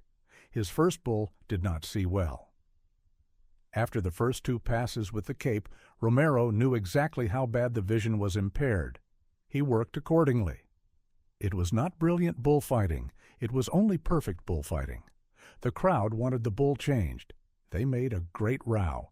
Nothing very fine could happen with a bull that could not see the lures, but the president would not order him replaced. "Why don't they change him?" Brett asked. "They've paid for him. They don't want to lose their money." "It's hardly fair to Romero. Watch how he handles a bull that can't see the color." "It's the sort of thing I don't like to see." It was not nice to watch if you cared anything about the person who was doing it. With the bull who could not see the colors of the capes or the scarlet flannel of the muleta, Romero had to make the bull consent with his body.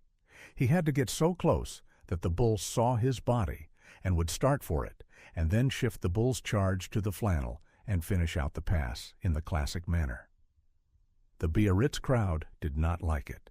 They thought Romero was afraid, and that was why he gave that little sidestep each time as he transferred the bull's charge from his own body to the flannel. They preferred Belmonte's imitation of himself or Martial's imitation of Belmonte. There were 3 of them in the row behind us. "What's he afraid of the bull for? The bull's so dumb he only goes after the cloth." "He's just a young bullfighter. He hasn't learned it yet." "But I thought he was fine with the cape before." "Probably he's nervous now." Out in the center of the ring, all alone, Romero was going on with the same thing, getting so close that the bull could see him plainly, offering the body, offering it again a little closer, the bull watching dully, then so close that the bull thought he had him, offering again and finally drawing the charge. And then, just before the horns came, giving the bull the red cloth to follow, with that little, almost imperceptible jerk that so offended the critical judgment of the Biarritz bullfight experts. "He's going to kill now," I said to Brett. "The bull's still strong. He wouldn't wear himself out." Out in the center of the ring, Romero profiled in front of the bull, drew the sword out from the folds of the muleta, rose on his toes, and sighted along the blade. The bull charged as Romero charged. Romero's left hand dropped the muleta over the bull's muzzle to blind him. His left shoulder went forward between the horns as the sword went in. And for just an instant, he and the bull were one, Romero way out over the bull, the right arm extended high up to where the hilt of the sword had gone in between the bull's shoulders. Then the figure was broken. There was a little jolt as Romero came clear, and then he was standing, one hand up, facing the bull, his shirt ripped out from under his sleeve, the white blowing in the wind, and the bull, the red sword hilt tight between his shoulders, his head going down and his legs settling. "There he goes," Bill said. Romero was close enough so the bull could see him. His hand still up, he spoke to the bull. The bull gathered himself, then his head went forward and he went over slowly, then all over suddenly, 4 feet in the air. They handed the sword to Romero, and carrying it blade down, the muleta in his other hand, he walked over to in front of the president's box, bowed, straightened, and came over to the Barrera and handed over the sword and muleta. "Bad one," said the sword handler. "He made me sweat," said Romero. He wiped off his face. The sword handler handed him the water jug. Romero wiped his lips. It hurt him to drink out of the jug. He did not look up at us. Martial had a big day. They were still applauding him when Romero's last bull came in. It was the bull that had sprinted out and killed the man in the morning running. During Romero's first bull, his hurt face had been very noticeable. Everything he did showed it. All the concentration of the awkwardly delicate working with the bull that could not see well brought it out. The fight with Cohn had not touched his spirit, but his face had been smashed, and his body hurt. He was wiping all that out now. Each thing that he did with this bull wiped that out a little cleaner. It was a good bull, a big bull, and with horns, and it turned and recharged easily and surely. He was what Romero wanted in bulls.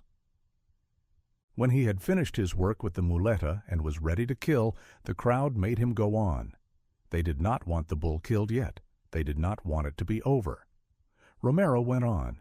It was like a course in bullfighting. All the passes he linked up, all completed, all slow, templed, and smooth. There were no tricks and no mystifications. There was no brusqueness. And each pass, as it reached the summit, gave you a sudden ache inside. The crowd did not want it ever to be finished. The bull was squared on all 4 feet to be killed, and Romero killed directly below us. He killed not as he had been forced to by the last bull, but as he wanted to. He profiled directly in front of the bull, drew the sword out of the folds of the muleta, and sighted along the blade. The bull watched him. Romero spoke to the bull and tapped one of his feet. The bull charged, and Romero waited for the charge, the muleta held low, sighting along the blade, his feet firm.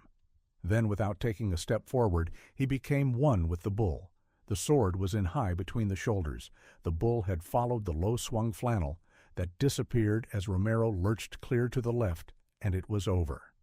The bull tried to go forward. His legs commenced to settle. He swung from side to side, hesitated, then went down on his knees, and Romero's older brother leaned forward behind him and drove a short knife into the bull's neck at the base of the horns. The first time he missed. He drove the knife in again, and the bull went over, twitching and rigid. Romero's brother, holding the bull's horn in one hand, the knife in the other, looked up at the president's box. Handkerchiefs were waving all over the bull ring. The president looked down from the box and waved his handkerchief. The brother cut the notched black ear from the dead bull and trotted over with it to Romero. The bull lay heavy and black on the sand, his tongue out. Boys were running toward him from all parts of the arena, making a little circle around him. They were starting to dance around the bull. Romero took the ear from his brother and held it up toward the president. The president bowed, and Romero, running to get ahead of the crowd, came toward us. He leaned up against the barrera and gave the ear to Brett. He nodded his head and smiled. The crowd were all about him. Brett held down the cape. "You liked it?" Romero called. Brett did not say anything. They looked at each other and smiled. Brett had the ear in her hand. "Don't get bloody," Romero said, and grinned. The crowd wanted him. Several boys shouted at Brett.